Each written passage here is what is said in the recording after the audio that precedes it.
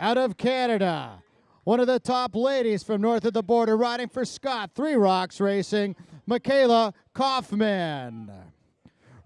Also riding for Scott 3 Rocks Racing and a member of the U.S. national team, Aaron Huck. Riding for Live Cycling of Canada, Sandra Walter.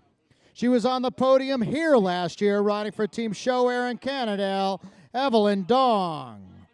For Specialized Factory Racing, Kate Courtney. Out of Canada, Cindy Montalban. The sensation of last week, 4th in cross country, riding for Ride Biker Alliance, Larissa Connors. Riding out of Israel, Rotem Gafanovitz. For Team Stands, No Tubes, Niner, Chloe Woodruff. A former world champion of Xterra Racing for Scott Bikes, Leslie Patterson. For Team Ninja, Chris Gross. For the Luna Pro team, Andrea Waldis. For Norco Factory, Haley Smith. For Stands No Tubes, Rose Grant. Riding in bib number 14, Rebecca Beaumont. Out of Canada, Maureen Lewis. For Ride Biker Alliance, Aaron Alders. For Live Cycling, Shayna Powlis. U23 Cyclocross Champion of Canada for Luna Pro, Magali Rochette. For Stands No Tubes, Nina Baum. From Canada, Frederic Trudeau. Also from Quebec, Rachel Peugeot. For Live Giant Pro Factory Racing, Amy Bissell. For Rocky Mountain Cycling, Adrienne Lentier-Nadeau. And for Stands No Tubes Niner, Kaylee Blevins. And now, ladies and gentlemen, the rest of the women's field.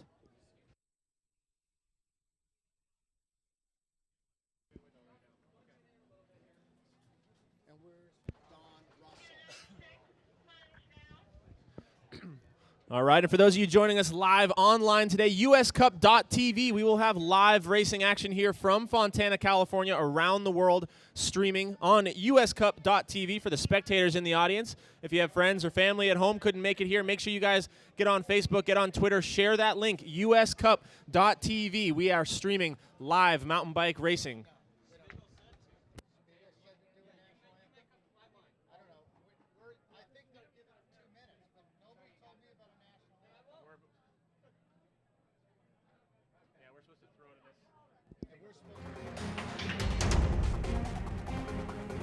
All right, so again, you are joining us here at the USA Cycling US Cup round number 2 here in Fontana, California, presented by Kenda Tires. Specialized Bicycles stepping up huge to help support this one.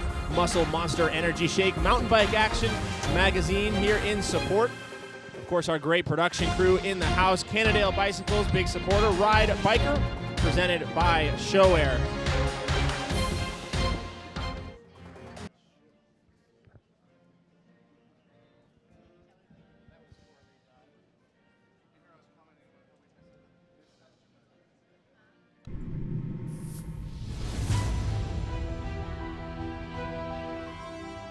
This is race-fueled engineering. This is cross-country. This is over mountain. This is performance. This is the passion of green. This is Cannondale.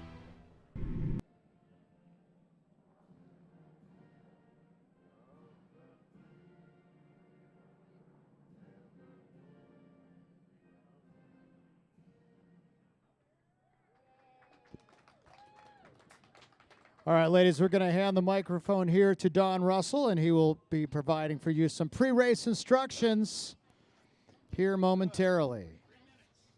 Ladies, you're 3 minutes until race time.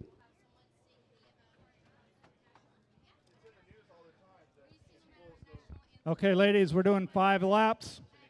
There are 2 pits, the front side and the back side, for mechanical and or beat assistance. Okay, I got 2 mics this first time. If for any reason you can't complete the race, please let us know. We will put you in the results as a DNF. The pole zone for 80% rule is back at the box that you guys started in. Okay, ladies, and we'll be starting in about 2 minutes.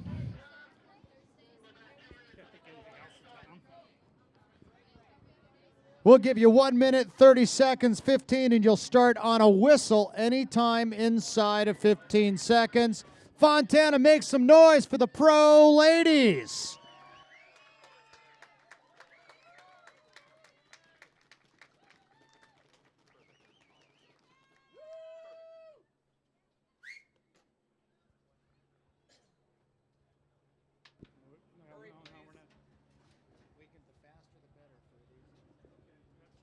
One minute, ladies, 1 minute.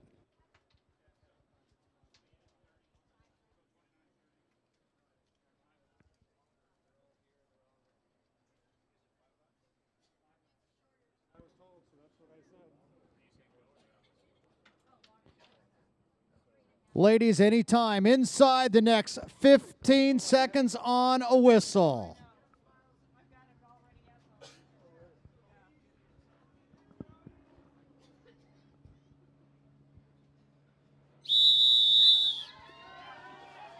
Well, Colt McElwain, we're underway with the second race inside of a week, and it's exciting here at the start as they go their way out of this chopped up blacktop. Makes it a little bit treacherous going into corner number 1.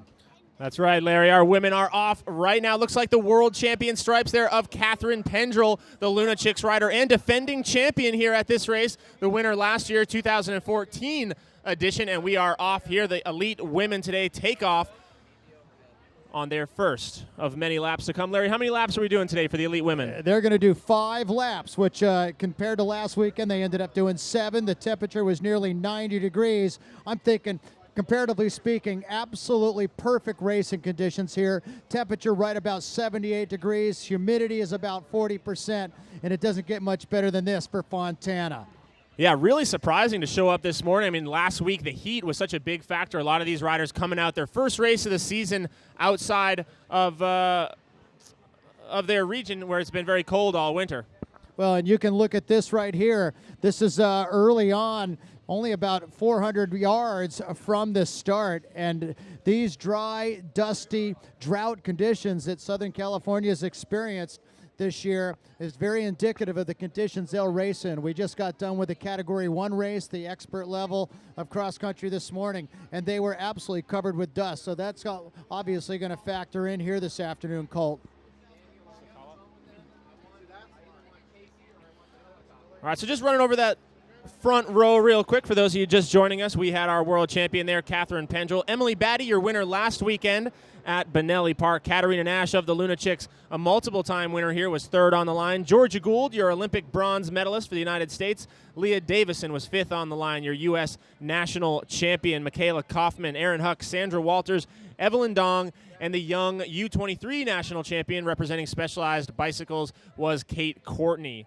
You look at those first 4 names as we staged them at the line a little while ago. Everybody expects Catherine Pendrell in the rainbow stripes, the reigning world champion, to come out and do well. She was dominant here on this course last year. Emily Batty, winner last weekend. But I think the stories within this race is, can Larissa Connors pull off what she did last weekend over at Benelli? And that's pretty much shock the international world of mountain biking as kind of a privateer on the podium in 4th. And then can Leah Davison come back this weekend? And can she have a good ride herself onto the podium, the reigning U.S. national champion? Yeah, I think all eyes, especially here on this first lap, going to be on Larissa Connors to see if she can pull off another miracle ride here in Fontana. It seems like every year, the first race of the season, somebody comes out. Somebody's stepped up their game over the winter, and this year at Benelli Park, that was Larissa Connors. I wonder, though, about today. We saw last weekend, she was probably the best climber in the field there. That's at least what Catherine Pendrell said, which is pretty high praise coming from the world champion herself.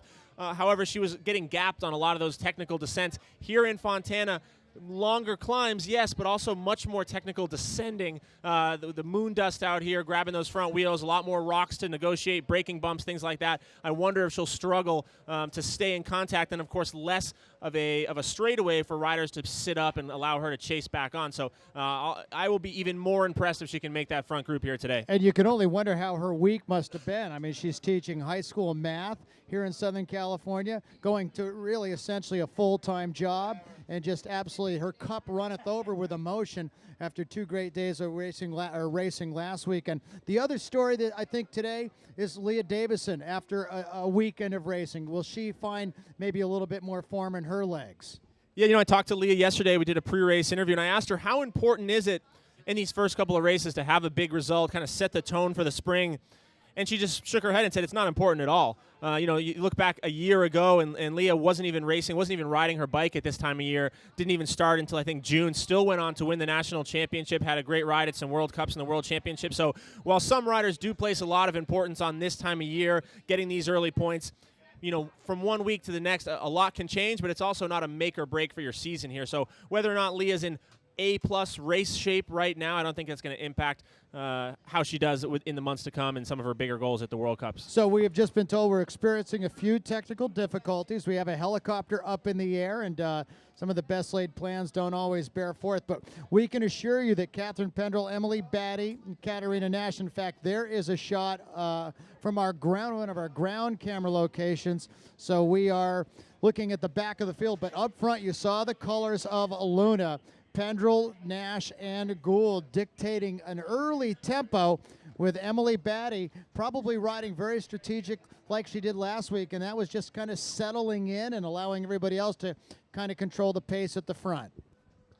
Yeah, I just got a shot there at Teal's Stetson Lee in her new colors this year, riding for Scott Three Rocks, not only racing for the team, but working for the company behind the scenes, doing some business stuff. Teal out of Reno, Nevada, putting on a pretty big cyclocross race, I believe the weekend right after Las Vegas coming up this year, Cross Reno. It's going to be a big event, so good to see her. Now here we go, Larry. This is that classic Fontana shot, and we got the rainbow jersey all over the front of this bike race here. We just talked about it with Larissa Connors in there. I believe that's Kate Courtney going to go down, and just like that, those gaps start to open up. One of the other lunatic riders there caught out outside the top 10, but I expect that Gould, Nash, and Pendrell all going to be sitting right inside the top 5 at this time. Yeah, if that was in fact the lead group going up that you could just see a relentless, long, sustained climb. A lot steeper than last week. Last weekend was sort of like a roller coaster. Little short punchy ups and then little short steep descents back down. But this weekend, its course has been raced all winter long in the Southern California Winter Series that Donnie Jackson puts on here in Fontana. So it has got a good, fast line grooved into those. Well, you can see it meandering up through the boulders and the Spanish broom dotting the countryside. Yeah, this is a weird course, Larry. I talked to riders who live in the area, and I say, not a lot of people come and ride out here on a weekly basis. But, man, when you race this course, it is one of the most fun and most challenging race courses we see all year long. I know, personally, this is my 10th year here as part of the National Series, going all the way back to 2006 in that NMBS Series.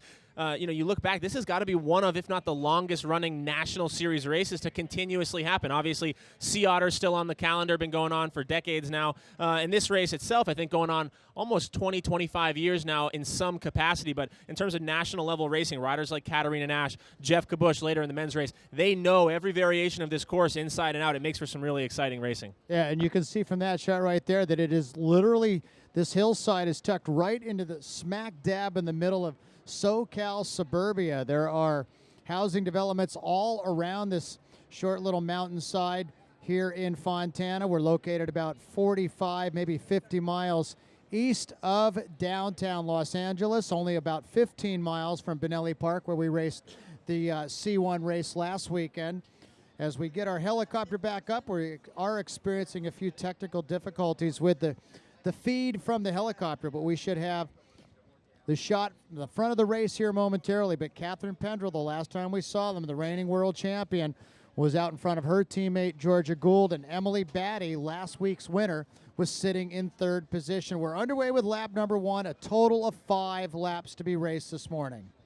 Whereas last week at Benelli, we had a number of smaller, punchy climbs. Riders were out of the saddle. They were 30-second, 40-second climbs. This weekend, it really is this one long climb up the hillside that dominates the selections that are made in this group, followed by another very long, very technical downhill on the other side. So while we're just a couple miles down the road from San Dimas in that venue last weekend, the two courses, while in Southern California, really couldn't be much more different than they are here today. The dirt is the same, the soil is the same, but the type of rider that's going going to excel here is really going to change. You'll see a lot of the well-rounded riders that excel at everything, but if you do have a weakness, like we talked about maybe with Larissa Connors, if descending or if technical riding is your weakness, this is going to be a course to exploit that.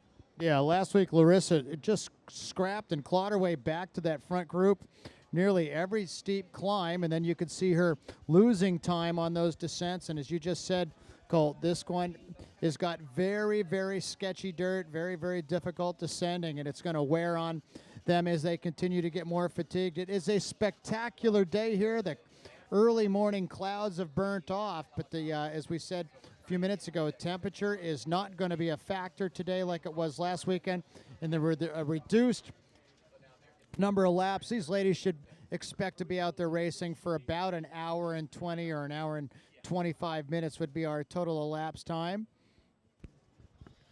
And again, for those of you just joining us, you are watching the USA Cycling US Cup round number 2 here from Fontana City National.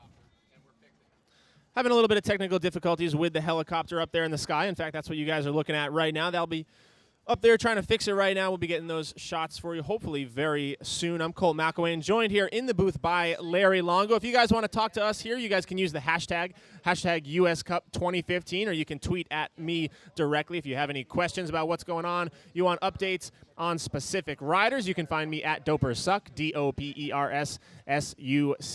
And again, this is round number 2 of US Cup racing. This is the US Cup Pro Series, so it's a series within the Pro XCT series put on by USA Cycling, something like 9 total rounds in the Pro XCT.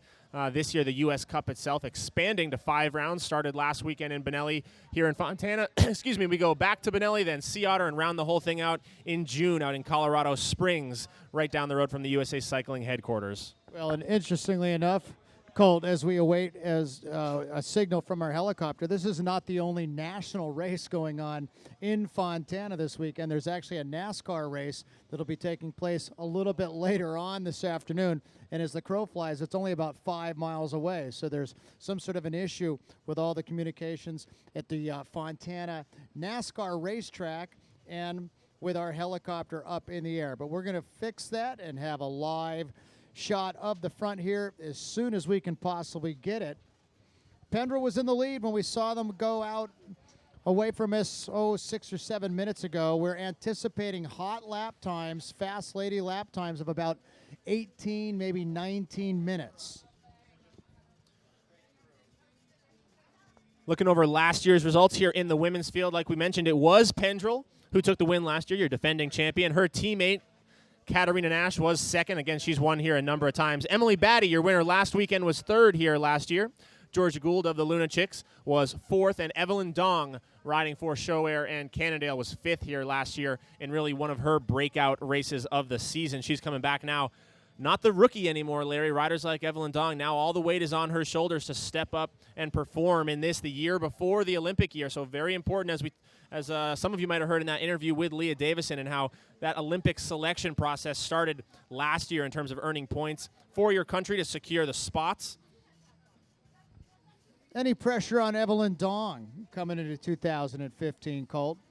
I mean, you know, having signed by the Sho-Air Cannondale program, she's kind of worked her way up through a few programs. She's been on everybody's radar, top 5s at national championships, top 5s at XCTs. Last weekend, I think, to start the season off, maybe a little disappointing for her. Yeah, I think the pressure is definitely on. I don't know if it's reached its for me, the pressure really comes in that second year. This is your first year with a pro team, with that new contract. I think you get kind of a pass to try to adjust to the new lifestyle. Obviously, she has a lot more time now available to train. She's been down here in Southern California, escaping some of the winters. But if she struggles this year, the pressure then really becomes on next year, because in this sport, there's so many riders, especially in that pro women's field, always knocking on the door of getting a pro contract. You really have a short window once you get that opportunity to prove that you deserve it, to stay around. If not, there's somebody looking to take your job. I mean, you look at the top of the list there's very few riders here that have been able to sustain that level at the highest point in the sport for years after year after year. You look at Katarina Nash, Catherine Pendrell, Georgia Gould, the same names we talk about. You know, we have a lot of riders come and go every couple of years. So this is definitely a big proving ground for her this year.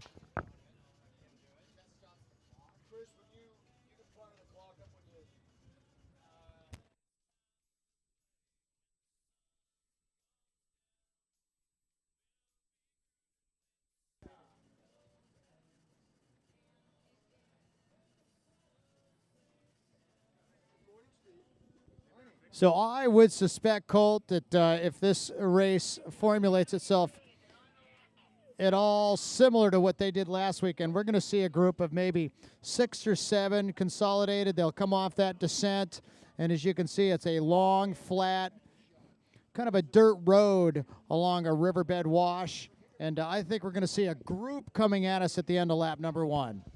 Yeah, what you're looking at right here is a pretty interesting section of the course. It looks flat, although it is slightly downhill, and you come into it off a really steep downhill. So riders, especially with their one-by drivetrains right now, although most of them now all have a pretty big ring on the front. But this is a section where a lot of riders we saw spun out last year as they come around, as we expected in the group. But they will be down in that arrow tuck and flying, and it is Luna Chicks all over the front of this bike race. I see Emily Batty there. She is in not her traditional Trek Factory Racing jersey today. She is wearing the leader's jersey after taking the win last weekend at the U.S. Cup. But I see Catherine Pendrell in there. That looks to be Georgia Gould on the front. I believe Katarina Nash is tucked right on the back end, and just as we expected, it's Luna 1, 2, 3, and then right there, Larry, in the middle of the sandwich, our defending champ from last weekend, Emily Batty. Yeah, and they'll go out of sight here for just a second, but probably only now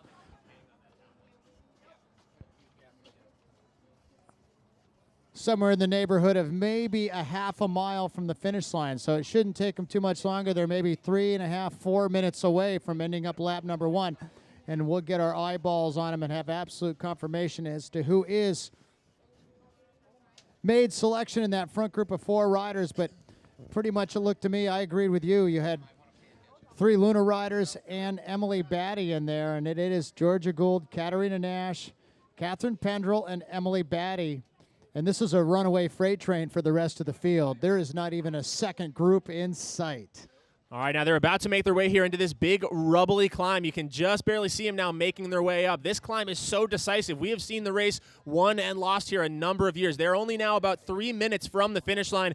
Take a snapshot of this, a mental snapshot. This is going to be the climb where the attack goes on the last lap if riders are coming into the finish line together. In the years past, it's been a lot more chewed up. We've seen riders even struggling to ride up there, bobbling a little bit. You see everybody makes it up clean that time. Katarina Nash just sitting comfortably on the back, Larry. We didn't see her with those super legs last weekend that we are used to seeing. Now this is going to be Chloe Woodruff right here in the 5th spot right now, number 5. And then there she is, Larissa Connors, our superstar, our breakthrough rider from last weekend, riding for the Ride Biker Alliance, still keeping contact. Larry, will she be able to do it again? Will she be able to close the gap down to those leaders as Leah Davison leads the chase?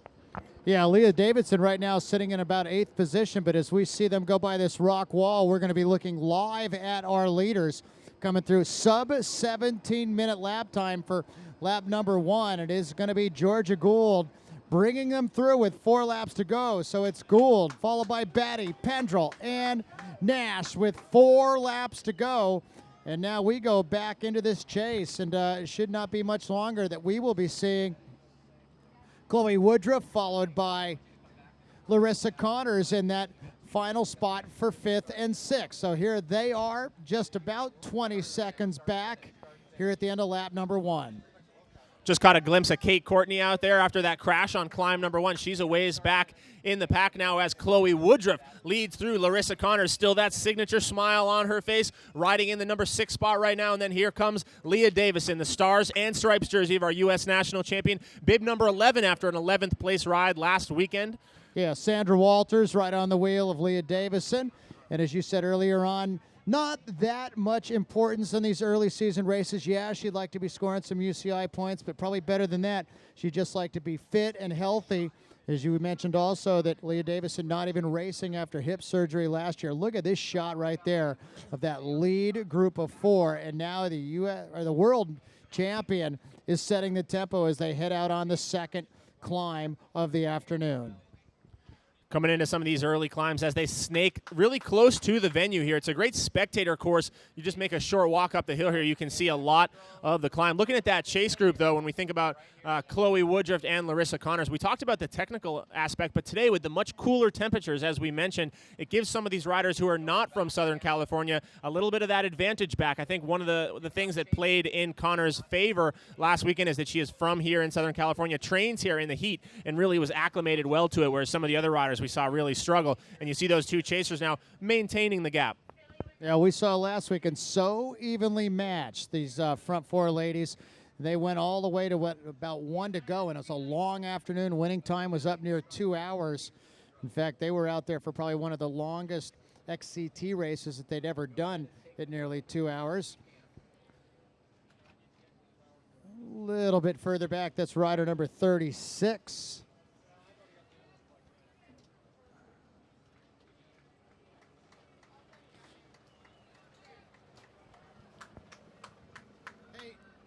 It's another one of those chase groups here. I believe that's Hannah Finchamp right there, the Luna Chicks rider, and then Kate Courtney, the specialized rider, the under-23 national champion.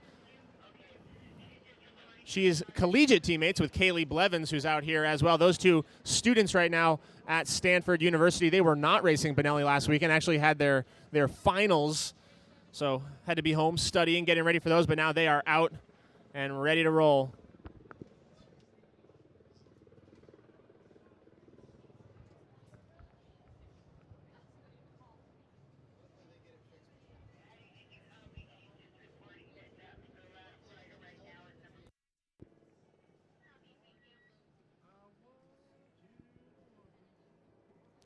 Tweet us at US Cup 2015 with any questions about what's going on out here.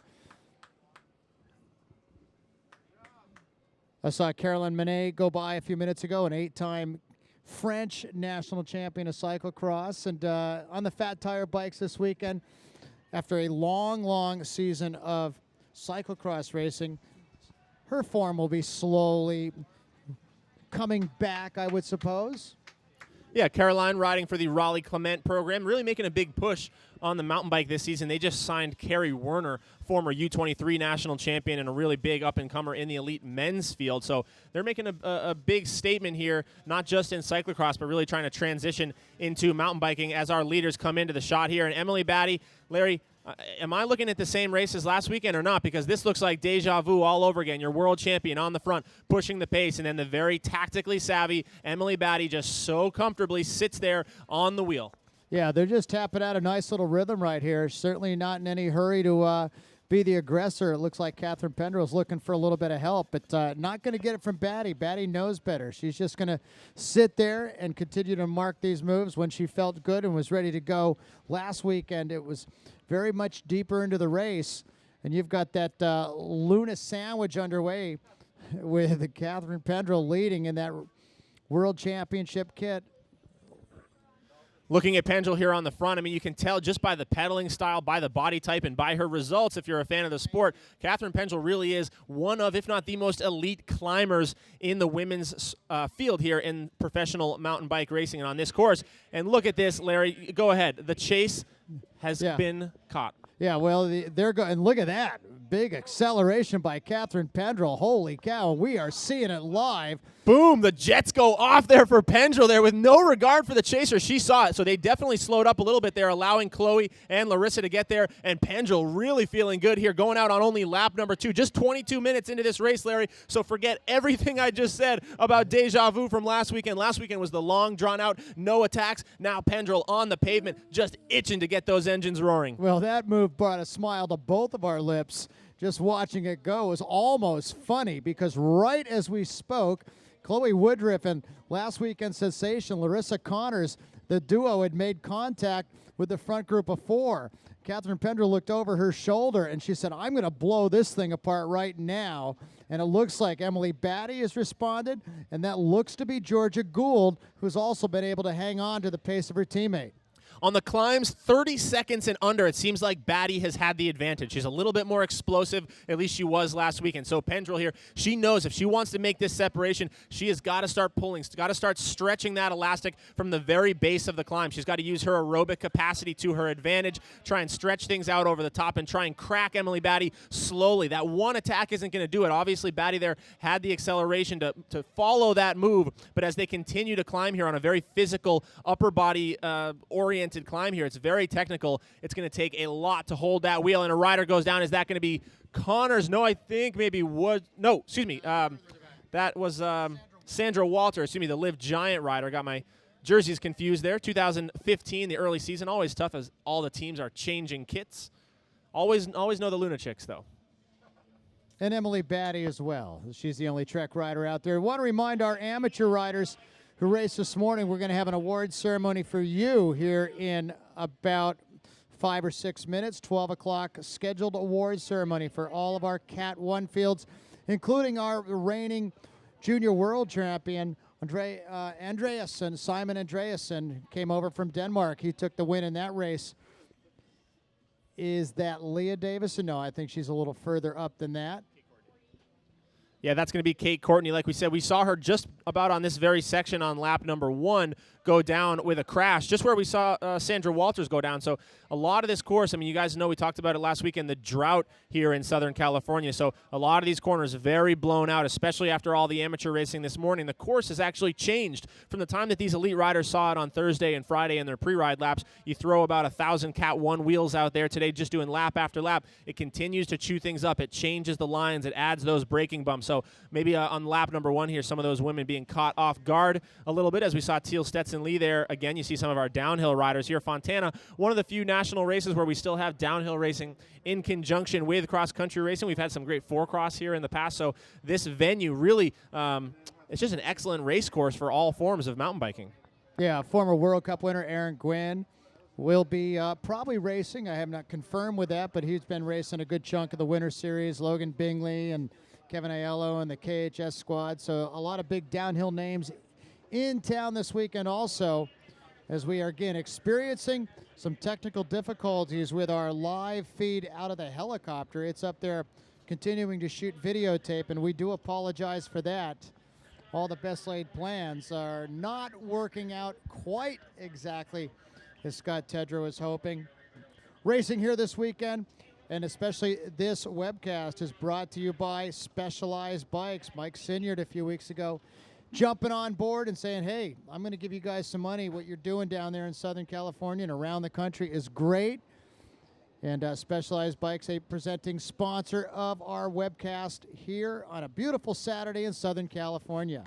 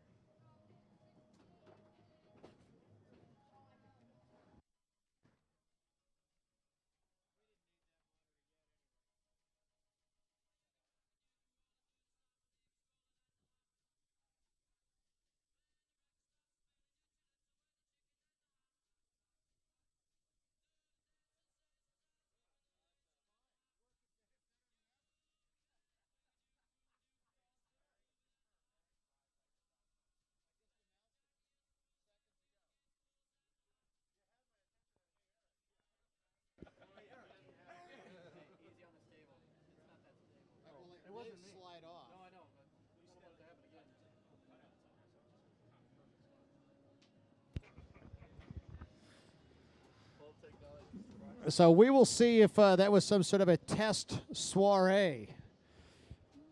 Catherine Pendrell a few minutes ago throwing a grenade in the water there. The group had swelled to nearly 6 riders, and Pendrell looked over her shoulder, saw that the group was large, and all of a sudden, not sure if she planned it or just was feeling good, but she was out of the saddle and grabbing chunks of gears as she went up that pavement section right before the single track.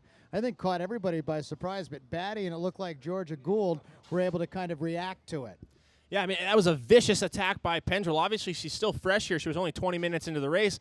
But the risk there is that everybody else is only 20 minutes into the race, too, so they have the legs still to respond. So Pendrell got to have confidence going into today. If she's going to throw an attack down like that, you got to know in the back of your mind that chances are someone's going to be able to respond, and you got to know that you're going to be able to do that again and again throughout the day. So Pendrell going on the offensive early on here. It's what we like to see, especially with 2 teammates there in the chase group that really aren't going to give any help to Emily Batty as she tries to bridge across. Of course, the winner last weekend, the wearer of our series leaders jersey. And probably just a absolutely perfect time to do that, really, as the Larissa Connors and Chloe Woodruff duo had just made contact. You knew that they were probably pushing their thresholds just to make contact with the group. So for Pendrell, she said, well, thank you, ladies, for joining us, but we're not going to let you ride there for very long.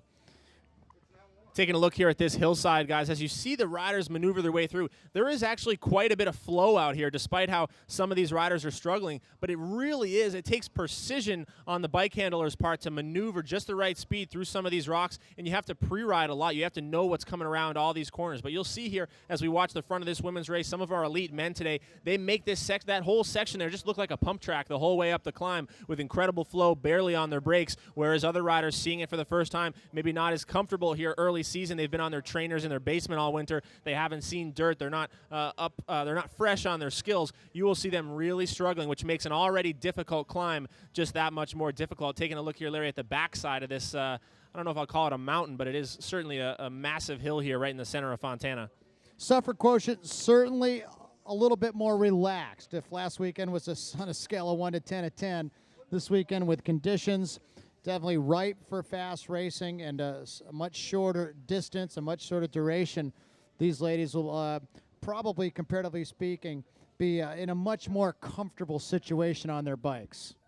As we look at this section here, we look at the climb, and we know that Pendrell may be the most talented in that group on that climb, or at least the most the most naturally suited for it. When we look at this section of the course here, the opposite is true. You have a slightly downhill grade. Riders are going to be spinning out their gears at over 25 miles an hour, and Pendrell probably puts out the lowest actual functional threshold power. I know a lot of you guys at home train with power, so you'll understand this. Pendrell, her advantage is her watts per kilogram. How many watts she can put out relative to how much she weighs. She's a very light rider. But as riders come bombing down that sort of false flat downhill, it's going to be riders like Georgia Gould, Katarina Nash, who have that extra 150, 200 watts. They also come with an extra 5 or 10 pounds, which even things out on the climb. But on that specific section, that downhill, we're going to look for Pendrell really to be on top of it, trying to get down an arrow and hopefully try and find herself on somebody's wheel.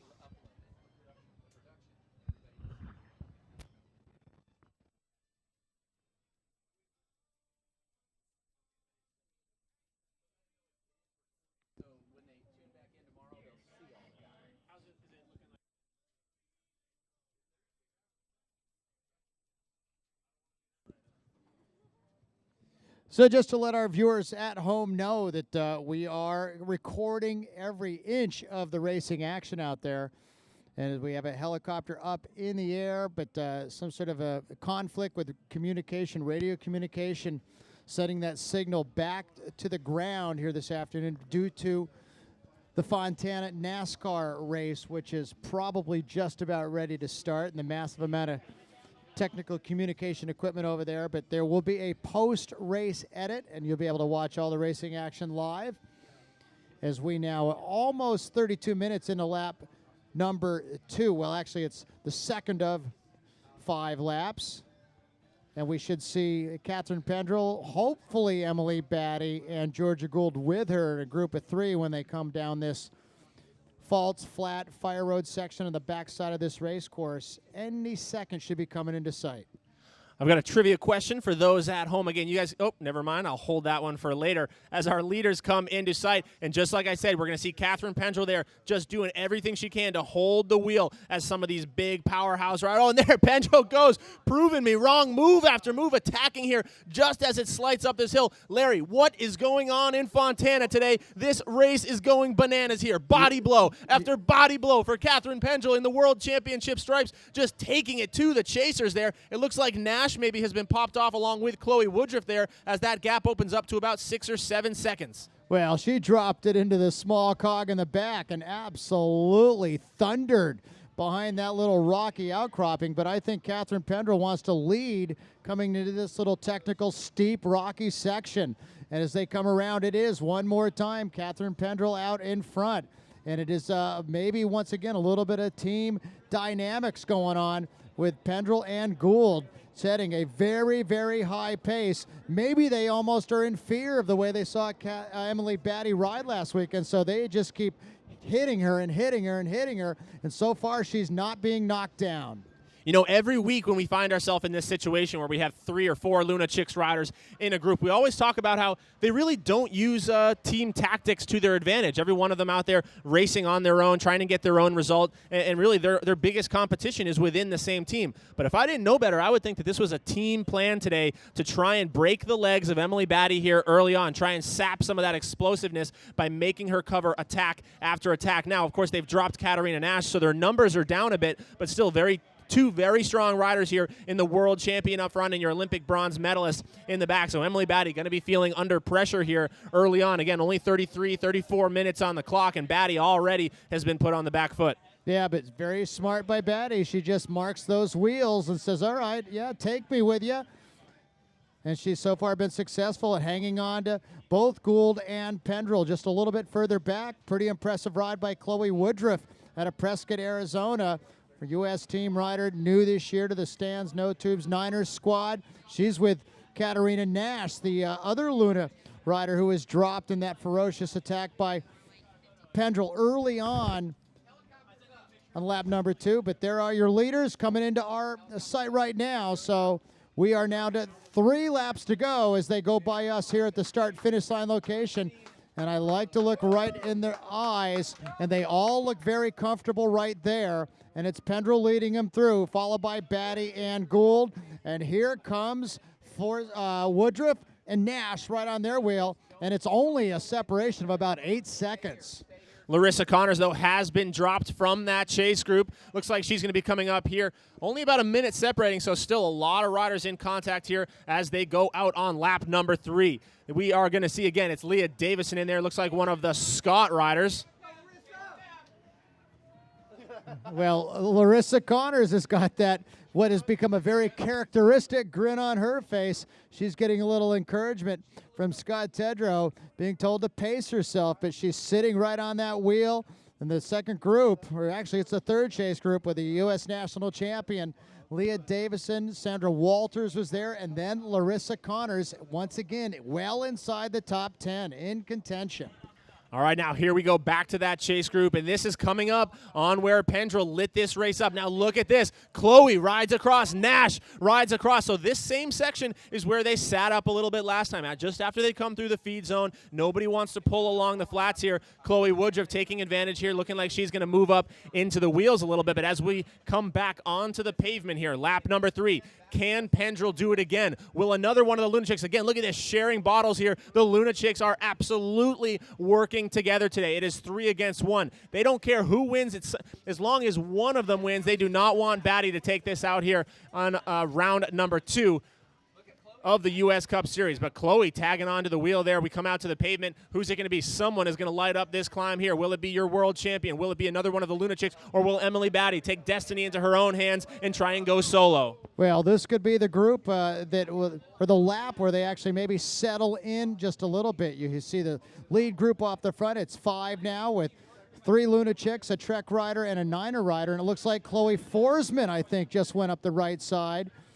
And this chase group, led by Leah Davison, beginning to try to bridge to the front. So we could have a group of 8 riders here when they hit the pavement in a matter of minutes. Very dangerous move there from the leaders. You do not let a rider like Leah Davison into your sights, your U.S. national champion. She is there now. She can taste the blood in the water. She is so close. She's going to bury herself, maybe get a little bit of help from the chasers there to make her way back across. But you know what else, Larry? The more riders in that group when they hit the pavement, the more explosive someone's attack is going to be because they do not want that many riders on their wheel. Well, still awful early in this race. We're not even halfway through. We've got 2 laps down and 3 laps to go, and we are just about ready to have a group of 8. And maybe this will be the lap that they all kind of, I wouldn't say go neutral, but maybe sort of take it easy on each other. Now I look for Leah Davison to try and use this momentum to work her way up the wheels here, try and get in better position. She's got to anticipate that move is going to come from somewhere. She's right on the wheel she wants to be, though. Catherine Pendrell, as she sags back to number 5 in that group. Evelyn Dong looking to make contact as well. And again, though, Larissa Connors, the master of rejoining the lead group, has done it again here for the 2nd time in Fontana, California. I'm Cole McElwain, joined by Larry Longo. You guys can join the conversation online. Use the hashtag US Cup 2015. 2015. This is, again, the end of lap number 2. And that's right, guys. The eye in the sky is back. The helicopter is up and flying, and we got some awesome shots for you. Let your friends know, guys. Twitter, Facebook, they have live mountain bike racing action to watch right now. uscup.tv. Spread the word. Yeah, one of the big problems, or not necessarily a problem, I suppose it's good to have. Oh, one of our riders may have just thrown a chain. And it looks like I don't think that is Larissa, or is it? But that could have been a missed shift. These little hills are deceptively steep, and if you just miss your shift a little bit, that chain could come off. So we'll try to figure out who that is. Woodruff is up there. All the Luna girls. Batty is there. Davison is there. That may have been Sandra Walters, actually, that was having issues with her bike. I think it was, Larry, because we can see Larissa Connors there just tagging on to the back of that group. Chloe is in there. Looks like it was maybe just a missed shift, not a flat tire or anything. She gets the bike back together, and she is cyclocross remounted, and she is back and going. As everybody just sits up, slows down a little bit, everyone is going to save their legs right now. All right, now waiting for the move as Nash leads us onto the pavement. Emily Batty, you will see her in second wheel and nowhere else. That has been her strategy all week long. We saw her last weekend play that to perfection at the Benelli Park race.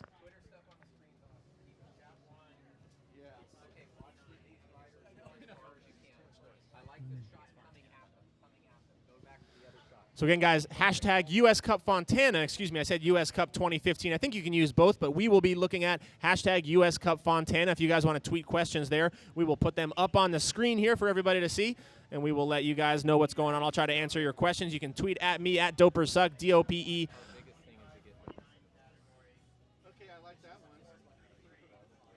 So that is Chloe Woodruff out of Prescott, Arizona right now, riding for Stans No Tubes and Niner Bikes. And we never see Emily Batty ever go back further than about third or fourth position. I think she knows that she's got the strongest set of legs. She just needs to cover all the attacks. Yeah, and then right there, Larissa Connors right in the center of your screen, being told out here by the team managers, just relax, calm down. She's so excited to be in that group, but she's got to control the emotions right now and try and play this tactically smart. Scott Tedrow just whispering in my ear a minute ago, she's almost like a Chris Horner. The more you see the grimace on the face, the more she looks like she's smiling, the more she is digging, the more she is hurting. Right now, flying the flag for the Ride Biker Alliance, a huge new program being put out by the creators of the U.S. Cup, Sho-Air Cycling Group, really trying to unite the cycling community, and it's open for all of you guys. That's the great thing. Anybody can join. Check it out, ridebiker.com, and if you do sign up, if you like the Facebook page, it will enter you for a chance to win a brand new 2015 Cannondale race bike, either the Scalpel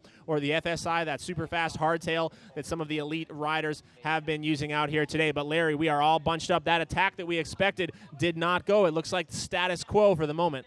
Yeah, they're all single file. One of the riders that we didn't recognize so far, I think, is a Scott Three Rocks rider, Aaron Huck, who had a great short track last weekend. But confirmation on the fact that it's a Scott Three Rocks rider, figure out what bib number that is. That looks like Aaron Huck to me.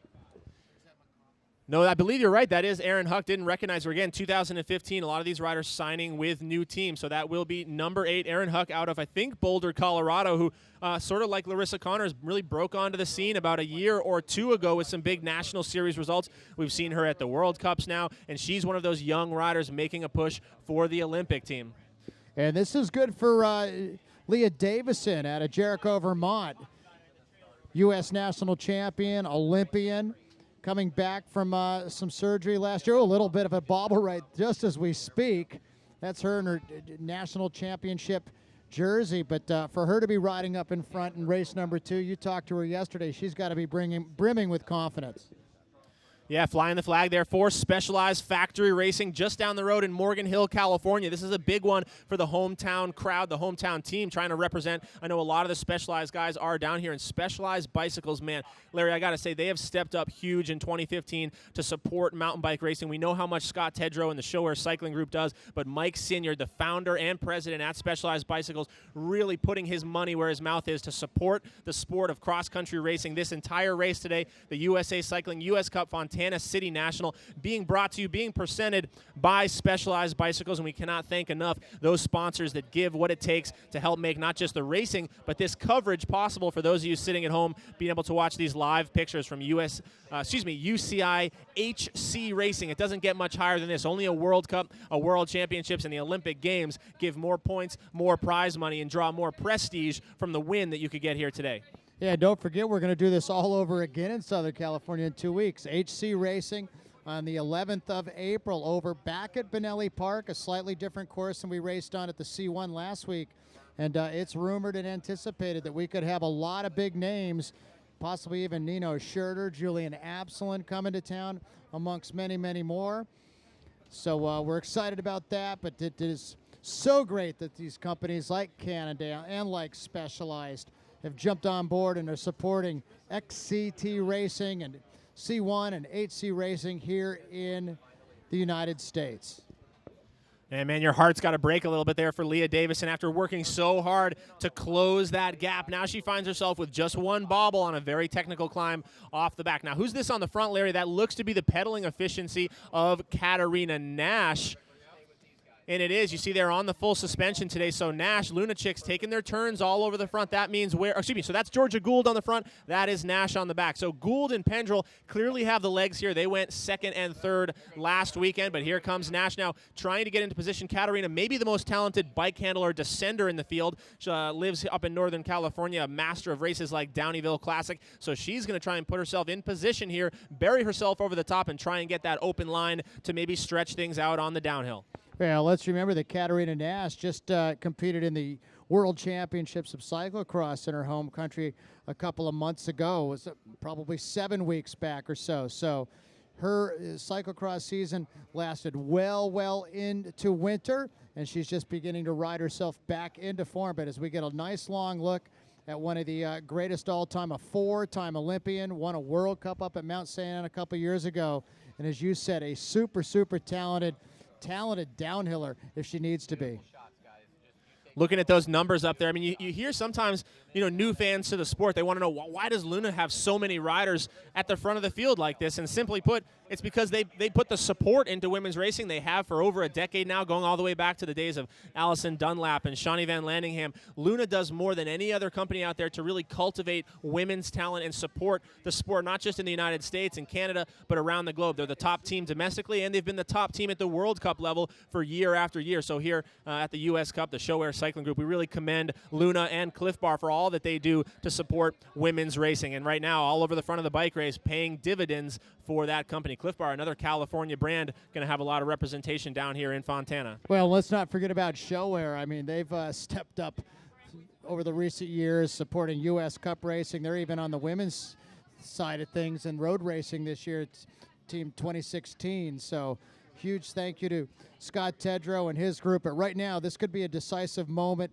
at least on lap number 3, because a little bit of a separation occurring. And it looks like Georgia Gould, Emily Batty, and Catherine Pendrell have gone clear. Look how nasty that looks. Man, this thing right now, again, the camera never does it justice. You don't see all those small bumps. You don't see all those little off-camber sections. But this downhill right here, there's a lot of different lines to choose, and it is treacherous. You can see the ruts that have been put in there from years of rainfall, from all the braking bumps of racing. Larry, they've been racing on this course all spring long in that South Ridge Winter Series. Yeah, the Southern California Winter Series, so a lot of braking bumps, a lot of blown-out corners here, but man, is this course fun. When you're on your A-game, when you're flowing, this thing is a blast, and right now, Georgia Gould is pushing the pace on the front. Full suspension for most of the Luna Chicks riders. They're riding 29ers this year, and then Emily Batty in there, I believe, on her Trek Superfly 100. We'll try and get a closer shot as they come maybe through the start-finish line, see what kind of equipment, what kind of tires they're on today, because there's a lot to choose for on a course like this. You have that pavement climb where you want basically your road bike, and you have this downhill here where everybody's wishing they had their dropper post on. So a big job for the mechanics this week to pick the proper equipment for the proper rider. Yeah, I'm watching Emily Batty just tear up this downhill, and newlywed last fall, married one of the top Canadian mountain bikers, Adam Morka. So I think by chasing him around on some of these nasty descents in the last couple of years, her downhill skills have gotten a heck of a lot better, and she was literally right on the wheel, having no problem keeping up, and in fact making it look very, very easy. Looking at her step downs right there, charging. And if anything right now, they're opening up a little bit of time on Catherine Pendrell. So Georgia Gould is running motivated right now. They're not letting Catherine Pendrell go, but that is all downhill, and it is a heck of a lot harder than it looks.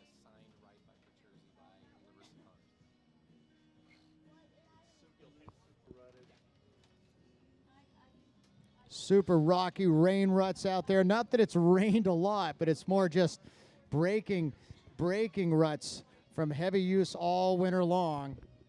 Taking a look here at some of the tweets on our screen. For those of you internet savvy, which I assume is all of you, you found us here live online at uscup.tv. Get on Twitter right now and go ahead and give a follow to the man that makes a lot of this stuff possible, and that is Scott Tedrow here in charge of the Sho-Air Cycling Group.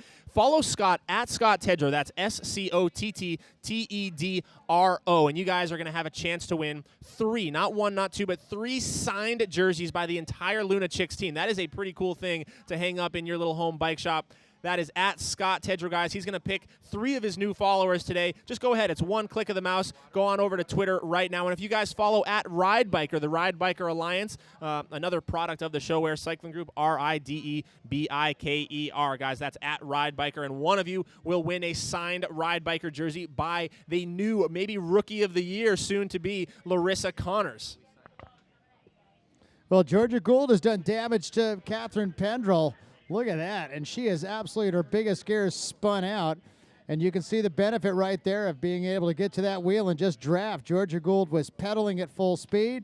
Emily Batty just got to the wheel and just remained aerodynamic, and perfect example of conservation of energy, but look at the gap on Catherine Pendrell. That is huge. Larry, we talked about it on the previous lap. Pendrell is going to have the watts per kilo when it comes to the climbs. She is not going to have the pure outright watts as some of these other women do.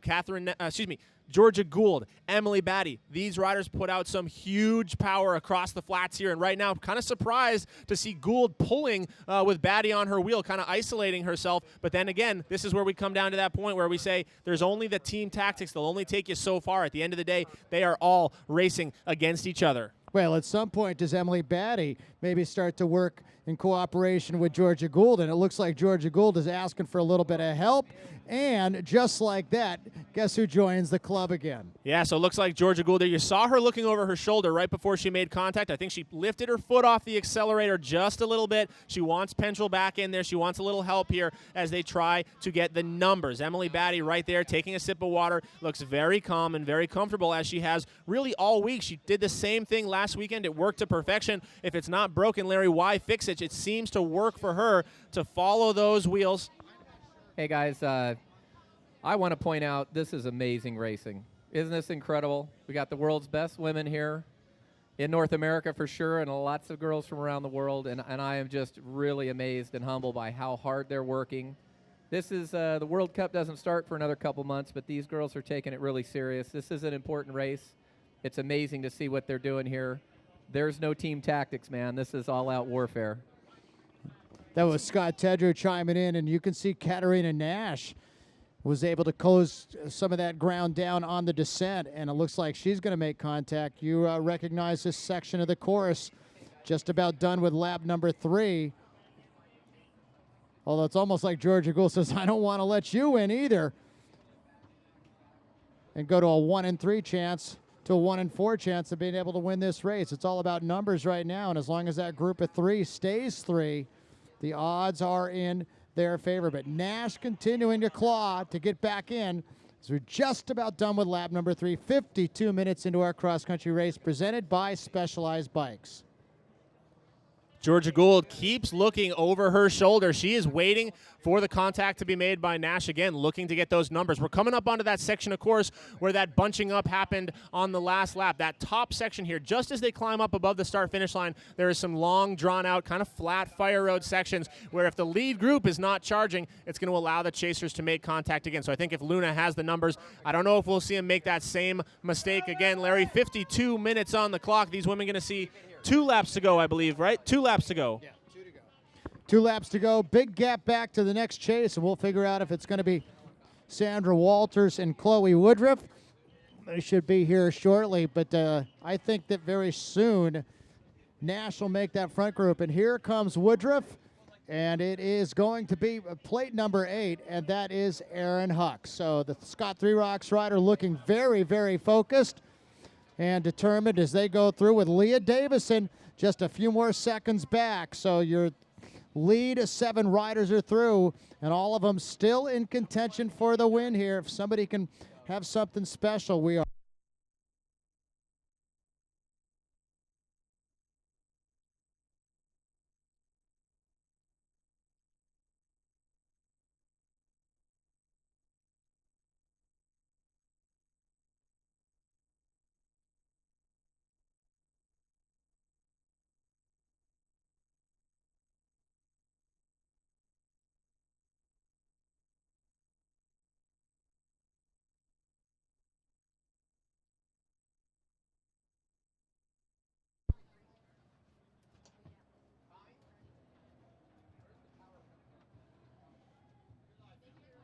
All right, we're back. We just saw last week's sensation Larissa Connors roll through, and we should have our feedback. Lost power for a second here at the stage, but we're back and we're all good.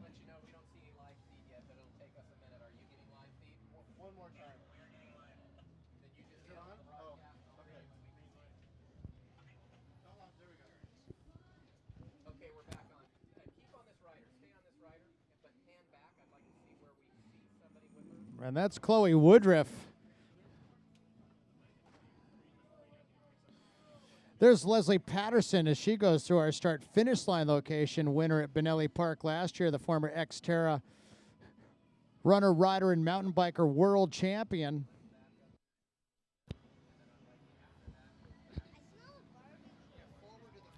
So 2 laps to go now, Larry. 2 laps to go, and Chloe is flying across this road section here, trying to make contact with those leaders again. Chloe has really been coming on to some good form. Last year we saw her excel in cross country, and here she goes right onto the wheels. Now I see 1, 2, 3. That's got to mean Emily Batty is right up front there, second wheel, and Georgia Gould going to be leading the charge. So you know what, wherever Batty is, there's only going to be one rider in front of her. She has been owning that second spot right there all day long, taking a little shot back here to the chase group. Kate Courtney in there with one of the Luna Chicks riders, I believe Hannah Finchamp in there. We saw her racing some cross this winter. And here we go, Larry, out the outside on the right shoulder. Is this an attack or is this just a move for positioning? It looks like Pendrell going to try and squeeze her way in there. And now maybe we see the team tactic, a little bit of blocking here. Emily Batty, she wanted that second wheel so bad. All of a sudden, she finds herself a little bit out of position. So Pendrell goes, will Gould shut the door on Batty? Well, looks like Batty's going to be able to go right by Georgia Gould. Georgia Gould had done a ton of work on the last lap around, and now once again it's Catherine Pendrell, and they're going to drop out onto the pavement here momentarily, I think. And that's a section on this course where we saw her go ballistic a few minutes ago. But this group of 6 is, well, slowly separation occurring.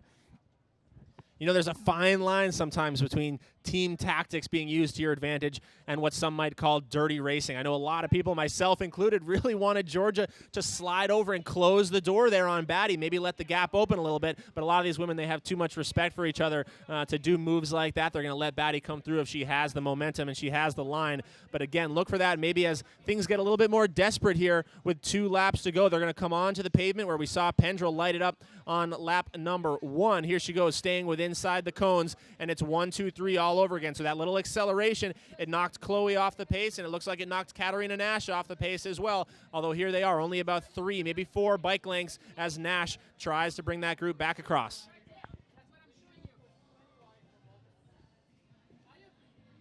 So they hit up the pavement for the 4th, what will be a total of 5 laps today, and certainly a somber moment in and around the mountain bike community and the Tedrow family this weekend. Kim Basin passed away of cancer earlier this week, and the whole Tedrow clan, or just today she passed. So very, very sad times for Scott Tedrow and his family, but we're remembering Kim Basin here as Catherine Pendrell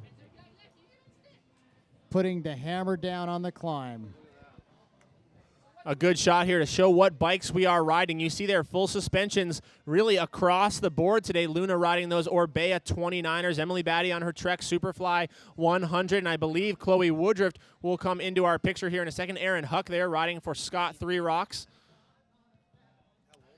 Everybody here now spreading across, and this is going to be Katarina Nash. No, Emily Batty, Larry Longo. Emily Batty has gone to the front of the bike race. Just a quick move there, trying to get positioning as she leads onto the climb. But now she will let another Luna chick come through, and this time it will be Katarina Nash leading the charge. Now, interesting here, Nash has been the one to get popped off a little bit and fade on this climb. So on a single track climb here with no room for passing, everybody is going to be riding the speed, the pace of Katarina Nash. I'll be interested to see if this lets anybody else from behind chase back on.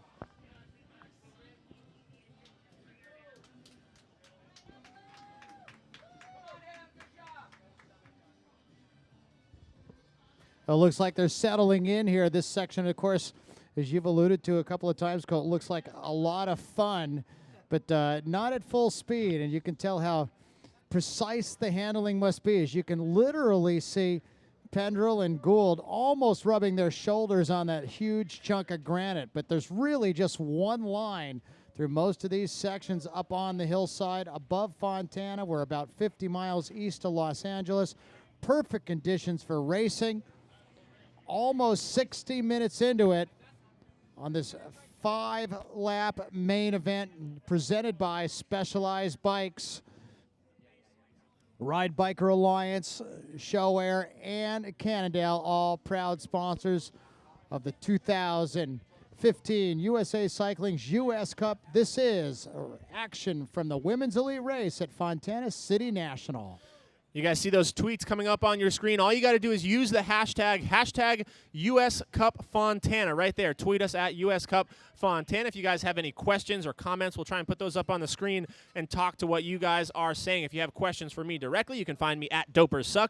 That is at DopersSuck, DopersSuck. And don't forget some Twitter fun today. Make sure you guys are following at Scott Tedrow, SCOTTTEDRO. If you guys follow Scott Tedrow today, he is going to pick 3 new followers and send out 3 signed Luna Chicks jerseys by the entire Luna Chicks team. And if you guys follow Ride Biker Alliance at Ride Biker Ally, he's going to give away 1 signed jersey by Larissa Connors, our Rookie of the Year so far here in 2015. As we look down here, these beautiful shots being brought to you by Sho-Air Cycling Group. The helicopter in the sky, 1, 2, 3, 4, and 5 riders all together as Aaron Huck, Larry, has quietly snuck her way now into the lead group with Chloe Woodruff just at about 10 bike lengths.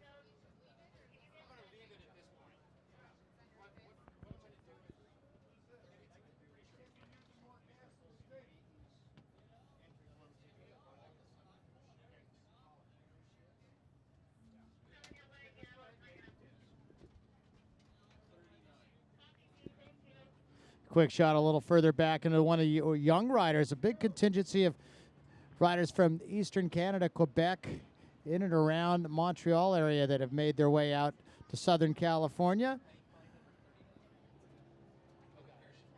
Maylene Den.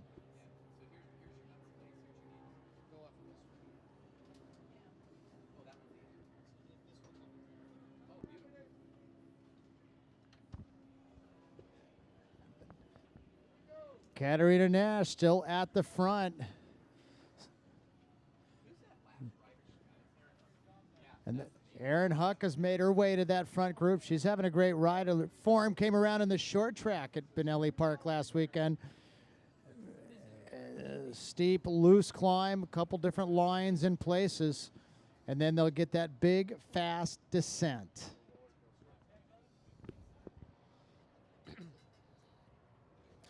Some interesting chatter going on right now using the hashtag US Cup Fontana Twitter handle there. It looks like Emily Batty may or may not be on a prototype Trek Bikes Top Fuel right now. I know a lot of you guys are used to seeing that Superfly 100. That's what I expected that she might be on, but some heads up Twitter action right now saying she may in fact be on one of the prototypes right now. That is going to come from Regan Pringle. So nice eyes out there for catching that. I actually saw that hanging up in the tent earlier this weekend. Wasn't sure what I was looking at, but very well could be early season here. In addition to the new kits, the new riders on new teams, always good to keep an eye out and see who's on what, who's on some new equipment. A lot of this stuff gets announced at Sea Otter in about a month from now, but you'll see some of the pro riders out here testing it at these races. This is where we saw the first glimpses of things like SRAM, XX1, even hydraulic disc brakes going back a number of years. This is where riders will start to test things out.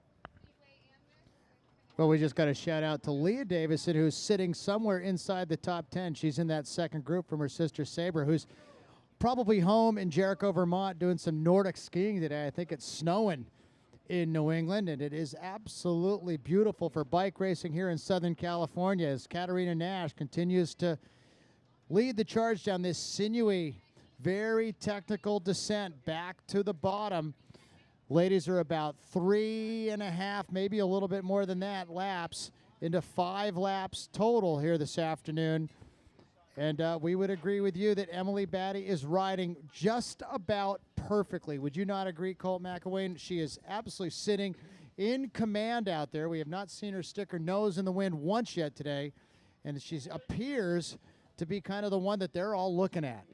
If you didn't know better, you'd think that all these other riders were working for Emily Batty. I mean, she's always right where you want to be, in perfect position, second wheel. It looks like the Luna chicks are just hired to lead her out and lead her around the course and keep her safe because she just keeps finding herself right in the perfect positioning. Luna, certainly, it's not for lack of trying. They've sent a number of riders up the road here trying to attack, trying to break her, trying to get some sort of separation, but she has been just perfection today, covering every single move. We'll see what anybody can do. They can't get away from her on the climbs. They've put Katarina Georgia on the front. They can't get away from her on the descents or the flats. So really, they've got to hope for some sort of mistake by Emily. At this point, the only one who can beat Batty may be Batty herself.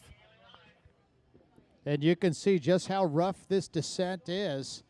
And really, in most of these sections on this course, it is just one line. Ooh, almost a little bit of an overshoot of that corner by Catherine Pendrell, but she was able to keep her pedals clipped, her feet clipped into the pedals, and didn't give up too much time. But I mean, they're going to be just drifting all over this descent. You see they're definitely going with some smaller tread tires today. Kenda, one of our big sponsors. I know a lot of the riders were out there riding the small Block 8. It's a favorite of the cross-country racers here in Southern California. But on some of these downhills, it doesn't have quite the bite that you might want it to, but it's fastest overall on the course as a whole. So you're going to see in some of those more loose corners, they have those small marble-like rocks. You're definitely going to see riders getting sideways a bit, two-wheel drifting. But then again, that's kind of part of the fun of a course like this, is just how much flow it has and how aggressive you can be. It's almost like a powder day on the snow with so much moon dust out there. You can really throw your bike into some of these corners, and that dust almost catches your slide. I don't know how much fun these ladies are having right now. This looks like a heck of a lot of work on this descent. You have to absolutely be perfect, or you could lose this race very, very quickly. Georgia Gould is just about ready to catch back on, so it's Katarina Nash continuing to charge at the front with Emily Batty sitting second wheel, Pendrell third, and just a few more bike lengths behind was Georgia Gould.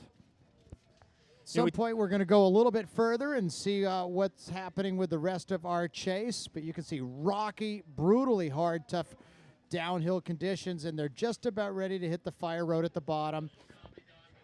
You know, we talk about tire selection, we talk about bike selection, but with all the one-by drivetrains out here now, really chainring selection is a big part of your preparation. I know today on this Fontana course in the elite women's field, almost all these women on the one-bys are going with a 32 or 34 tooth chainring. I think most coming from Scott Tedrow and the Cannondale Sho-Air squad, I think it sounds like most women are going to be on that 34 tooth chainring. Now, a lot of them have a 10, an 11 speed cog in the back, so they have what it takes on the flat sections, but on some of these really high speed downhills, Larry, you will see them just on the limit there, 115, 120 RPMs as they spin their way up. Well, you're seeing Erin Huck right now. She's been gapped off just a little bit. We saw a great result from her in the short track last weekend, but she is now solo in fifth, and she'll be looking to maybe join forces with somebody for that long fire road run-in to the end of lap number 4. 1 hour and 7 minutes on the clock. This last lap is really sneaking up on us now. We had so many fireworks there early on, lap number 1, lap number 2. It's kind of been a lull here in the action in the middle of the race, but that only means big things for this final lap. They do not want to come down to a sprint. This is not the course to go for it. As you've seen them coming through the finish line here, you can see that the lead in the final 200 to 300 meters, it's really not straight. It's big right turn, left turn. It's single track. It's fast. There's not a lot of room to sprint, so all of the action, all of the sprinting for position going to take place right here. And Larry Longo, with no regard for her teammates, no regard for human life, it is your world champion just blasting across this course. This is the section we said may be her weak point, but look at how strong Emily Batty is. Wow. But you could tell that, at least for me, that was a move that they said in the trailer this morning, let's try this. Let's try this. We'll put Katarina Nash, one of the best descenders out there, and we will put her absolutely on the front and make her just hammer that entire descent, hoping that Batty would make a descent. Batty didn't. They hit the fire road. Katarina Nash took that long look over her shoulder. It was almost on cue that all of a sudden Catherine Pendrell started trying to tear the handlebars off her bike, but Batty was quick to respond. It tells me she's got some great form in those legs. And now here comes Katarina. Now, as much of a confidence booster that is for Pendrell to be able to have the legs and attack like that, every single time that Emily Batty closes that gap, her confidence just goes up that much more. She knows that they're throwing their absolute best at her, and she has had an answer every single time. And here we go again, Larry winding it up. And look at that, Batty right up the outside in position. She is an animal today, covering every single move as we see a preview of things to come on the final lap. This is the section where riders will have to try and win the race. Well, they are pummeling her. You've got 3 Luna Chick riders or Luna Pro riders out there, and Emily Batty. And every time they surge, Emily Batty is so quick to respond. This is going to be a decisive moment in this race, except there's one more lap to go. So you can see Katarina Nash and Georgia Gould, Catherine Pendrell, they have all taken their hands at heavy gloves on Batty, and none of them can push her aside, as they will now finish up lap number 4. We're looking at 1 to go here inside of about 2 minutes. So guys, we talked about it on lap number 1, but take a snapshot of this section of the course, of this steep, rubbly climb that they just went up. That is the decisive point of the finish. You see here now, they snake right into this single track. It is single track, downhill, and very twisty, single file riding all the way to the, rider down. That looks like it's going to be Batty. Batty goes down in second wheel, and just like that, a gap opens up. Now, crucial moments here for the Luna Chicks. Larry, do you take advantage of a moment like that and try to put the jets on? It looks like that was Gould on the front. Does Gould now start to stretch that advantage?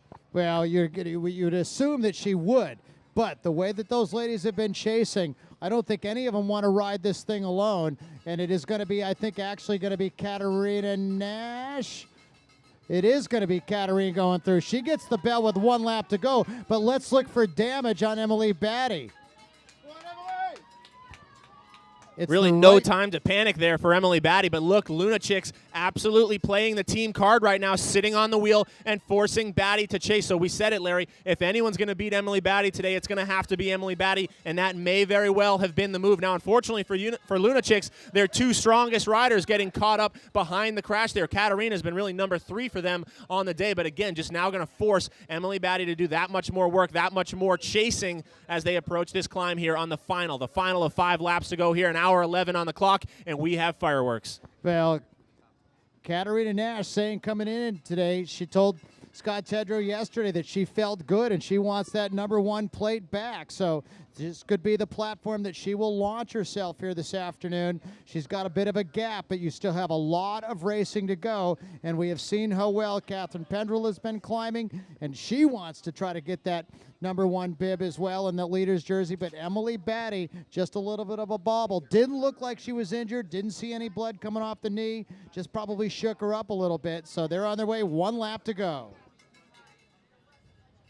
Aaron Huck, Chloe Woodruff still in contention there for the podium placings. We see Sandra Walters rolling through the line here. Leah Davison, your U.S. national champion and Olympian from 2012, just coming through moments ago. But this top 10 very much still in contact. I think we're going to see a lot more riders finishing on the lead lap here as Sandra Walters makes her way across here now for the Ride Biker Alliance and Sho-Air cycling group. Sandra actually, after that, Linnea Connors coming across the line.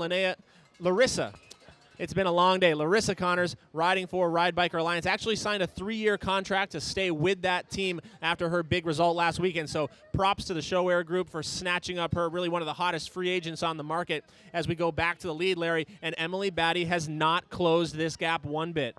Well, yeah, they may be well letting Katarina Nash at least momentarily. Oh, it looks like Emily Batty sitting up a little bit and almost she's been in a pretty good position all day long until Bobble a few minutes ago created this separation back. But Nash now opening up seconds. I wouldn't say big chunks of time, big amounts of real estate out there, but she's definitely gaining on that chase group of what looks to be 4 riders, as Aaron Huck is now a member of that group. So there is Katarina Nash, the Luna Pro rider out of Truckee, California, a 4-time Olympian, and the chase group of 4 trying to bring her back. As they come onto this climb now, this is where Nash has been maybe 1 or 2% less than Batty all day. Batty's been maybe the strongest climber. We've seen the fireworks, the attacks from Pendrell and Gould, but it's been Batty able to close that gap every single time now. So Emily, the young rider from Canada, racing for the Trek Factory Squad, an Olympian in 2012, a Canadian national champion, and really one of the brightest stars in all of global mountain biking, finds herself now with 1 lap to go here. Round number 2, USA Cycling U.S. Cup, Fontana City National. Can she close this gap? The numbers, though, for the Luna Chicks, this is where Emily really misses that element of having a teammate. We saw her teammate, the Australian rider, who was here last year, able to help play a little bit of the tactics there. We maybe see Leah Davison and Kate Courtney for Specialized able to use numbers, but Emily for Trek all alone right now, finding herself doing all the work. It's going to be a tough call, Larry. Yeah, we'll see what Katarina Nash has in her legs here. There's the tight shot on her. She's turning those cranks over very, very nicely. Motivated to get the number 1 belt back. It's a heavyweight belt that will hand him up to the series leader and the overall winner in Colorado Springs coming up in June. But this is where we'll decide right now. I think this pavement climb is an opportunity for the group to come up. Will they work together? Who knows? You have now 3 teams represented in that chase group with 2 Luna Pro riders, the Trek rider, and the Scott 3 Rocks rider. Aaron Huck has made the back of that group. But look at Katarina Nash, Colt McElwain. She's out of the saddle, and she is absolutely putting everything in to this climb back up to the dirt.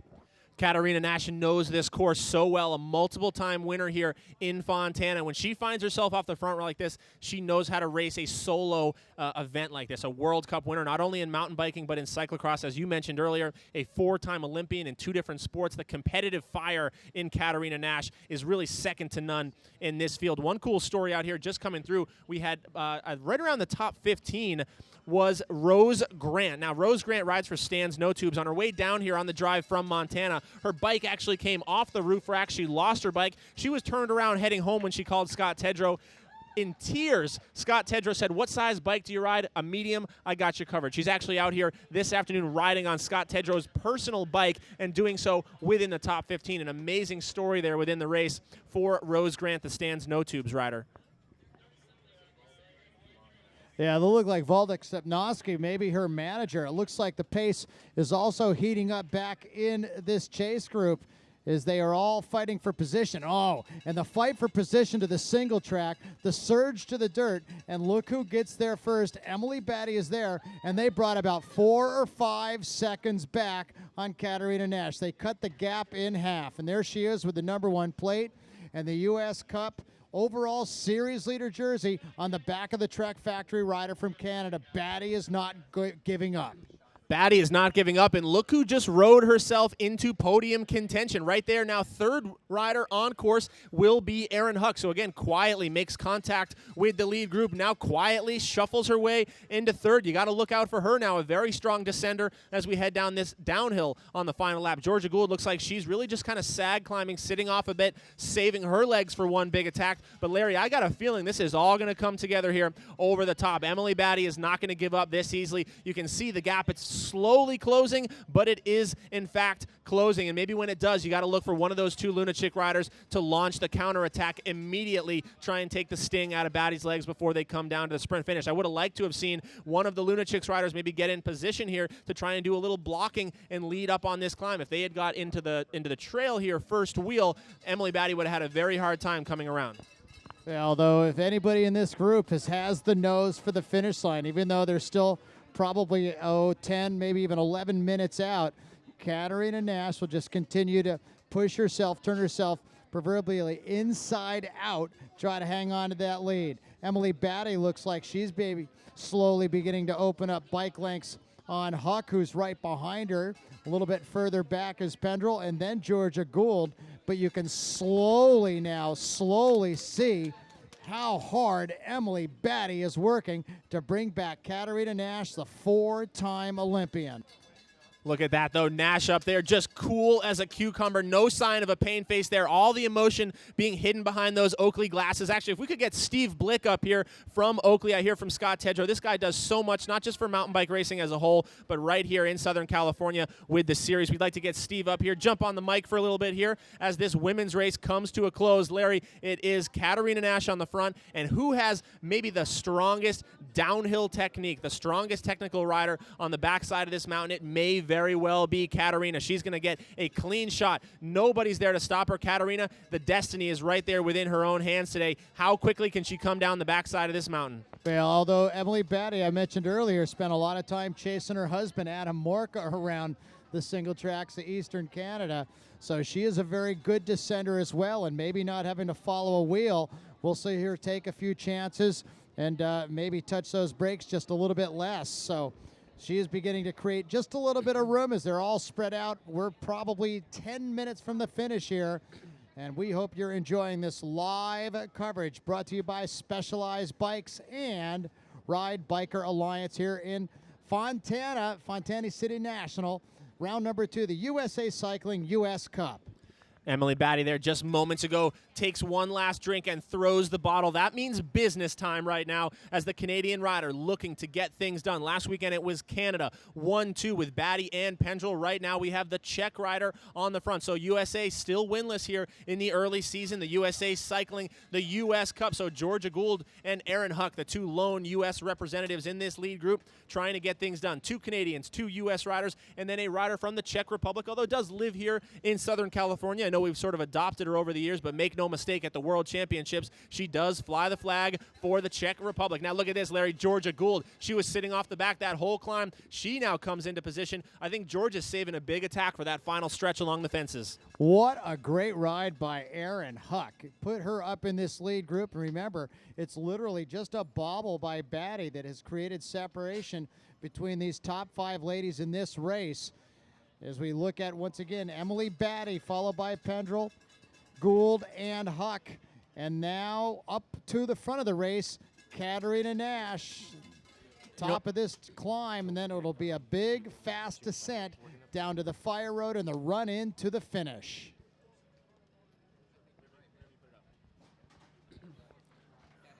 Larry, I don't know if my eyes are deceiving me, but this gap just does not look like it's coming down. Every once in a while, it looks like they're coming back, but Emily comes back a couple seconds. Katarina stretches a couple seconds. I think that crash really shook her up. The fitness is still there. The power is still there. But the confidence now as she goes through some of these technical sections, I think she's just a little bit more hesitant. And you're seeing where maybe earlier on she was taking the risks. Now she's a little more subdued. But here we go. It's getting very, very close. I'm gonna disagree with you here. I think Emily is doing great, but I think Katarina wants it that much. She told me this morning she wants that belt back.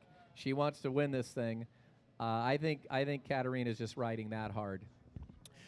Looking at the bug there in your lower left-hand corner for ESI grips, guys. Those are the grips of I would say most of your elite riders, not just in the elite men's race, but here in the elite women's. They make those great foam silicone grips. You can get them for regular size, extra large for big hands, and really for a lot of riders like Emily Batty who choose to ride with no gloves, those ESI grips really work well in the hot weather here when your hands start to sweat, allowing you to keep good traction, good control over your bars. But here we go. Now it is Nash riding for her life on this downhill. Both riders on 29er full suspensions. Both look to be on about 2.0 tires. It is going to be a very challenging descent as we come into what looks to be a little bit of lapped traffic. Now you hate to see this. This could be all it takes. It's going to be not only who can get down the mountain faster, but who can get by the lap traffic faster. And the first rider are going to have the most trouble. This spells disaster maybe for Katarina Nash. Well, and you got to keep in mind though that the other riders are going to have to go through that traffic as well. Although the difference is that traffic knows that the chase is coming, and they'll do what they possibly can to get out of the way. They do not want to be any sort of negative factor out there. So a couple of times as we watch Katarina Nash, she has had to grab handfuls of brakes and just be patient. A second here and a second there all adds up. We'll see how the chase is doing. Emily Batty, as we just said, is going to have to go through the traffic as well. But it looks like Katarina Nash is stretching things out, Colt. Man, and look at that little sneaky line by Katarina up and over that boulder. That's the skill that we talk about. Other riders having to take that little shoot around. It's going to cost them a second or two. Katarina is so skilled. She spends a lot of time on her, quote, enduro bike, riding some big downhills up there in Northern California. And right now, she has got victory within her sights. An hour and 23 minutes on the clock. When she hits the bottom of this descent, she will have a very long straightaway, slightly downhill, almost falls flat along the fences, and then she will be able to hear us here in the announcer's booth. She will be coming very close. If you let Katarina get within sight of the finish line, I don't see anybody taking it from her. She's also maybe the best sprinter in the field.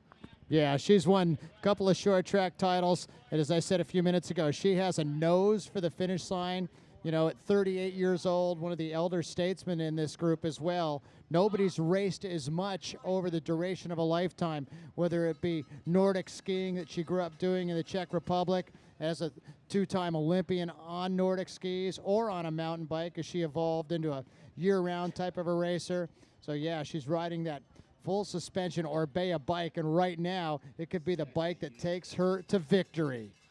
Great move there by the lapped rider to let the leader come through, being aware of who is behind her. It just shows how quickly they have turned up the pace here on this final lap. The 80% rule in effect today. So these riders, they were projected to still finish without being lapped, but no, Katarina Nash, some of the others here have absolutely turned things up. We've come a long way, though, from the days when the women and men were racing on the same course here in Fontana. Katarina and Jeff Kabush actually one time finished their race. Jeff did 4 laps. Katarina did 3. They finished at exactly the same time, as Jeff Kabush had to ride his way through the entire women's field that day. Now the women out here, they have the course all to themselves. 1 or 2 lapped riders, but it seems to not be getting in the way here of Katarina Nash as she crests the bottom of this downhill. Well, you're just watching perfect descending form right there.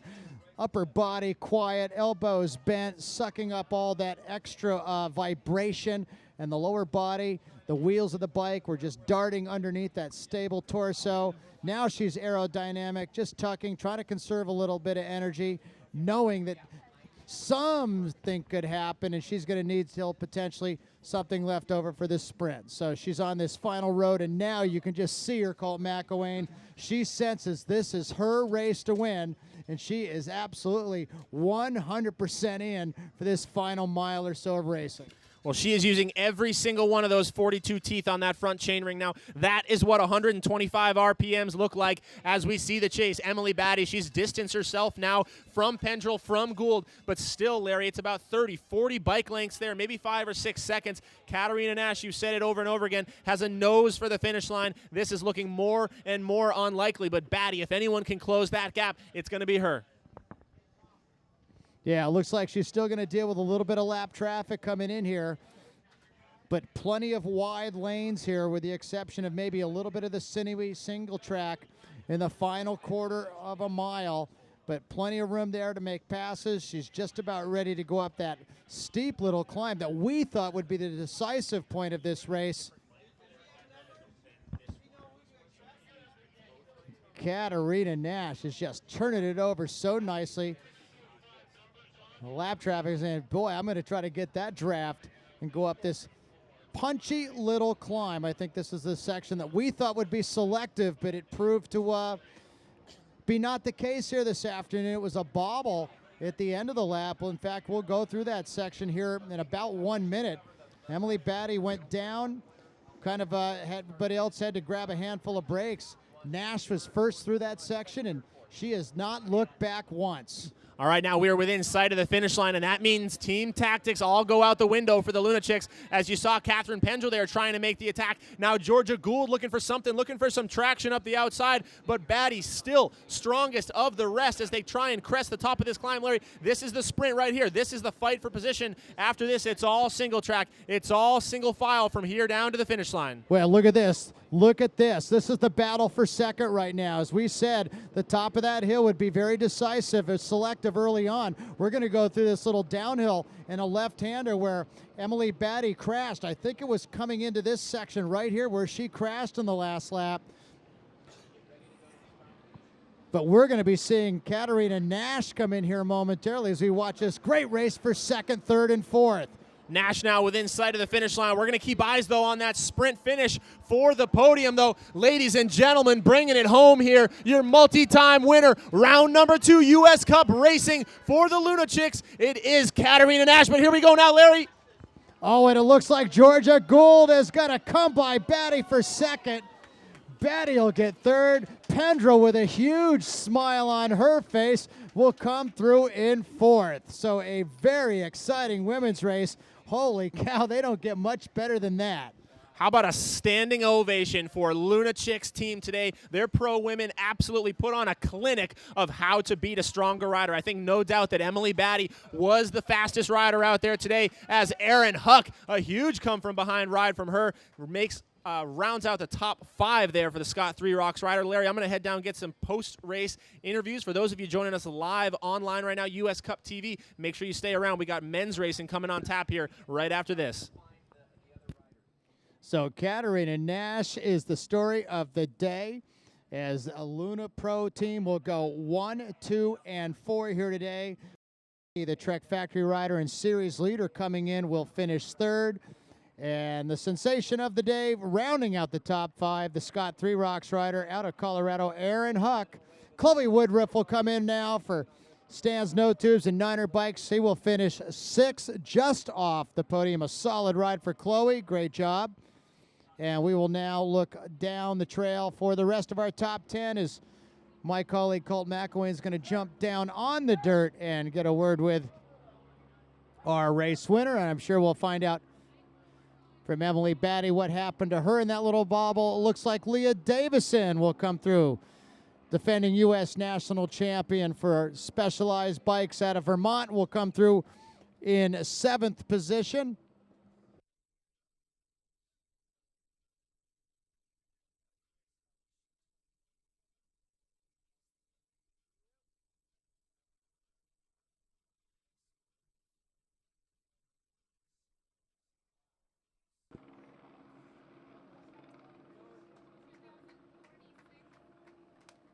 And that was the Canadian rider. A little bit of a grimace on her as she comes through. That was Sandra Walter, will come through with a very well-earned 8th position.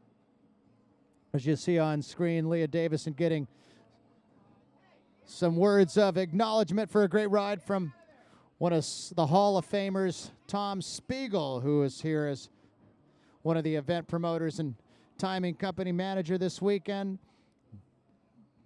So a couple of spots left in the top 10. We assume we'll see Larissa Connors next. She was running up there inside the top 8 or 9 all day long. Last weekend's sensation, she got 4th. So the Ride Biker Alliance rider should be coming here soon after last weekend's ride. A 3-year deal with Ride Biker Alliance to keep her future looking bright.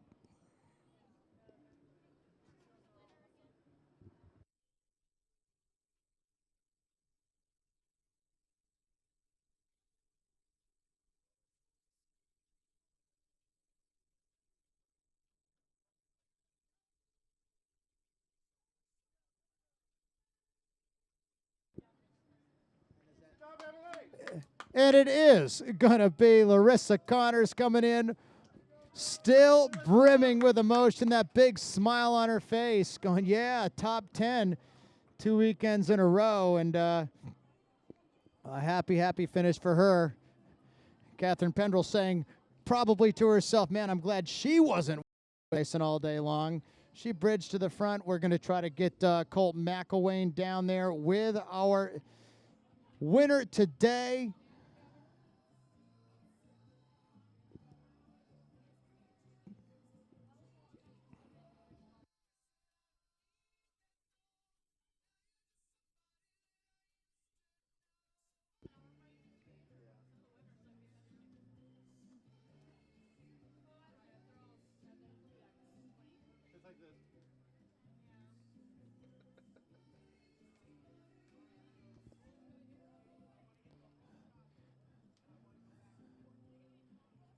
So we're going to send it down to Colt McElwain. It looks like he's got a bevy of beautiful, fast mountain bike racing ladies to talk to. And Colt, sending it down to you.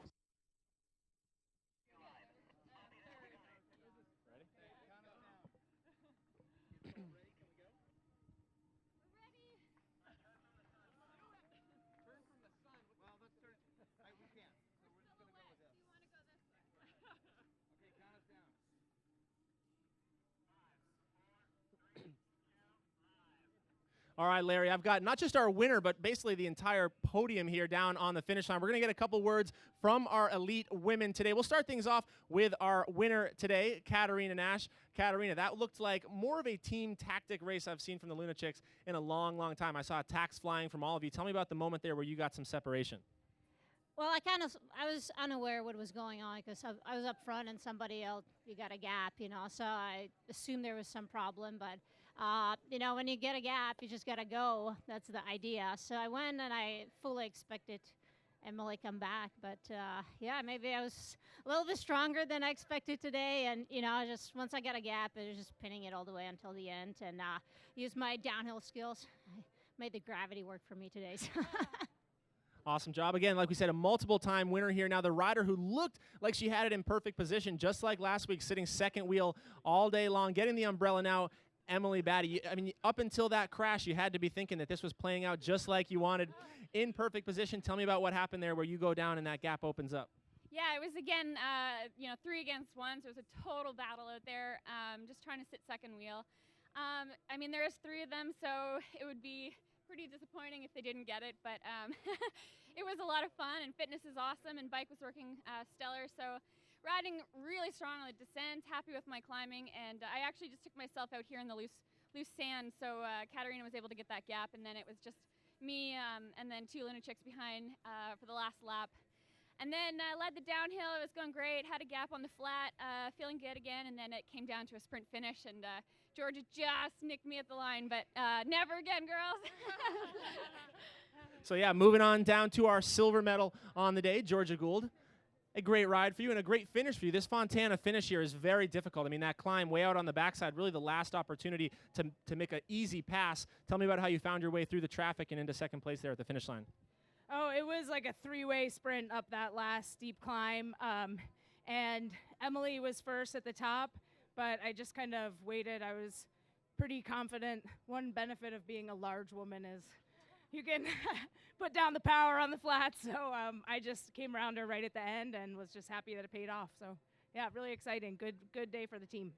All right, and then finally, the animator, maybe the most exciting racer we saw all day, launching attack after attack thanks to those great helicopter shots. We had our world champion here for the Luna Chicks representing Canada, Catherine Pendrell. Tell me about those moves. Starting early in the race, lap number 2, you were going after it. Yeah, I always like to create an early selection group, and, I know these are the strongest girls out there, and today was really about taking advantage of having such an amazing team out there, and for myself as a racer, tactics are definitely my weak side, so, I took advantage of having such an amazing team to kind of play around with some different strategies and use some attacks to help my teammates be able to sit on wheels for a bit, and yeah, it was a really fun race, and the Luna team just put out an amazing performance today, so it was really exciting. All right, and then finally moving on down here to our Stars and Stripes jersey. Come on this side. This is our U.S. national champion, 2012 Olympian, Leah Davison. A better ride than last weekend, I'll say. Tell me how it went for you. Yeah, no, it's definitely an improvement out there, a big improvement from last weekend. I was psyched just to, be more in the mix out there and watch it all unfold. And yeah, riding a lot stronger. So I'm psyched. It was a great course, a great race. My bike was excellent. Everything was, running pretty well. Awesome. Well, nice job today for Leah Davison, Emily Batty, Catherine Pengel, Katarina Nash, and Georgia Gould. I'm Cole McElwain. Guys, we'll send it back up to the booth with Larry. Don't forget, men's race coming up right after this. Thank you, ladies. Congratulations, ladies. Congratulations to Katarina Nash taking her first victory, the mountain bike campaign for 2015. Leslie Patterson, Rose Grant finished a little while ago. Strong ride by the young Canadian, Maylene Den. She will finish 12th.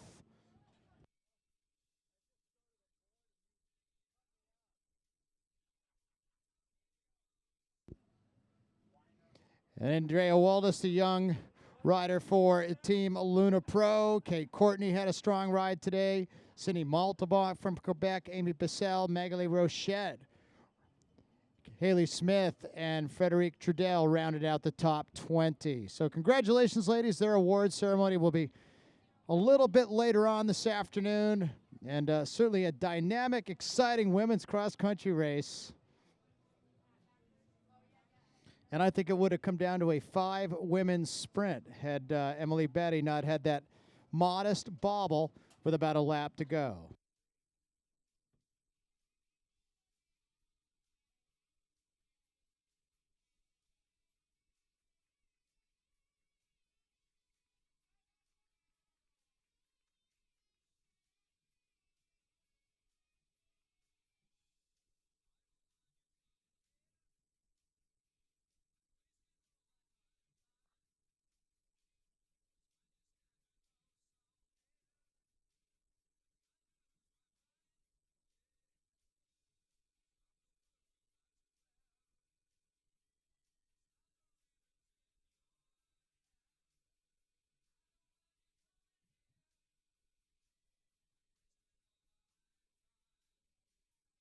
This is race-fueled engineering. This is cross-country. This is over mountain. This is performance. This is the passion of green. This is Cannondale.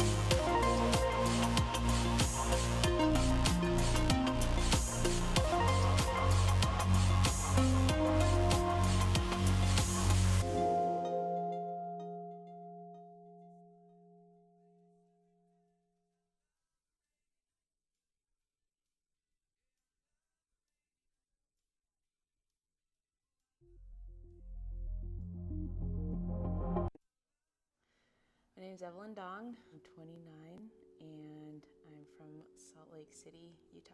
As far as getting started in mountain biking, I pretty much started following my then boyfriend around on a mountain bike.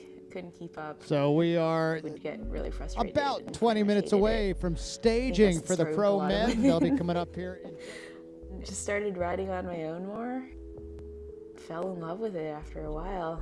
When I moved to Utah, I started riding with this crew of guys that would just take me out on the trails, and if I couldn't keep up, they would just leave me and I would be lost. I just had to try and stay with the pack. So I'm single. My number is 435. I was 5th overall in the US Cup standings. Definitely some of the fastest starts I've ever experienced. I mean, last year with like the whole Luna team there, Emily Patty, a bunch of world-class mountain bikers were there. So they would take it out pretty fast, and I wasn't used to that. So I definitely was working my way up through the field throughout the race. Benelli, there's a lot of loose over hard pack, and also a lot of it's going to be just straight up loose, because after people have ridden in a few laps, it gets pretty dusty, pretty rutted out. There was the rock garden last year. Not super good at riding over rocks and stuff, but I can ride in a straight line pretty good. So that part was fun. Just like remembering to like line up just right every time you come into that. Someone took a spill next to me as they were in the rock garden, and I was on the skinny and I threw an elbow. It's pretty good. There's gonna be more climbing on single track, so you're gonna have to make your passes strategically. Courses in America honestly could use more, like World Cup courses. You have to be always thinking about like, all right, make a pass here, close the gap. You can't ever just like stare off into space and just pedal hard. Yeah, well, we just finished up our team camp here, and it was a lot of fun. Yeah, we all get along really well, and there's a big range from Keegan, who's 23, to Max, who's already been to the Olympics, and I think everyone has something to teach, and I have a lot to learn from these guys. I think the chemistry is really good. It's fun being on a team with these guys.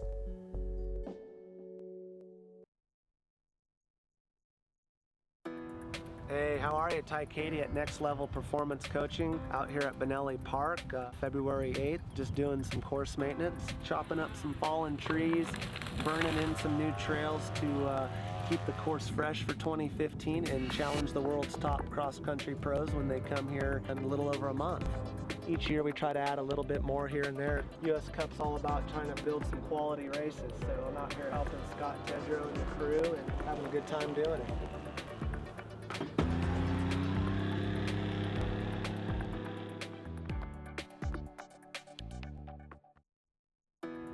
Hey, how are you? Ty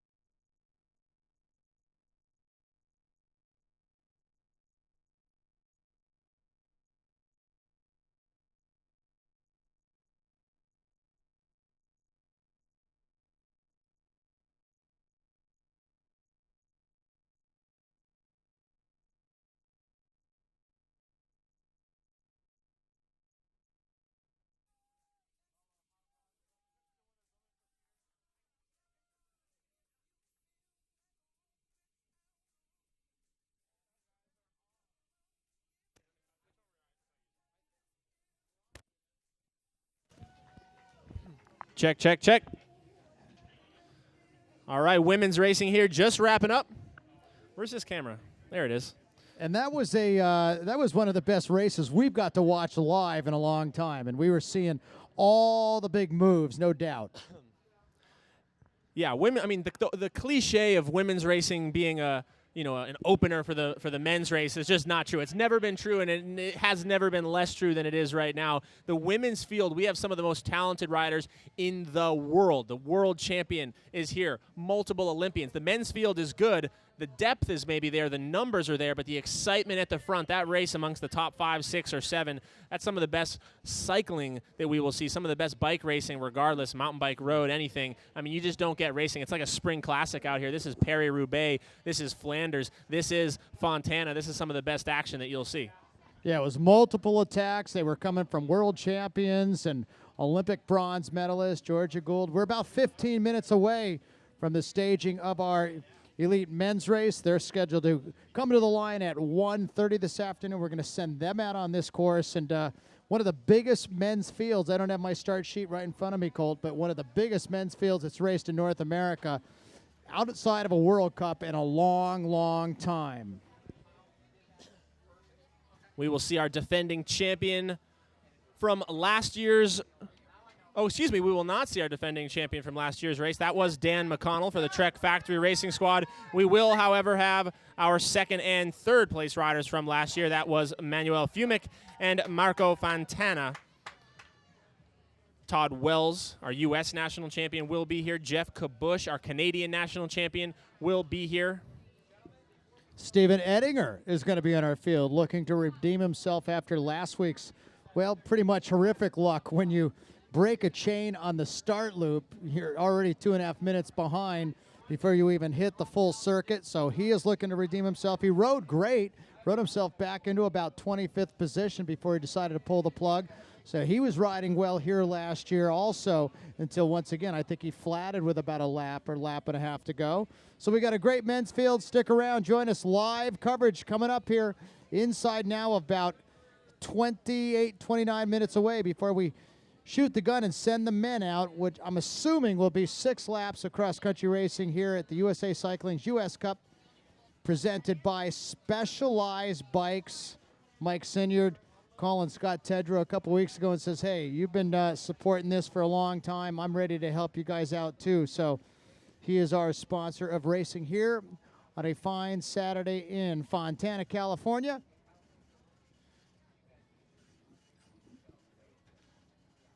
As the crew's scurrying around, and we're going to be ready to stage him, call him to staging here in about 10 minutes. Remember, for those of you joining us online, you guys can join the conversation via Twitter. Use the hashtag. That is hashtag US Cup Fontana. Fontana. If you guys saw the women's race, we're going to be throwing some of your tweets up on the screen, answering questions, taking comments from you guys during the men's race. You can tweet at Scott Tedrow. For those of you who follow Scott Tedrow today, he's going to choose 3 new followers. He will be sending out 3 signed jerseys by the entire Luna Chicks team. Also, make sure you follow Ride Biker Alliance, Ride Biker Ally, and he will be picking 1 new follower today to send out a signed Ride Biker jersey by Larissa Connors. There it is right there on your screen. So Ride Biker Ally, A-L-L-I there at the end. And, of course, as always, I'm at DoperSuck. You can find me, Colt McElwain, on Twitter if you just want to chat, you want to tell me how it's going. Or if there's a specific rider out there in the men's field, maybe we're not going to get a lot of shots of him in the top 15, but you guys want updates on where your favorite is out there in the pack. Check out Sho-Air Cycling Group, guys, across all social media platforms. They've got a lot of cool stuff going up via Johnny Muller on their Instagram page, on their Facebook page. A lot of cool media to follow here around the series if you guys want a more in-depth experience.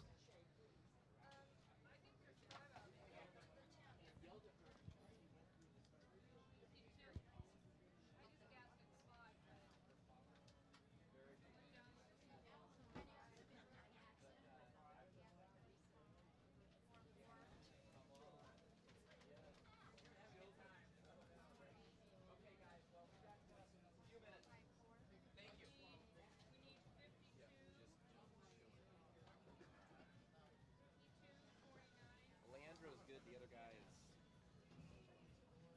wants to control the world. Which guy do you want me to mess with? Yeah, with the blue hat. But I think he'll be fine. I don't know if he's got his list or not. I think he's going to be down at the end. Yeah. Yeah. So if he's down there, I just go down there with all of them. Okay. Distract them. They're going to do it right now, right? We're going to call up in another 10 minutes. Okay. Grooming sponsorships too. Well, guess what? You're going to love this, guys.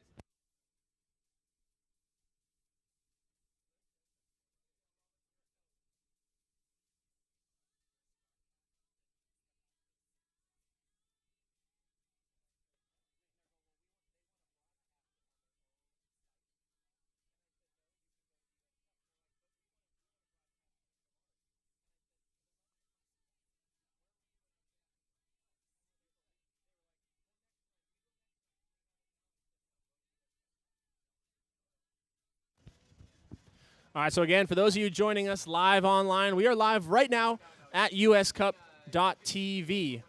Go ahead, guys, get out on Facebook, Twitter, share this link, uscup.tv. Let people know that they can watch mountain bike racing live online right now around the world. We're seeing a lot of tweets coming in from not just the United States and Canada, but as this men's race approaches with the Italians, the Spanish riders, the German riders, we have Australian riders, riders from Mexico and South America. It really is a worldwide audience here. All eyes on Southern California this afternoon as we get ready for UCI HC Racing, Horrors category. It is one of the highest level status races you can have in mountain bike racing other than the Olympics, the World Championships, and of course the World Cup Series. This is about as big as it gets right there, guys. Hashtag US Cup Fontana. Join the conversation with us online.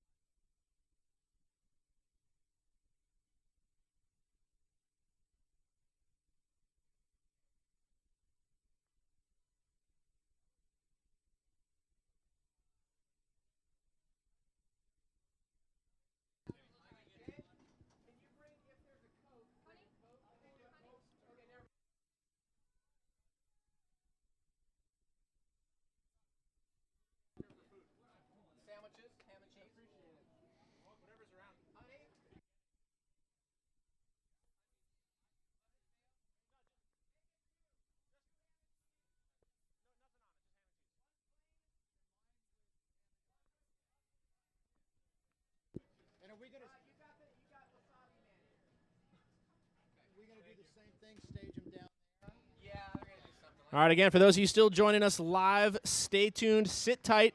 We have men's racing coming up very soon for the elite men here, riding around, finishing their warm-ups. Finish it up. First call to staging will be coming up here very shortly. Again, guys, hashtag US Cup Fontana. Tweet at me right now if you guys are watching at Dopersuck, DOPERSSUCK. Shoot me a tweet right now. Let me know who you guys are excited to see in the men's race. Let me know who you're looking for updates on.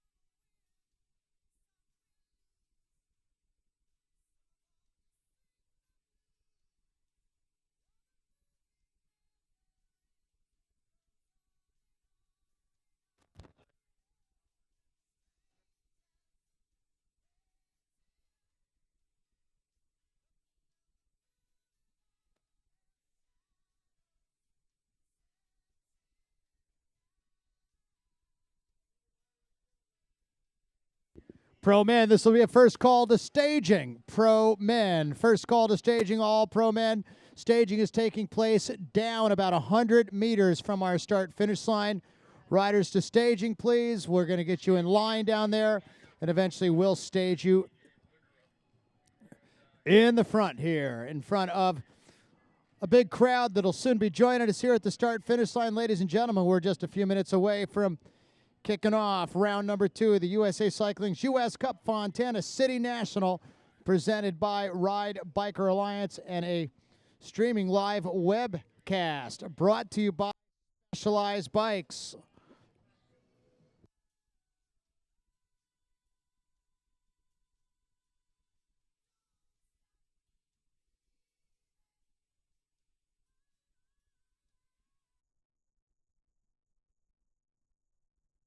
Hi, I'm Todd Wells with the Specialized Racing Team here in Benelli Park for the first round of the US Cup Pro XCT Series. We got a sunny, hot afternoon, another perfect SoCal day.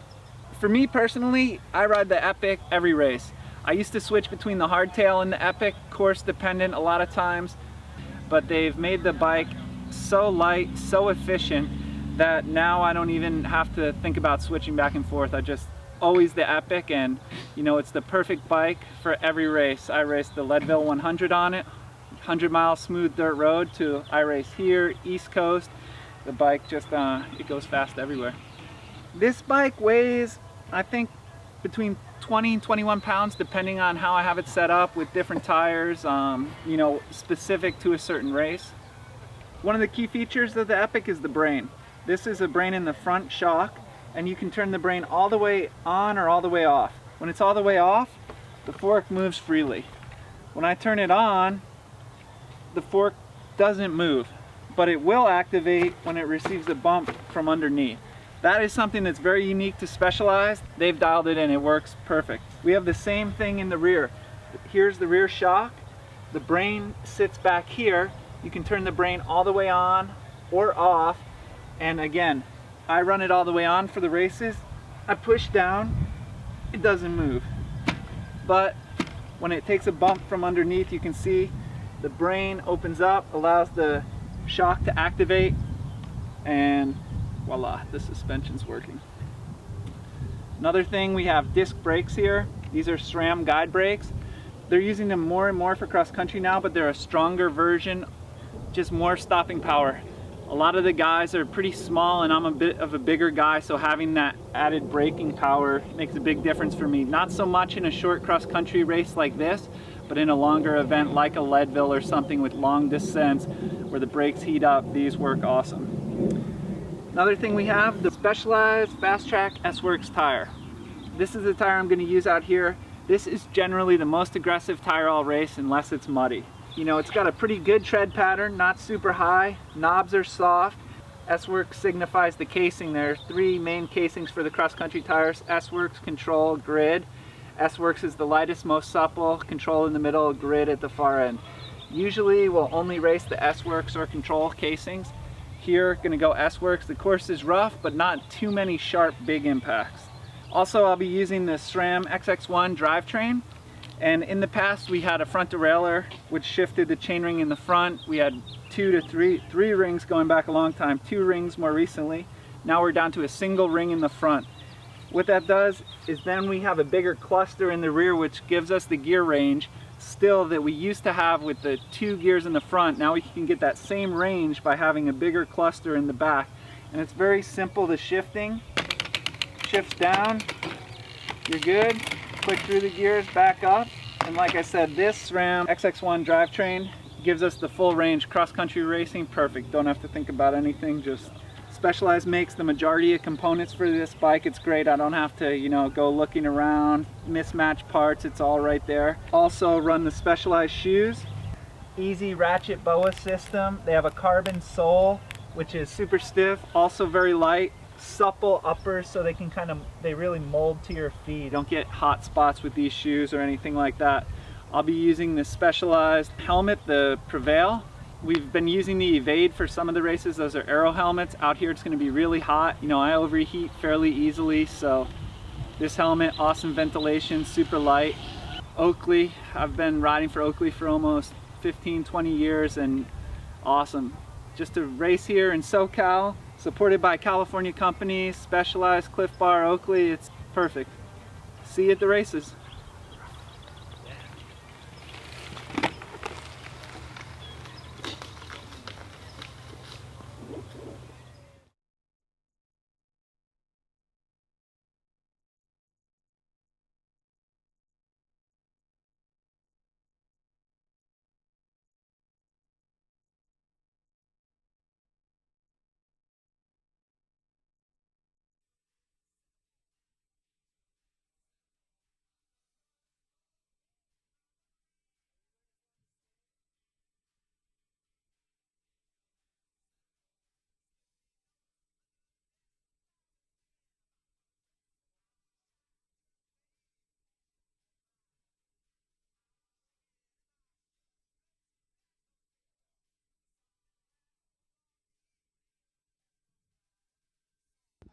And it looks like we have most of our field of, well, let's see how many.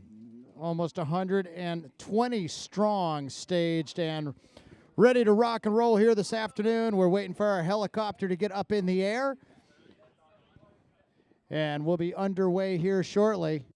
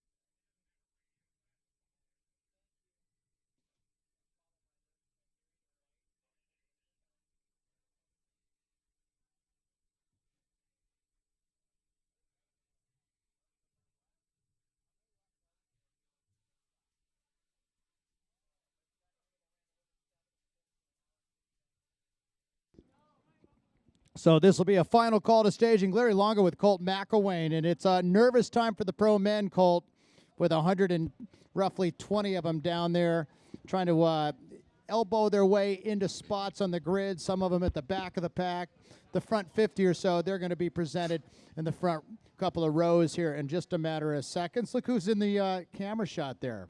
Getting an early call-up right there on the front row, racing in the T-shirt today. And the hat. That's going to be Tinker, of course. Tinker Juarez flying the flag this year for Ride Biker Alliance. So just goes to show we have all levels of riders involved in that. It is open to anybody. Make sure you guys are checking that out at ridebiker.com, signing yourself up. Chance to win some really cool stuff, including a Cannondale bike from just today. Anyone who signs up for each one of these first U.S. Cup races, they're going to be giving away a new bike for every single one. But like you said, Larry, elite men here getting the call to stage, and they're going to be rallying them up. We're going to be bringing them up to the line here any second. Yeah, Tinker actually was out racing this morning. He got in a great battle with the legendary retired former pro motocross champion Johnny O'Mara. Those guys, believe it or not, are racing 50-plus master men in Southern California. You talk about a stacked field when you got Tinker Juarez and Johnny O'Mara. But we're about 1 minute away from rider introductions, so this will be a final call to staging for all of our pro men.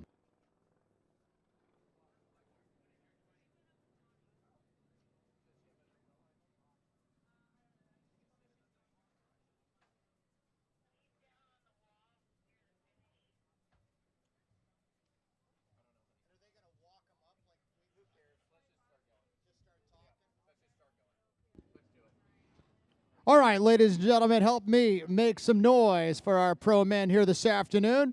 We're going to introduce roughly half of our field for you. The rider coming to the line first is the highest ranked international racer in our field. He rides for Cannondale Factory Racing. He's a former junior world champion, a couple of time German champion, and an Olympian from Germany. Please welcome Manny Fumick. Next rider rides out of Spain for Trek Factory Racing. He was dominant last week and winning the short track on Sunday afternoon.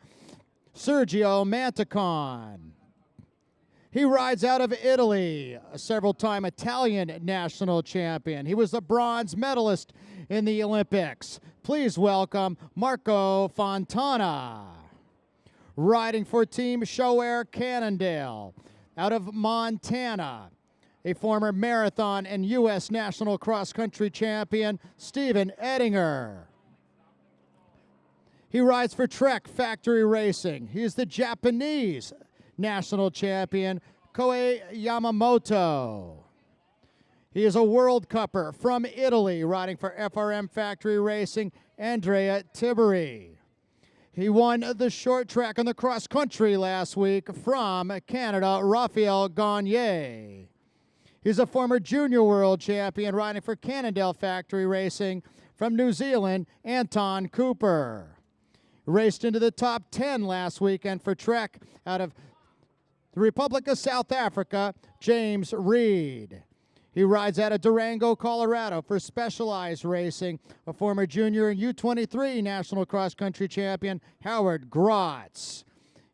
He has won national titles in short track, cyclocross, and is the reigning cross-country national champion for Specialized Factory Racing out of Durango, Colorado, Todd Wells.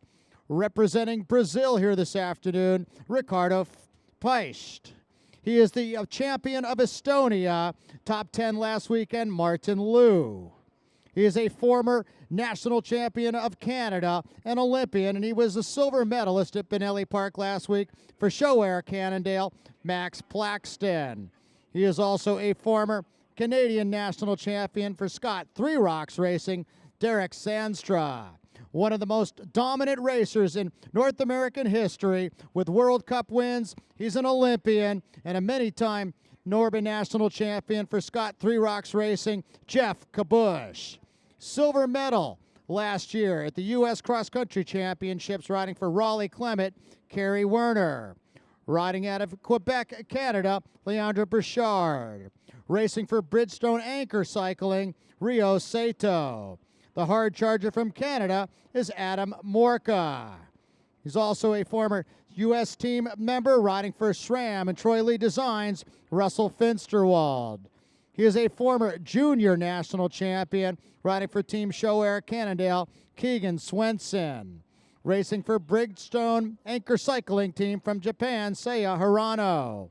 For Team Jamis Bikes, the former national champion of Israel is Rodam Ishay. He rides for Norco Factory Team, Evan Guthrie. For Kona Bicycles, out of Washington, U.S. Team National Rider Spencer Paxson. For Scott Three Rocks Racing, Cameron Jett. For Raleigh Clement, Hector Fernando Paez. Out of Switzerland, Julian Barben. Riding for Ride Bike Alliance and Sho-Air, Alexander Grant. Racing for Team Cliff Bar, Ben Sontag. Riding out of Colorado for Pros Closet, Mitchell Hoke. For Rocky Mountain Bicycles from Canada, Jeremy Martin. For Norco Factory Team, Peter DeSera. From Mexico, Mizran Rodriguez. Out of Durango, Colorado for Cliff Bar, Troy Wells.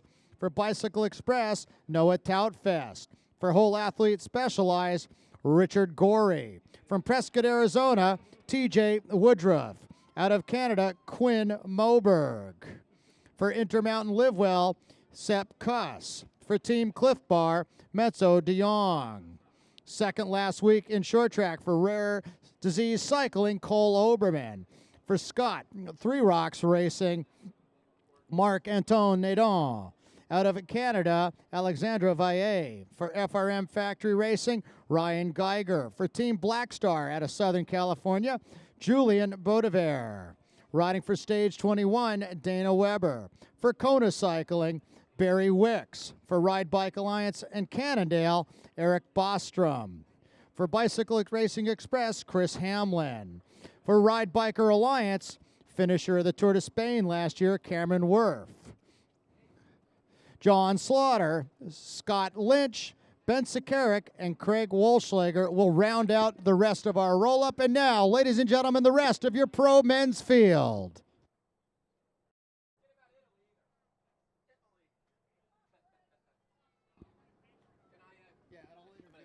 Hang on, let me introduce you, then get them all here. Test. As the rest of our field is filtering in, and it looks like they're letting them in based on their staging process. We're going to hand the microphone over to Scott Tedrow, representing Sho-Air and Cannondale here this afternoon. And Scott, a few words for our riders and our fans.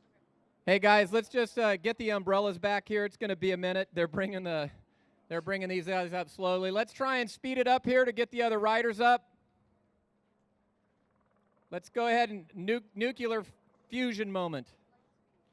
I want to thank all you professional male riders for coming, and the female. What an incredible female race. It was amazing. Hopefully you guys got to see a little bit of it. The professional women put on a show, guys. It was amazing. On the last lap, came down to 5 people that could win it. It was a little bobble by Emily Batty that let Katarina Nash get out front.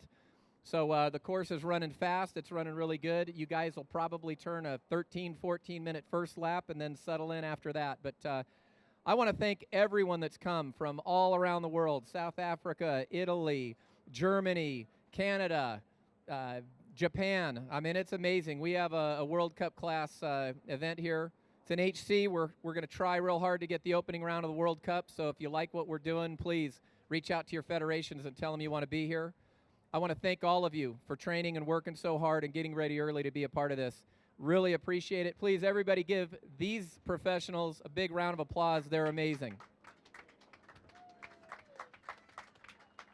Okay, guys, let's speed it up. Let's speed it up. Let them go. Speed it up. Let them loose. Let them race to the start. Banging bars. Let's go. It's a bike race. Come on, open it up. We'll remind our officials back there, the helicopter's costing money. Come on, guys. Let's go. For those of you joining us online, those are the words of Scott Tedrow. I'm going to have the most courageous effort to the line here. $100. Let's go. As we get our riders staged, Elite Men's Racing coming up.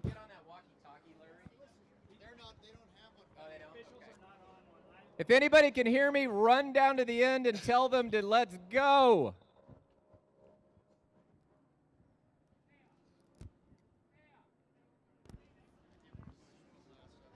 Come on, andale, andale, andale. By the way, I'd like to thank our UCI officials that are here. Leandro from Argentina came down. He's done a great job. It really helped us a lot with the course. They're out here standing in the heat. I know you guys think it's a little funny, but let me tell you what, they worked their asses off for us, so they've done a great job. I want to thank the UCI for giving us these HC races. You know, you guys need to thank the UCI as well. They gave us these HC races. We got our first one last year. We have 3 this year in North America, so that everyone can come here and enjoy the sun, but the North American athletes, Central, South American, it really helps us a lot. So look, we're ready. Let's just start with a minute to go. All right, listen up, gentlemen. These are going to be your pre-race instructions. You're racing 6 laps. 6 laps today. If you're out of contention, the 80% rule is in effect. You'll be asked to exit the course. Don, where are we doing that? Same place. Forward to the finish line. Gentlemen, you have 1 minute till race time. 1 minute, we'll give you 30, 15, and you'll start any time after that on a whistle. Inside of 1 minute, Fontana, make some noise.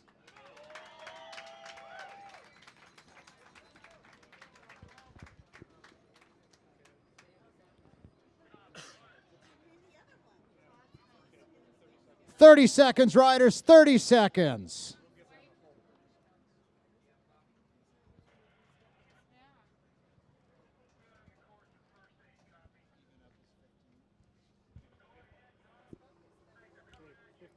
"15 seconds. Noise, Fontana. Bang those boards."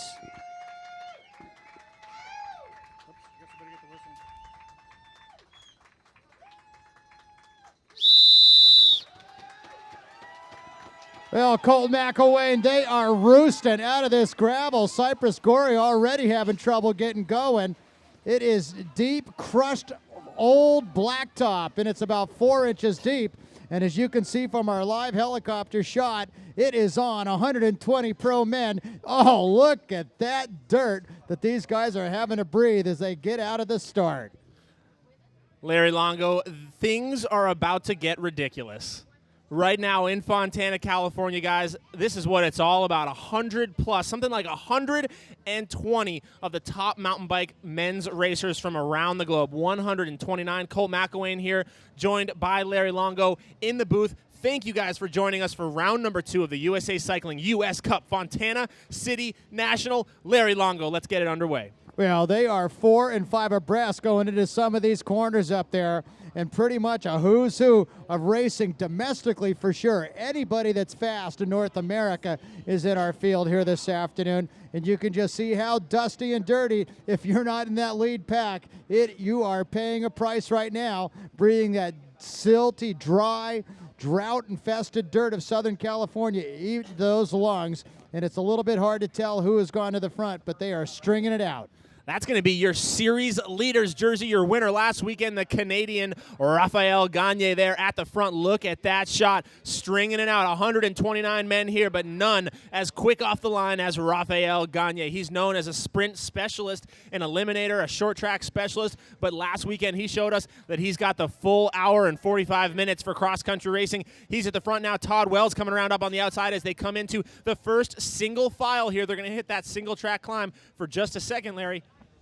Yeah, and that looks like maybe Jeff Kabush sitting second wheel, the 7-time, 8-time Canadian national champion. You saw Todd Wells surging. Everybody wants to get to the pavement at the sharp end of this big peloton of fat-tired bikes, and then it'll be another horsepower-heavy race to try to be first to the single track. Third wheel there looks like Anton Cooper, your former junior world champion, the New Zealand champ. Then I see the Red Bull helmet, the Cannondale, the baggy shorts there. I believe that is Marco Fontana right there. White jersey coming up the outside there on the thing. Everybody here trying to get into position. They're going to duck down onto the pavement section here. Look for the fireworks to go off. That's where we saw the attacks light up from Catherine Pendrell. Everybody going to need to get into position. It will be crucial coming off the pavement into that single track. If you're not in the top 10 or 15, you can count your chances of the podium out for the day. Yeah, this course being so selective, it's like taking a gallon of beer and pouring it into a funnel, and just the first couple of sips are the most refreshing. Where did that come from? But there is Gagne in the leader's jersey, certainly very, very motivated. You see plate number 8, that's Jeff Kabush sitting second wheel right behind him, and I think that's Tiberi, the Italian rider, who's done well to make his way near the front early on, and now they'll drop out onto the pavement. And Gagne, rumored anyway, to say he's going to attack this pavement section. But so will about another 20 guys doing what they can to stay with him, I suspect.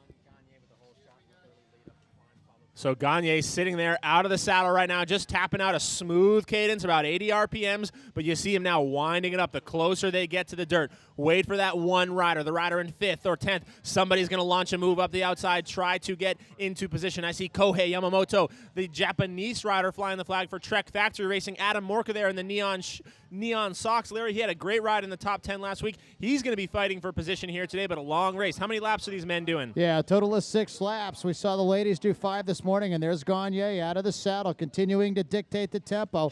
Notice he's riding a hardtail. Go a little bit further back, and you see nothing but full suspension bikes. Actually, it looks like Tiberi's on a hardtail as well, but the pace is ratcheting it up.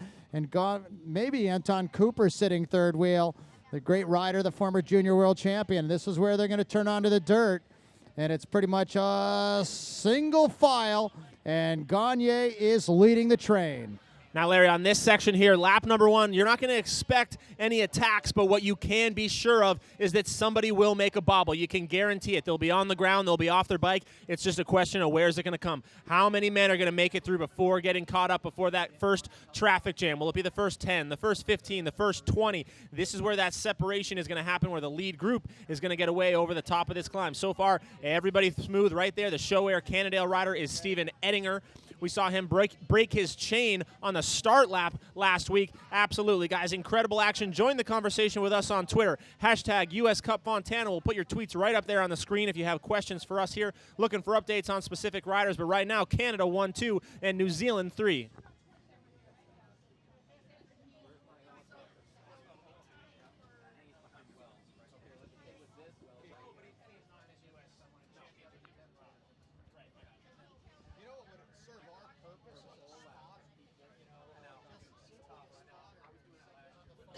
So Raphael there just slicing and dicing his way through these corners. Very off-camber, very technical stuff here. Like we told you earlier in the women's race, the best riders are going to make this climb look like a pump track. It looks so smooth, so flowy, but the moon dust out there, these rocks are just strategically placed all over this track to make it ever so difficult to stay on your balance. Your legs are screaming, but also your lower back is screaming. Your arms are screaming. Everything, the air quality out here. Of course, we're right here down the road from downtown Los Angeles. These guys are going to be choking on the dust here today. A huge advantage, Larry, to be up here in the top 5, the top 10. Keegan Swenson is in there. Todd Wells is in there. Steven Ettinger trying to be in there. Manuel Fumick, the winner last year, is there. Marco Fontana almost had this race won last year, lost it on the final lap. He finished in 3rd place, but he is here right now as well, sitting 4th place on the climb. Yeah, the first 10 minutes, 12 minutes of every cross-country race is always the hardest on their bodies. These guys get sufficiently warmed up. They do some openers. They go out, and they do some 90, 95% efforts, but you can't replicate that when you're getting ready to go.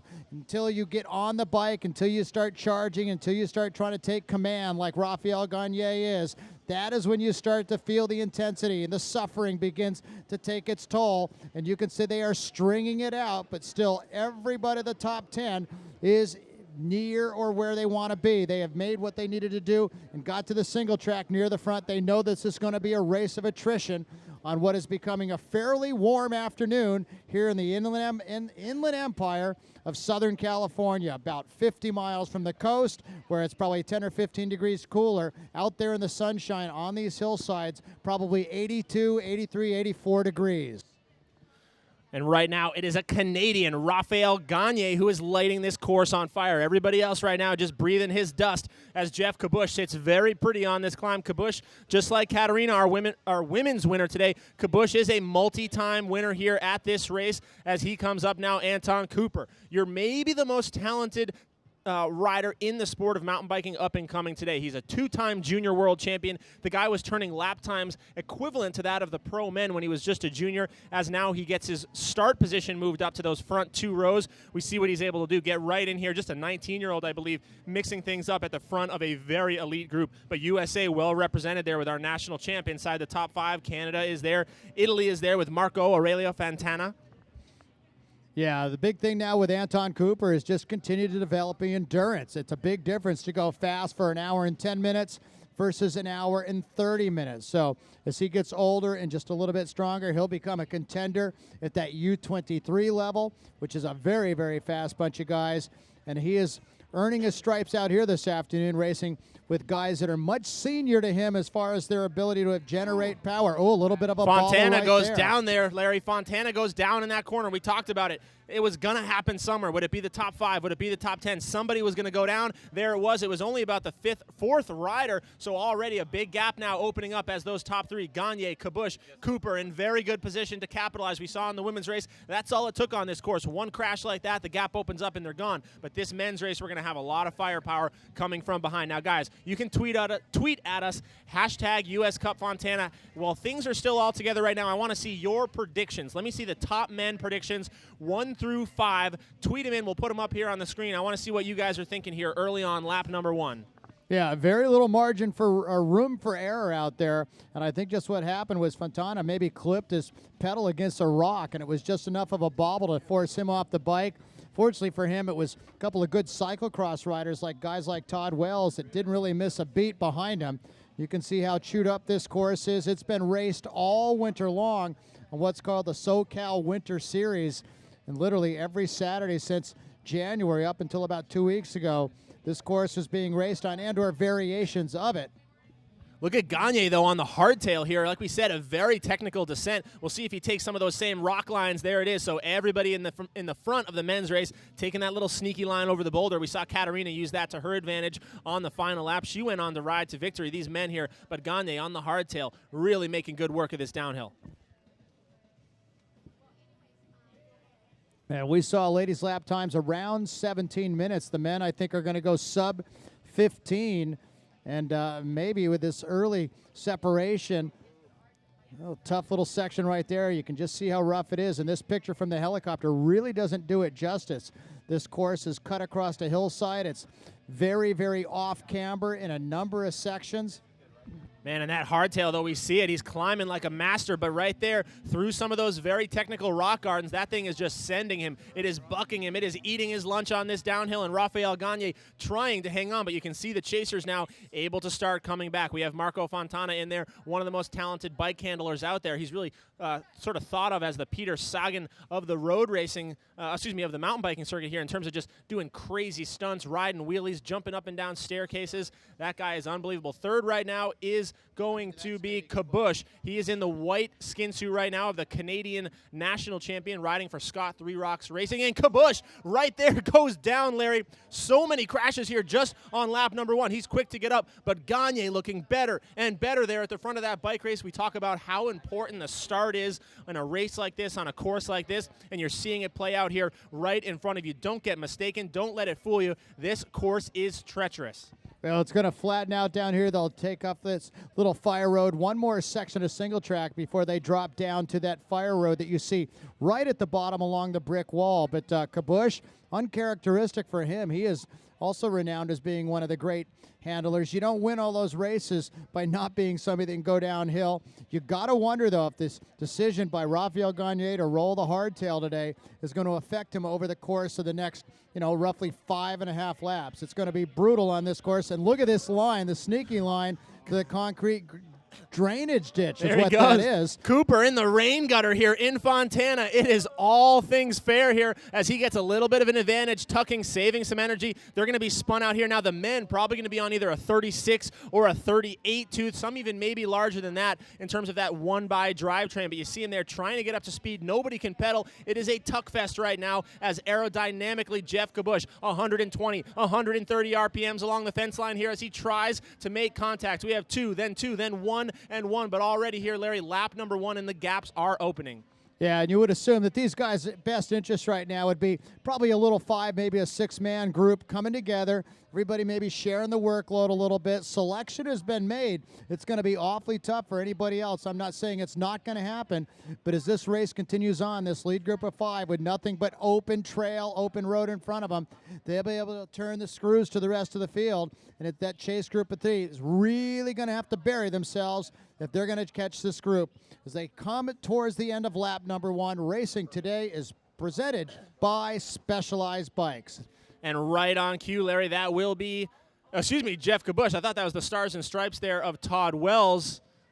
No, it is. I'm right, Larry. That is going to be Todd Wells. So Specialized Factory Racing, and of course Specialized does so much to support the series here. So much credit goes to Scott Tedrow, the Sho-Air Cycling Group, but Mike Sinyard, the founder, the CEO, the president of Specialized Bicycles, called him up, said, Scott, I love what you're doing. I love where mountain biking is headed. What can we do to help? And he's come up in a big way to try and support. Now, if you guys caught the women's race, you'll recognize that climb right there. Keep an eye on that. That's going to be very decisive come the final lap. Getting some predictions coming in now. Kabush, Gagne, Cooper, Fontana, and Adam Morka. That's clearly got to be a Canadian fan, but I like where he's going with it. Kabush, he's done very well on this course in the past. Finds himself in the lead group right now. And you wonder how Anton Cooper, you look at his body type, comparatively speaking to the other guys in that front group, they're all 6 foot, 6'1", 6'2", tall, skinny, lanky dudes. And Anton Cooper looks like he was born to play rugby or something. He's about 5'5" and as thick as a bulldog, but super power-oriented. And we just saw the guy can ride a bike downhill, no doubt about that. Leaders are on their way to the end of lap number 1, and it's going to be the U.S. National Champion, Todd Wells, bringing him through with 5 to go. Coming across the finish line there, will be Todd Wells, our U.S. National Champion. Thanks for tuning in. Rich Piero. Should probably be out riding your bike right now, though. It's all right. You probably got a good ride in this morning. Rich, one of the upcoming really superstars of the Masters field back in New England, in Massachusetts. We'll look for him doing big things as the U.S. Cup East comes to Massachusetts later this year at the Nar Weasels race, the Boston Rebellion race. Well, Sergio Manicon, last weekend's a big winner on Sunday in the short track, caught out a little bit. He's sitting about 15th position and a lot of places to go, and probably maybe 40 seconds down on the leader. The rider who seemed to me to have the best lap, simply because he had good luck, was Steven Ettinger. I mean, bad luck has beset that guy a lot here in the last couple of years. National championships, flat tires, broken chain last week, but he was sitting right where he wanted to be, about 4th position. Adam Morka working his way up. Howard Grotz, some of the young riders in there. Keegan Swenson, our U.S. under-23 national champion, looking good. Kerry Werner is in there. Ben Sontag there for the Cliff Bar squad, trying to ride himself into the top 15. Now comes his teammate out of Durango, Colorado. That will be Troy Wells. Big brother Todd Wells is up there. Then the Ride Biker Alliance rider for Gear Rush, Sho-Air, Cannondale. That is Alex Grant. This whole race today presented by Cannondale Bicycles. You see the signage there over the finish line as Spencer Paxson rolls through. Cole Oberman, a huge ride. 2nd place for Cole last Sunday in the short track race at Pinelli. One rider who just went through that last little chase group was the Estonian national champion, Martin Liu. Last week, he surprised all of us, rode himself inside the top 10, but he just went across, and I'm going to say roughly about 50th, 60th position, so well back in the field. Larry, the temperature right now, the thermometer is creeping upwards. We had some very ideal racing conditions for the women, temperatures in the maybe high 70s, but as this men's race goes on, you can feel it here. Even on the stage where we are, the temperature goes up. Todd Wells, he's been in Tucson all winter. He loves the heat. I heard he's even asking for maybe hotter temperatures today. We'll see as Todd now tries to string things out. Wells, Kabush, the 2 veterans, the 2 riders who have done so well here in the past, really showing their form against some of the top European talent. I'm not to step on your toes there, but I like watching these guys, 120 guys in the field, and these guys that are riding through right now, they are no doubt, they're state champions, they're regional champions, they're the fastest guys at the Tuesday World Championships in their neighborhood races, and this is just kind of the middle of the pack. I saw a guy, he's been racing at the front end of the junior and U23 Cypress Gory for the last couple of years, and he's literally riding for 60th, 70th position. Yeah, guys, pay close attention to these shots right here because it's so deceiving as we see the mid-pack come through. They're in 30th, 50th, 70th. It's easy to look at this group and think that these are a bunch of scrubs out here. These are anything but. These are your fastest riders from all across the United States. The talent, though, at the top level of this sport right here in Fontana, it's just silly. It's silliness how good the top 20 guys are. These are the winners, though, of your Southeast Regional Series. The best guy from Florida, the best guy from Texas, all coming out here early season. UCI HC Racing trying to test their legs against the best in the world right there. Todd Wells, multi-time U.S. Olympian on the mountain bike, stars and stripes for him. An elder statesman in the sport, followed by maybe the future of the sport, and that will be Anton Cooper, the fern on his back of the New Zealand national champion. And 1, 2, 3, 4, 5, 6, and 7, 8, 9 hit the pavement all together. Yeah, they've done a nice job to bridge up. You can see Gagne now out of the saddle, set the early hard tempo. Wells at racing age 40 years old, and he's won titles in just about every discipline that he's ever attempted. And we're talking about short track, marathon racing, cross-country racing. He's done it in cyclocross. He is one of the most decorated riders of his era.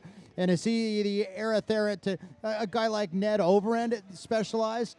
I mean, is he going to race until he's 55 and pretty much blow everybody's doors? Ned's going to be racing long after I'm gone. This guy, we see Tinker out here racing this morning. Ned just took the national championship on the fat bike recently, a very strong rider, and Todd Wells is going to be the same thing, flying the flag for Durango, Colorado out here, originally from your neck of the woods out there in upstate New York, but Todd Wells ticking out a very smooth cadence here as somebody. We wait now on the pavement. We saw the mistakes happen on lap number 1. It was Kabush that went down. It was Gagne who fumbled a little bit. Everybody here, you see him winding up the final 100 meters as they make their way off and onto the dirt, and they are going to let Todd Wells take control here. So Wells has the tempo all to himself on the front of the race, Stars and Stripes jersey there, riding that Specialized S-Works epic machine. So full suspensions for most of the pack here. We'll see what Todd can do to try and stretch things out across a course, Larry, that he knows very well.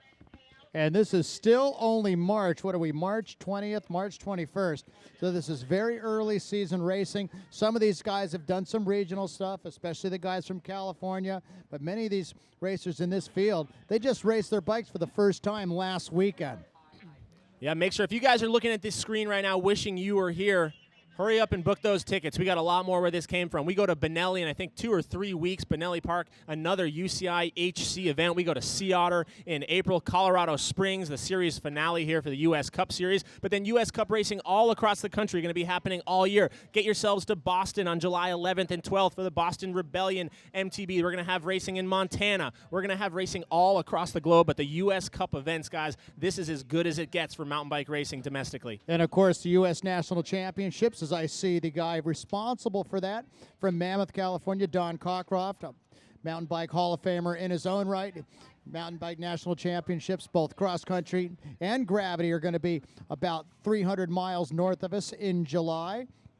Look at the sick watts there coming out of Howard Grotz, another rider, a young rider out of Durango, Colorado. You notice a theme here with not only Colorado, but the city of Durango, from Ned over into Todd Wells, Troy Wells, and then this man right here. You want to talk about watts per kilo? How about nearly 6, 7 watts per kilo when this guy starts stomping on it for a prolonged period of time? Now, this is a technical climb. It's not going to let him wind it up, but look at the way that he is just having his way with that machine, with this course, with this climb. I look for Howard to ride his way. Of course, a bronze medalist at the World Championships this past year in the U23 field. We talk about Anton Cooper. Well, this is our own version of Anton Cooper right here, and he's doing big things in Fontana. Yeah, you put him on a big mountain course at elevation, and arguably maybe one of the best climbers in America right now, and he's still only, as you said, 22 or 23 years of age. 4-time, 3-time collegiate national champion, dominant at that level. But we're back to the front of the race, and the story of the afternoon continues to be the great job the 40-year-old legend Todd Wells is having here this afternoon. He is throwing down and setting the tempo for, well, he's winning the 40-plus master men in this pro races. We see them go over the top, and it still looks like Anton Cooper, well placed, sitting second wheel. Gagne sitting fourth. That's Stephen Ettinger. No, that's not Ettinger. That's one of the Canadian riders who's moved himself up into third. Now this is where I look for those mistakes, Larry. Right over the top of the climb, the legs are screaming at this point. Everyone's just waiting for the downhill as we see Howard Grotz there making another pass as he goes in pursuit of the lead group. Guys, I would expect him to make contact here, but over the top, the legs are tired. You're seeing stars up there. That's where the mistakes are going to happen as they make their way into the backside of this mountain here in Fontana, California. Down the backside here, it will be Todd Wells, the Specialized Epic Machine, Specialized, a huge supporter of mountain biking domestically here in Southern California, and of course right here at the U.S. Cup event, and Todd really flying the flag for them here. A lot of the industry in support down here, but we have Specialized, we have Rocky Mountain, we have Cannondale, and we have Trek, all represented here in this front group. As you see there, Anton Cooper takes a drink, so it looks like the pace may be settling down here just a little bit as Todd keeps things conservative over the top. So it is Wells, Cooper,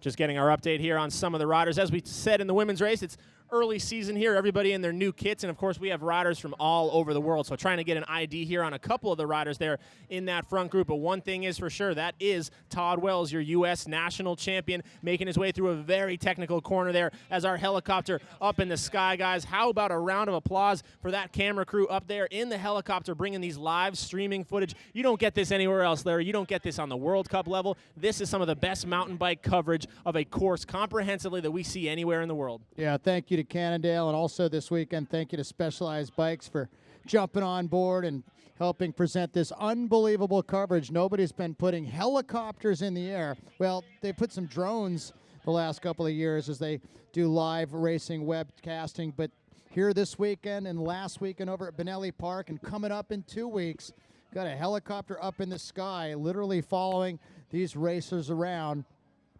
Southridge Park here in Fontana, California. Racing presented by Ride Biker Alliance, but it's still Todd Wells, front of the state of affairs, U.S. National Cross Country Champion. I think he's won that title 3 times.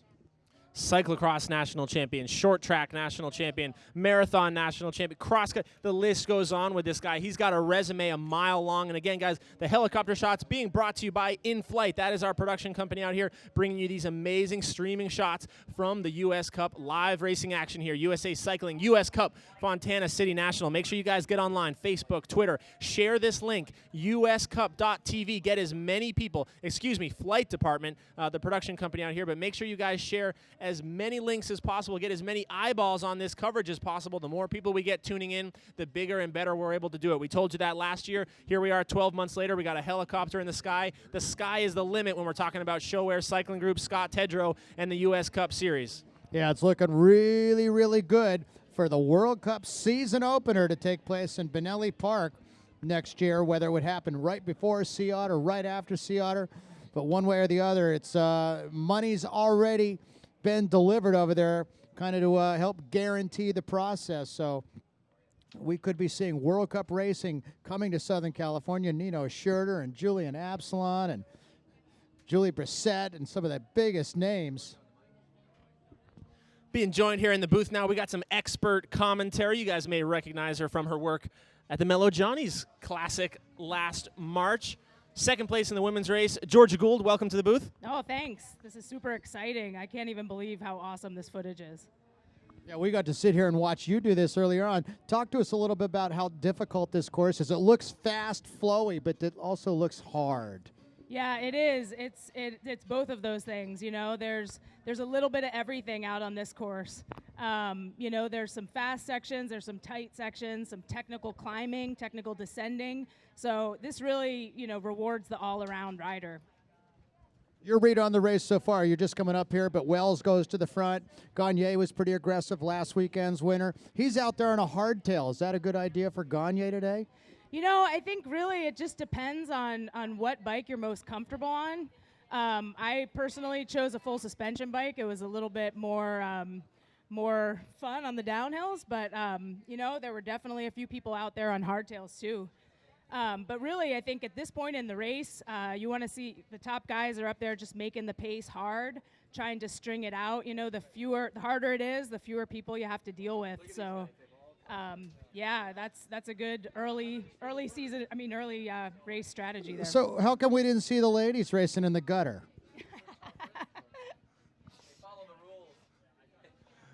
Some little sneaky lines there from Todd Wells as he continues to stretch things out. Georgia, just how important when we talk about the positioning off the pavement into that climb, into that descent, how important is positioning and how hard was it to make any passes on that section? It seems like no one's really getting around on that climb. Right, that first section of climbing single track after the pavement is really hard to get around.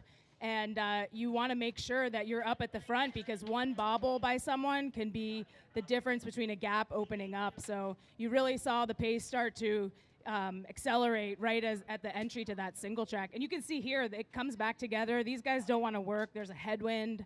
I was just going to say, how hard is it when a gap opens up? This section here, flat, downhill, uphill, windy. Everybody how hard was spun it to out. close it down? Right. I mean, it depends on how fast the folks at the front are riding, and you can see these guys aren't really pushing the pace too much, and it's allowing those guys that were maybe a little bit back there on the downhill to catch back on. As and we this, see, from our perspective, coming in this little, what was really a grunt climb. It was not that long, but it looked super steep, super bumpy. How hard was that part? Right here. Yeah, that climb, it's very short, but it's loose, and if someone bobbles in front of you, again, that could be a gap, that could be a couple bike lengths. So again, you're going to see a little bit of aggressive riding maybe from some of these guys trying to get up there, get second wheel, get third wheel, be towards the front, so you have less chance of the person in front of you messing up. now we look at the front of the race there. We think of the tactics, how you want to be at the front there, but I see two of the most experienced World Cup.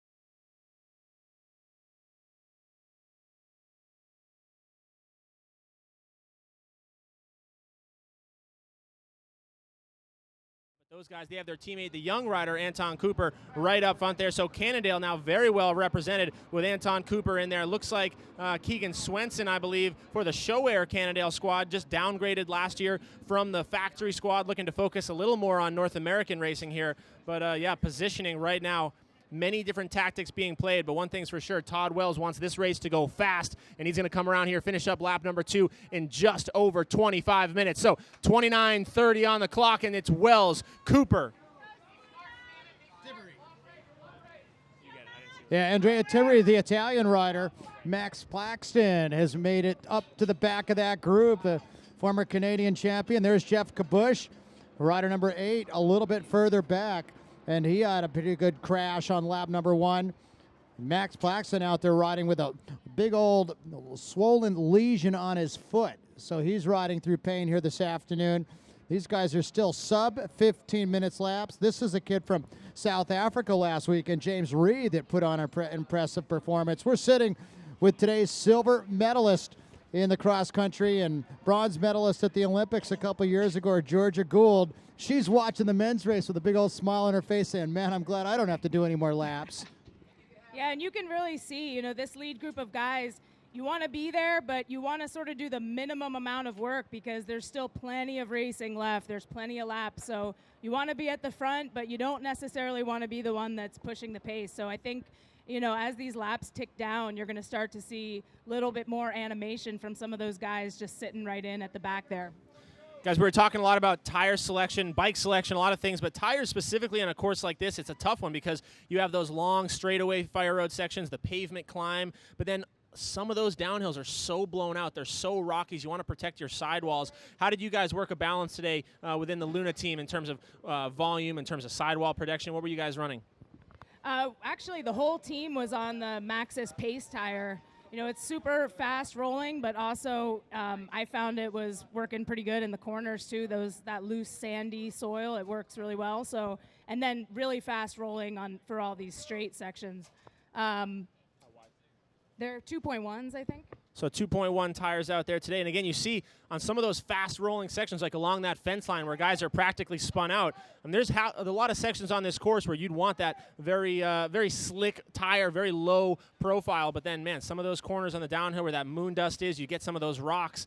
And we saw a couple of riders, not at the front of the women's race, but definitely some riders in there slicing sidewalls on some of the sharp, jagged rocks out here. So you got to work that balance. In the tech zone on this course, this lap a little bit longer than they shoot for with UCI Racing. You see our men doing just around 15 minutes. The women were doing in the 17-minute range. So if you do have a mistake and you're not close to the tech zone, it can be a long way around this course riding on your rim. So Wells still looking very comfortable. Keep those predictions coming, guys. I want to see them on Twitter. Hashtag US Cup Fontana. Let me see your top 5. Who are you guys picking out there? We have the Americans represented in Wells. Keegan Swenson is in there. This group right now sitting about 10 strong, but a lot of chasers. We saw in the women's race has Chloe Woodruff. We saw Connors. We saw Aaron Huck come out of nowhere there midway through the race. So there's a lot of guys in this men's race. Maybe we're on the 3rd or 4th row that are just now working their way, but count on it. Somebody will join this race at the front here, and it's just a matter of time. Let me see those predictions. Everyone's got their March Madness basketball brackets. I want to see your March Madness mountain bike predictions right now. And you know, all it takes is just a couple of seconds of these top guys sitting up and looking at each other to push the pace. And that's all it takes for the next chase group to catch back on. And we saw that in our WIT race and the women's race earlier.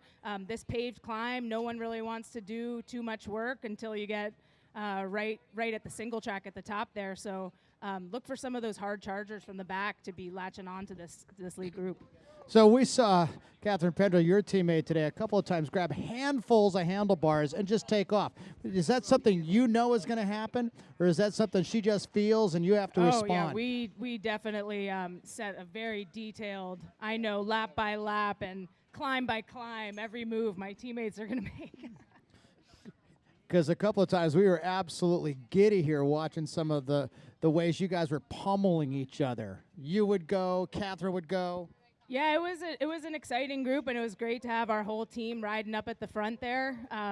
So good to see everyone feeling good. But, you know, this course, like I said, it's got a little bit of everything. It's got some places where it's flat, and team tactics can definitely play a role. So you'll see these guys looking around, looking for attacks. You know, someone might be launching an attack from the back of this group, and here's Anton Cooper, I think, going for it. And there goes Cooper just fighting there at the last minute for position into the single track. That attack brought to you by ESI Grips, guys. You see the graphic on the lower left of your screen there, and ESI Grips are some of the baddest, coolest grips out there in the sport of mountain biking right now. You'll see a lot of the pro men out here riding them, especially the guys who like to ride without gloves. They give you great traction. The silicone grips, even when your hands are sweaty, it's a nice soft touch, and it keeps you in control on these very technical trails. So we're really happy to have ESI on board as a big supporter of the series and this race here in Fontana, as Cooper now looks like he's starting to twist that throttle a little bit, stretching things out. Todd Wells, maybe just a smart move, giving him about a bike length or two, just in case the young guy makes a mistake here. But again, Georgia, you talked about it. Once you get going on this climb, there really is no passing. You've got to settle in and just hope that no one in front of you makes any mistakes. Exactly, and you know, it is a smart move to let a little bit of space in between, because you know, you can't really tell here, but this climb, this single track climb, has some real steep punches where there's some rocks, and you know, one wrong move and the guy in front of you can stall out. So definitely we want to be at the front, but not too close to the person in front of you. Guys, I'm seeing a lot of pictures coming in of you guys streaming this race live at home, connected to your big screens, connected to your computer. I want you guys to go on Instagram right now. I want you guys to take a picture if you're watching it on a cool setup, if you got it playing in the shop right now, or if you got your big screen running at home. Again, use the hashtag US Cup Fontana. You guys can tag me on Instagram at Colt McElwain, MCELWAINE. I want to see the setup you guys have back home. I know some of you are probably on your trainers right now down in your basement trying to beat this cold weather. Well, get on out here. We got a lot more US Cup racing coming up. Just a couple of weeks from now, you got another chance to be a part of the action back in Benelli Park, San Dimas, California, as Todd Wells has taken over control of the race. Cooper actually has a few seconds of lead now. He's really stretching it out, and I think you're going to see some of these guys behind Todd Wells maybe getting a little bit antsy, you know, not wanting to let that move go. Yeah, Cooper looking over his shoulder going, that guy's old enough to be my dad. I think I better drop him now. And he did, at least temporarily, as we'll sit a shot in front of our race here in a minute. Anton Cooper was looking really smooth through that section. But, you know, Todd Wells is such an experienced racer. You can tell he's not panicking. He knows there's plenty of race left and plenty more time. You know, anything can happen at this point. All it takes is one bobble and one corner. So I don't think you're going to see Todd panicking out there. Yeah, that was my mistake, guys. Caught me off guard as Cooper very quietly just rolled off the front of the race. Now he's going to crest the top of that climb all by himself. As we saw with Katarina, this is a course where it is hard to close gaps. We just shot a Sepp Kuss there, rider for the BMC Project Dirt Squad last year, a free agent, I believe, this year, looking for a ride here on the mountain bike, one of the most talented young under 23 riders on the circuit. But Cooper right now, one of the most talented riders, not just under 23, but across the boards in the world. And look who it is, Larry, jumping across that gap. It's the red, white, and blue jersey on the Canadian right now. That's our series leader in the jersey, Raphael Gagne, your winner last weekend. Yeah, Wells wasn't panicking, but Raphael Gagne is like, I'm not going to let this go much further. He looks like he's riding pretty well. So it looks like Gagne is just about ready to make contact with Cooper, and the rest of the group is not too far out of sight or mind for that matter either. It looks like that's Tiberi, I think, the Italian rider with Wells right behind him. A couple of Sho-Air Cannondale riders still present in that group, and I think that's Keegan Swenson and Steven Ettinger, our former U.S. national champion, looking good. Max Plaxton at the back of that, too. Fontana, this race has a great history of helping riders sort of break onto the scene. We saw Steven Ettinger sort of break onto the scene here a few years ago. I remember Max Plaxton as a young rider on the Rocky Mountain squad making a big result here to go top 5 back in the day. 2006, I think that was, so 10 years ago. And now you see Anton Cooper, a rider who by all means has a great resume, a world champion, a national champion. But to beat these guys, some of the top World Cup talent, we have World Cup winners, we have Olympic medalists in this race. This is a big statement here for Cooper to go off the front right now, still a teenager. A big result for the New Zealand rider here in front of a world audience in Fontana. And you know, the gap is pretty small right now, but as you saw in our race, you know, all it took was one little bobble. Emily crashed and Katarina got a little bit of a gap and she was just able to go with it. So, you know, it doesn't take much out there. Yeah, it seemed to us in the women's race, and we're watching the men's race, obviously, but had that bobble not happened, I think we would have seen a 5-up split. It seemed like you guys were all that even today. Yeah, you know, everyone was riding pretty strong. There was really no one that seemed like they were riding, you know, far and away above everyone else. So, you know, it makes for great, exciting racing. So, yeah, it was awesome out there. You know, Larry, we talked about how it was going to be one rider who snuck into that lead group, bridging across on the climb, and guess who? It is the former Canadian national champion, Max Plaxton, coming off the second, third row today. He's actually riding with an injury today in Benelli Park, developed a really bad sore on his foot, just new season, new shoes, starting off the year in the heat there. So Max, he's been limping around all week. He's got that thing bandaged up. I'm pretty sure the adrenaline's going to carry him through the day, but a tough man nonetheless to be pushing through that pain out here and riding his way into the lead group. Max Plaxton looked very good against Raphael Gagne last week, being the only rider able to catch Gagne, bridge that gap. Ultimately, Gagne was able to get away with a little bit better climbing, but today, all things are available. Just like we saw the Luna Chicks dominate the front end of the women's race, it is Cannondale Bicycles right now between all their teams, the Ride Biker Alliance, the Sho-Air Cannondale Domestic Squad, and right now it's the Factory Squad on the front. Anton Cooper in there, Marco Fontana in there, and Manuel Fumic, all very much still in this lead pack of riders. And if we could get Steve Blick to come up here and join us in the booth. Steve's around. Mr. Oakley, get over here, Mr. Oakley. Steve Blick down hanging out in the Oakley Lounge. I thought it was a VIP lounge. It's open to everybody. It just looks like a cool place to hang out. So I'm sure Steve's down there. He's got the barbecue going. A big supporter of mountain bike racing, the men's race, the women's race, and the series in general. Oakley, I mean, what can you say? You see him all across the eyewear here of a lot of the riders. The best out there, I think. Very, very good stuff as we make our way down this single-track descent. Georgia, how bad were the braking bumps on stuff like this? I mean, it all kind of looks smooth. It looks like it's just a nice, flowy bobsled track, but you see like that, just so many wheels skidding out. How bad is the surface? Exactly. You know, the more people that ride this course, you can really see the corners are getting loose and dusty. And if you're following too close behind someone, you can't see the trail. So it's definitely makes sense to give a little bit of room. And you can see here as they get back out onto the flat, there's plenty of time to catch back on, take a sip from your bottle, and things are going to group back together, I think you'll see. Yeah, you can just see the dust flying up there. I know you like dusty. And heat. She loves the heat as well. Hot, dusty conditions out here in Fontana. Saturday afternoon, just down the road from the NASCAR event happening out here in Southern California. But we've got the helicopter up in the sky, too. Some of the best coverage we've ever seen from the sport of mountain biking, especially domestically here, as Cooper gets back in that little rain gutter right there. So everybody just doing anything they can to squeeze out a little bit of an advantage. You see he's got to swing wide there to get ready for the corner, zipping up the jersey, trying to get low, trying to get arrow. Georgia, they're going to be on, what, a 38-tooth chainring and still spun out. Still spun out. It's super fast, and but then you hit this flat, and it just seems to always come back together. Although we see now this little separation at the front, and if these guys keep hammering, I think you might see this separation stick. That is a very young lead group. That is a changing of the guard right before your eyes as riders like Kabush, riders like Wells are being gapped now by 19, 20, 22-year-olds. But then here we go. It's that tactical savvy maybe of some of those World Cup experienced riders. Todd Wells did not panic on that entire climb. Cooper used a lot of energy making that attack, pushing over the top. Gagne used a lot of energy trying to sprint on the climb to bridge across. Wells uses the tactics to his advantage, and look at that, rolls right back into the group, and we're back where we started. And that's the Italian rider, Andrea Tiberi. A couple of top 20, 25 World Cup results, but really nothing huge to date. But it looks like he is coming into his own here in Southern California. Good ride last weekend as once again Anton Cooper goes to the front. And these guys, group of 6, are now coming back into that tough little section. They're going to be approaching the midway portion of this race here soon. They'll have completed 3, and there'll be 3 laps to go when we see the leaders here in less than about 3 or 4 minutes. Okay, that's him by himself right there. Yeah, and you can see there's a chaser coming up here.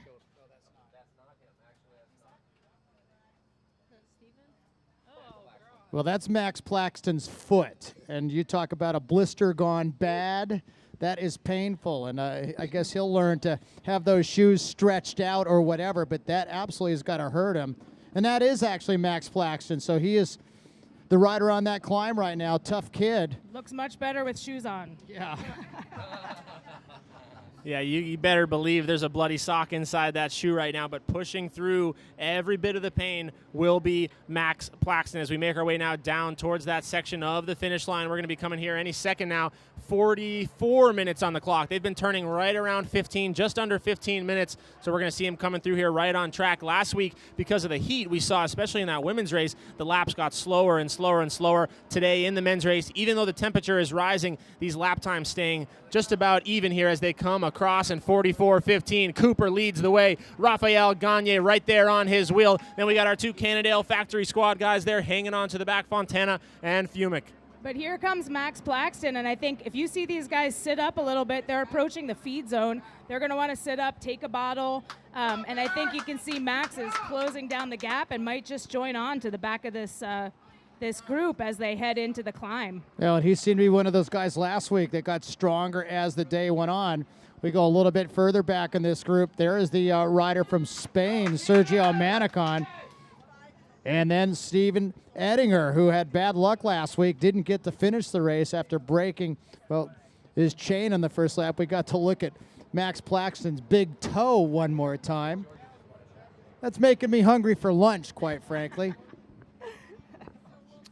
And here we go now. If there's ever going to be a section where the racing all comes back together, it's going to start right now. It all starts with the setting of tone at the front. Are they going to sit up? Are they going to look around? They just took a bottle from the feed zone. Are they going to take a gel and let the contact be rejoined there from the chasers? Or is somebody going to put their head down and blast across these straights? We saw in the women's race, it seemed like this is where Aaron Huck and Chloe Woodruff and Connors were able to close that gap as they approached the pavement. But right now, it looks like the front group here of these men, everybody's still staying committed, staying on top of the pedals, still putting out some mean watts here.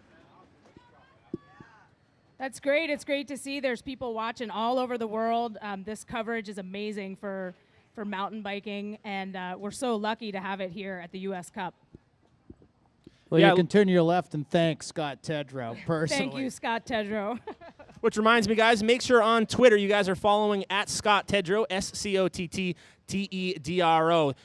He's going to be choosing 3 new followers today at Scott Tedrow. We're going to be sending out signed jerseys by all of the Lunachicks. So 3 signed jerseys going out to 3 new followers, and then Ride Biker Alliance at Ride Biker Ally. Follow that Twitter account, and you guys may win yourself a signed Ride Biker jersey by what I'm calling the Rookie of the Year, even though we've only had 2 races so far, and that is Larissa Connors.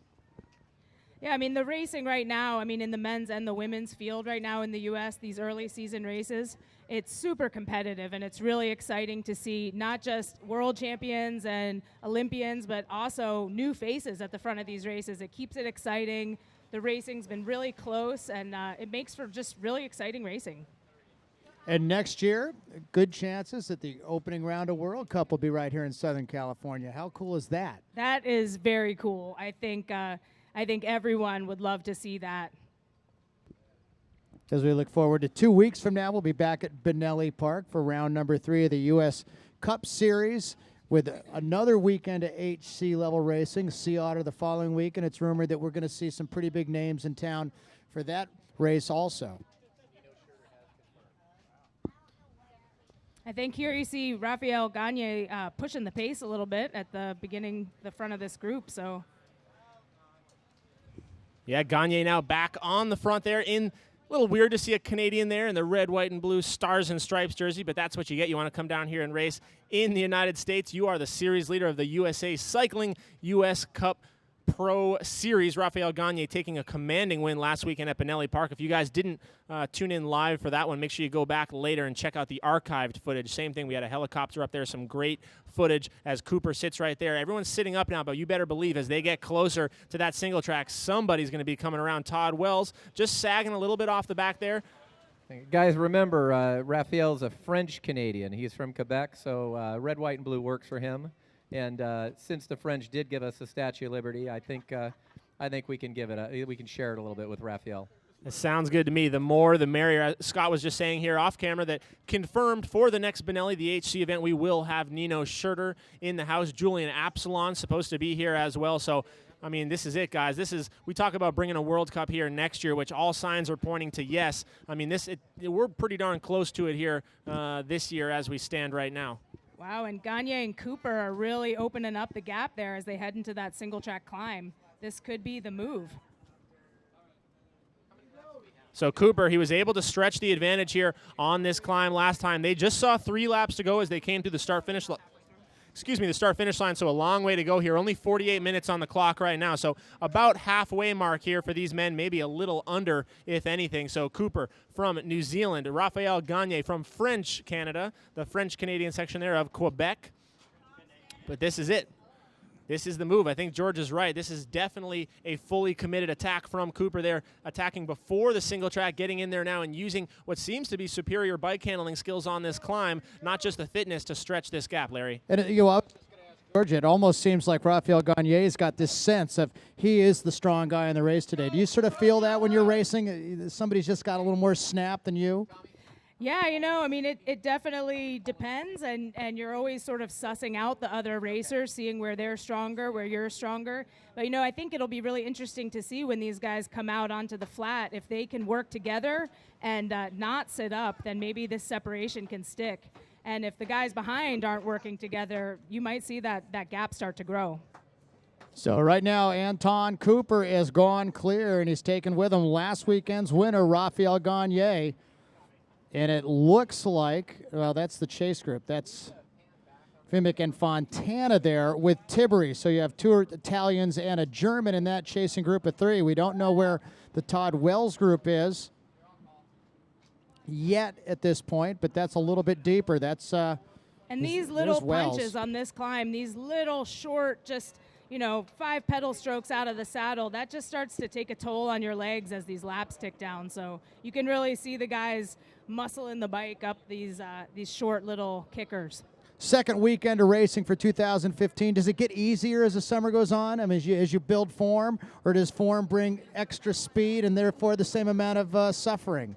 Well, I think always the first race of the season's a little shock to the system, and you kind of race into it a little bit, but especially having such strong competition out at the first races is pretty tough, but it's awesome. I mean, you always, as a racer, you want the fastest people there. You want to test your legs against the best in the world. So we're really lucky to have the best in the world here in Fontana, here in the U.S., and hopefully bringing a World Cup here for next year. Yeah, so that's still, I think, the second chase. That's Fontana, Fimic, and Tiberi, the Italian rider. Up front, And this Anton, section the here- Mini Cooper. They're calling him the Mini Cooper. Sorry. That's you can't really tell from the shot there, but that's a little bit of a gentle downhill, kind of a wide fire road, and you can see the guys standing up, stretch their back a little bit, take a sip of water before they go into this last little section of climb after the switchback here. So Mini Cooper and Gagne almost out of sight. It's certainly out of sight on some of the more cornery technical sections of this course.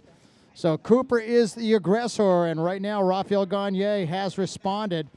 We're about 2.5 laps to go here this afternoon. The Italian rider Tiberi is leading that group of 3, and then I think it's Todd Wells sitting in 6th position all by himself. And I think you can see Max Plaxton there starting to catch on to these 2 stragglers here.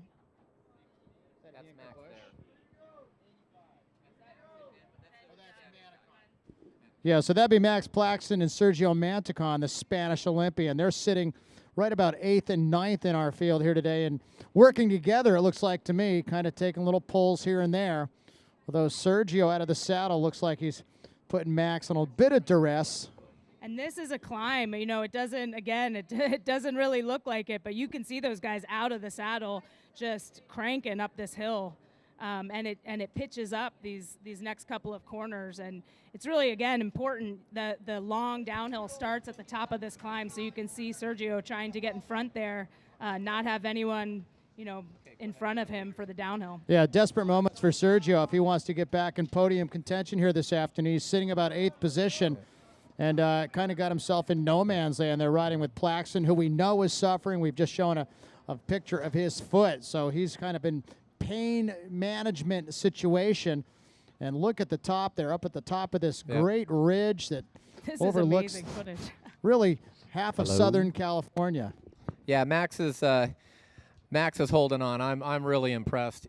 He actually said the flats and the climbs didn't hurt his foot. It was the downhill that really hurt his foot, all the bumps. So he's got his setup really soft today, but boy, my hat's off to him for giving it such a go. What an amazing race. This is incredible. Yeah, we're back at the front. That's Anton Cooper, Mini Cooper, as they're calling him now on Twitter, and Raphael Gagne. And they are clear and trying to gain some real estate, very expensive real estate. If you could buy that in Southern California, you are extremely wealthy. But Cooper and Gagne are your leaders. And the chase there, that's Tiberi. No, that's back to the front. But probably 10 seconds, something like that, is a group of 3 with an Italian, 2 Italians, and a German. Absolutely, and but never, never say never. There's anything can happen out there. All it takes is one mistake, or someone has the open trail in front of them. They can maybe descend a little bit faster than when you're right on someone's wheel. So you never know. Once you get out to this flat section, again, are these leaders going to work together to keep that separation, or are they going to sit up and allow these next 3 racers to catch back on? You guys were going so quick this morning. Was lap traffic a factor at all? No, we didn't have any trouble with lap traffic out there. They do a great job here. The organization is super pro. They keep the course pretty clear out there. Yeah, we saw Katerina have actually 1 or 2 people she came up on and had to slow down, and I think they were in a state of panic too, trying to figure out which side of trail. But I think by the time that you guys, as the chasers, got to them, you were pretty much, they were diving out of your way. Yeah, I think everybody, all racers understand how that is, so people are usually pretty good about letting the leaders pass by. And here you can see these guys are getting down to the last bit of this long single track downhill. There's a few tight turns, a few technical spots. Get out of the way, Derek. Get out of the way. A little bit of lap traffic there, the hometown Big Bear boy. Well, that's Derek Herman. I'm screaming, get out of the way, Derek. All right, but there goes Cooper throwing a bottle. Gagne right on his wheel again. For those of you just joining us, I'm Cole McElwain in here with Larry Longo and Georgia Gould, your second place ride today in the women's race. And we are at round number 2 of the USA Cycling US Cup Pro Series here, the Fontana City National, presented by Ride Biker Alliance, Cannondale Bicycles, Specialized Bicycles, throwing some big support here today. So thank you guys for joining us. Go ahead, get on Twitter, get on Facebook. Make sure you're sharing this link www.uscup.tv. Live mountain bike racing taking place right here on your computer screens. I got mine right here. You guys, I've seen a lot of your pictures coming in. We got guys literally on their trainers right now, right in front of the 50-inch monitor, just throwing out 3 by 20-minute intervals. This is awesome stuff for the people who can't be here, not just in the U.S., but around the world as we come back to that fence line. And here we go again, 120, 130 RPMs, and everybody's chasing for their life. Totally spun out. Gagne is just going to sit there and let Cooper do some of the work. We heard from Georgia Gould a little bit of a headwind in this section, so it's certainly easier to be the one kind of hiding behind your leader out there, drafting, if you will. But you have to decide, is it worth it to sit up and not do any work and let those guys catch back? Or do you go to the front and maybe push the pace a little bit, help out in the, hopes that you get away and you just only have to race one person at the end of the race? Yeah, the odds go to 50-50 if these two stay away, but right now Gagne has been, on the hardtail. You can assume that he's had a little bit harder of a descent as we will open up and pan back and see. Well, here you go. It looks like they are working together a little bit, and so maybe you'll see this separation stick, although it looks like that chase group is also kind of organizing and working together a little bit. Guys, talking about our worldwide viewership here, Cannondale Bicycles all over the front of this bike, all over the front of this race, and Cannondale Bicycles obviously all over the world here. We have Dave Manchester joining us from Taiwan, Scott? Yeah, Dave Manchester. He's the Vice President of Sales for Cannondale. He's really the man most responsible for helping me this year. Brian Emmel, Dave Manchester, Peter Wood from Cannondale, I can't thank them enough. And Dave just sent us a text from Taiwan. He's watching the race live in Taiwan right now. So Dave Manchester, Brian Emmel, Peter Woods, Cannondale, Doral Corporation, thank you very, very much for the funding you've given and all the support. Cannot do it without you. Dave, hope you're having a good time there. Well, we just saw them exit the Fire Road section, and Gagne in the series leader's jersey and just about ready to finish lap number 4. A total of 6 today. And these guys maintaining pretty consistent laps. They're going to be coming up well under 15 minutes average per lap. As the leaders, here they are in our sight here at the finish line. Raphael Gagne and Anton Cooper are going to see 2 laps to go, Colt McElwain. Yeah, Larry, I'm going to have to get official confirmation on this, but that might have been the fastest lap of the day. You saw Cooper there really light things up on the pavement. Now it is Raphael Gagne through the start-finish line. Raphael Gagne with 60 minutes, 59 minutes and 1 second on the clock as he goes through, and there is Cooper sitting right on his wheel. Those two have a big enough gap now. They can start playing the tactics amongst themselves. Who's going to sit on? Who's going to launch the attack? Or will they realize the talent that is behind them and maybe work together just a little bit longer, try and play this out? Now we see those CFR boys coming to the front right now. It is Germany, Canada, and Italy represented in the chase with Manuel Fumick, your winner, I believe. Dan McConnell was your winner last year, but he was our second place finisher here last year. Todd Wells coming through, flying the flag for the USA. Well, Manicon's about ready to catch Wells. Wells looked like we were maybe going to catch the group of 3, but you know who looked the freshest in that chase group was Fontana. He just kind of be sitting up. He's wearing his baggy shorts. He's looking like he's just on a casual ride. So maybe he's saving something for these final 2 circuits. Marco was good on this course. He had this race. A lot of people think he had this race won last year. He was caught on that long straightaway downhill along the fence last year by 2 riders able to work together. Ultimately ended up in the bronze medal position last year, but a very strong rider. He's got a punchy acceleration. If he can get in that lead group on one of these climbs, he might be able to bridge across, might be able to get across, and then if you let him free on the downhill, there's not a lot of guys that can hold his wheel. So look for him maybe to turn things on a little later on. You see his teammate, Fumick, there doing a lot of work. Max Plaxton for the Cannondale Sho-Air squad having a good ride inside the top 10 as well as he tries to ride his way back into the front group. But right now, 2 young riders, New Zealand and Canada, off the front, and it looks like it's their race to lose. Again, as we watch these guys come through the start-finish, I mean, I'm really struck by the speed those top 2 guys came through. They really looked like they were working together, keeping that pace high, and really, really interested in maintaining that separation. I want to give a shout out to the World Championship broadcasting being done here by Colt McElwain, by Larry Longo, and by Georgia Gould. Georgia, I think you may want to get off the bike and get on the mic. I mean, you're pretty good on the bike, but I mean, my God, what's going on here? It's anyway, all part of my I can't say thank you enough to Colt and to Larry. They've been big supporters for a long time, and they make this broadcast. It's amazing, amazing. You guys need to follow them on Twitter. I don't think Larry's so old, I don't even think he has a phone, but Anyway, thank you, Larry. Appreciate it. Thanks, Scott. I'm still Thank you, using Scott. cans and string. You guys can write to Larry at 240 P.O. Box. Let him know what your predictions are for the race. Pony Express brings me the mail. I do live in Big Bear. All over the front now still, guys. It is Cooper. And like Georgia said, the speed at which these guys are flying around this course right now, well, there's a reason they're in front, and that's because they have a different gear right now. I also, one more thing. Sorry for getting on here. I want to thank my wife, Kimberly. Thanks for putting up with me. I want to thank my daughters, Kinsey and Alexis. I never stop working to get this stuff done, and they really support me a lot. So I just want to say thank you to my family.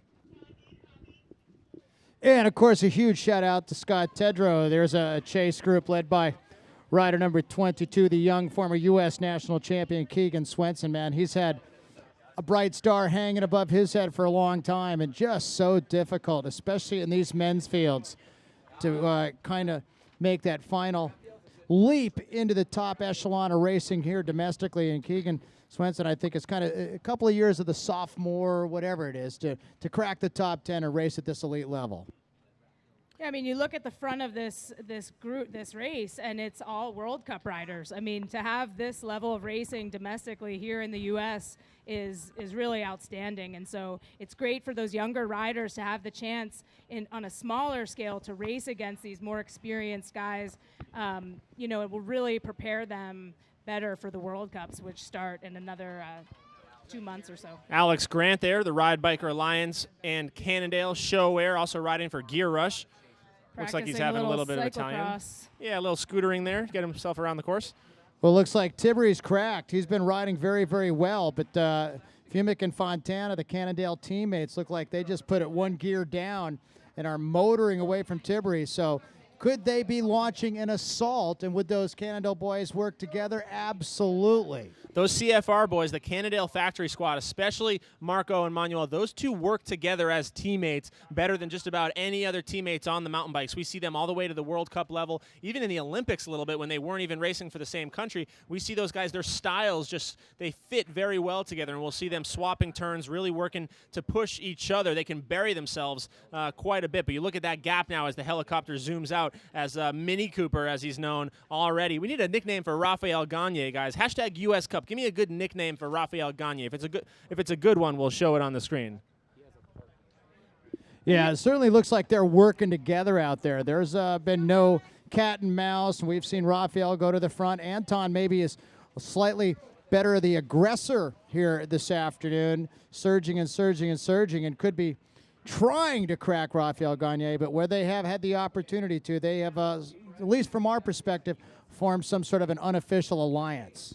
Exactly, and you can really see these top two guys are not really showing any sign of fatigue. You know, they're maintaining that high cadence. They haven't sort of slowed down at all, really, and so it's going to be interesting to see if they can maintain this till the end.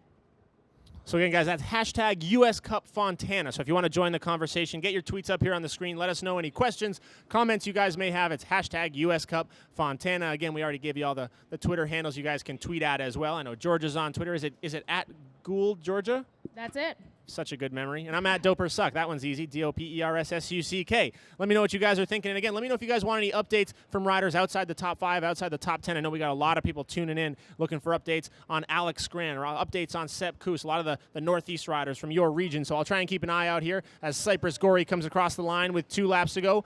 We have, 1:05:19 on the clock. They see 2 laps to go. This is going to be a hot 25 minutes of racing to finish off the day. Cooper and Gagne. Larry, are these guys working together here, or are we still racing at the front? I think right now Rafael Gagne is just kind of giving him a little personal space. He saw what happened in the women's race when Emily Batty bobbled, and that was the difference, literally. Katarina Nash was able to launch after that and rode solo to victory. So I think right now Gagne is just saying, hey, I'll give you a couple of bike lengths. I'm just kind of marking you pedal stroke for pedal stroke and making sure you don't take me down if you make a mistake. Go ahead, guys. Follow at Luna Pro Team on Twitter. We're, of course, joined by one of the stars of that squad, Georgia Gould, here in the booth. But the talent on that team is just ridiculous. The world champion, Catherine Penchel. We are sitting here with our bronze medalist from the Olympics, Georgia Gould. Katarina Nash, a multi-time winner here, the winner today. Up-and-coming riders like Magali Roche. Make sure you guys follow them for all their updates as they travel around the world racing the top mountain bike events on this planet. And, of course, Ride Biker Alliance, guys. There's a lot of cool giveaways today. Make sure you follow at Scott Tedrow and right there at Ride Biker Ally. You're going to be giving away some Ride Biker kits, a signed jersey by Larissa Connors, and just a cool company to follow, guys. They're doing a lot of big things here and building community in the sport of mountain bike racing, giving everybody a chance to get on a good team, make their way to the pro ranks, as we saw with Connors in the women's race, able to turn a little bit of support into a lot of support with the help of Sho-Air Cycling Group and guys like Scott Tedrow. We saw Alex Grant out here in the men's race riding for the Ride Biker Alliance. We're going to see Sam Schultz, an Olympian in 2012. He's riding for Ride Biker this year as well. So these two, though, still right now, it's New Zealand on the front, Canada right there, the Quebec rider, as we come into this downhill, and just a gorgeous landscape here in Fontana, Georgia. We talked about it during your race. It maybe isn't the place you would just go to ride with your buddies on a Tuesday night, but when this course gets raced on, there's just something about the flow. It just feels good. It races well. It makes for great action every time. You know, I would have no problem riding this on Tuesday night with my buddies. I think this is really world-class trails here. And as you can see, it's a great place to have a race. A little bit of everything out there, and great camera footage we're getting today. So thanks again to Scott Tedrow and Sho-Air for making this possible. I mean, this is just, unprecedented for our domestic racing here. It's really an exciting way to kick off this season. Well, I can tell you that Don Jackson, the local promoter of the SoCal Winter Series, would personally invite you to come and race every Saturday from January right up until about 2 weeks ago. He'd probably even rent you a house in the neighborhood, Georgia. No, really, this is one of my favorite courses. It's, even when you're suffering out there, and you will suffer if you're racing on this course, it's still, you still have that little bit of a grin when you hit the downhills. So it's really one of the best. Hey, we also want to send a shout-out to Kenda Tires. A bunch of years ago, a guy named Jim Wanamaker, who was Mr. Kenda Tire at the time and literally put that brand on the map and convinced the powers that be at Kenda that mountain biking and making tires would be the future of the sport. And they enlisted guys like Eric Carter and Brian Lopes and John Tomac and Tinker Juarez, some pretty legendary names in the sport, to become their tire designers. And ever since, Kenda Tire has been a huge supporter of racing domestically. In the last bunch of years, a supporter of the U.S. Mountain Bike National Series, and obviously now right up to date U.S. Cup. So thank you to Kenda.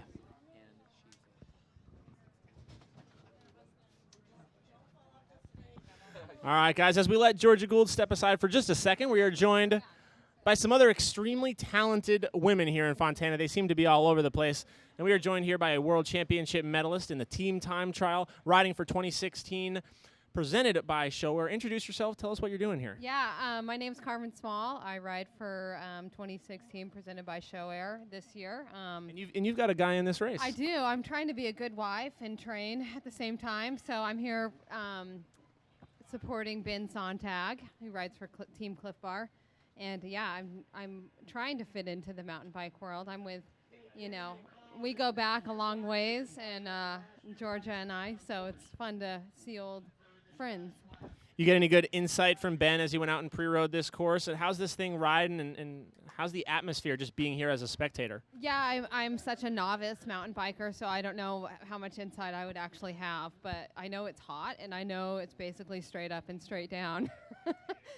So.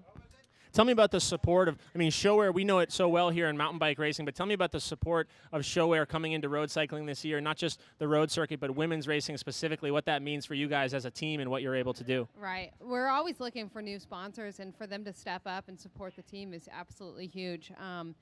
Road is such a different entity than mountain bike, and for them to, show support in both mountain bike and road is pretty intense. It's good for the sport. It's good for all of the sports or all of the disciplines. So we're pretty excited to have them on board. Some crazy moves here taking place on the screen. Everybody getting drifty here as they make their way into the downhill. I like the nicknames coming through, though. I'll go with it. I'll go with whatever. Mini Cooper is still better, but he's got a park named after him. Raphael. All right, that's a good one. That's a good one. Keep them coming, though, guys.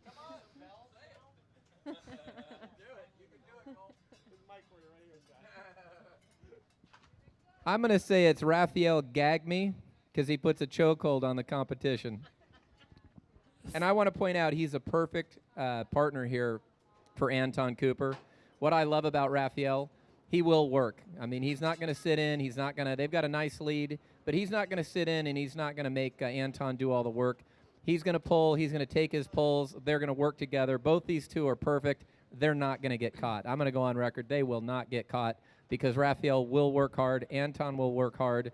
This is amazing. You've got Raphael, he's a legend in Quebec, and then you've got an up-and-coming legend. I mean, if Anton can keep it up, and you saw the little flick of the elbow that Raphael gave to Anton, and he had no problem pulling up. I love seeing that. I love it when two guys can get together and say, hey, let's make it all about the two of us. Let's not let anybody else get involved. So hats off to them. Whoever wins here is going to be amazing. So it's Raphael, gag me, baby. It's official then. 50 Shades of Gagne.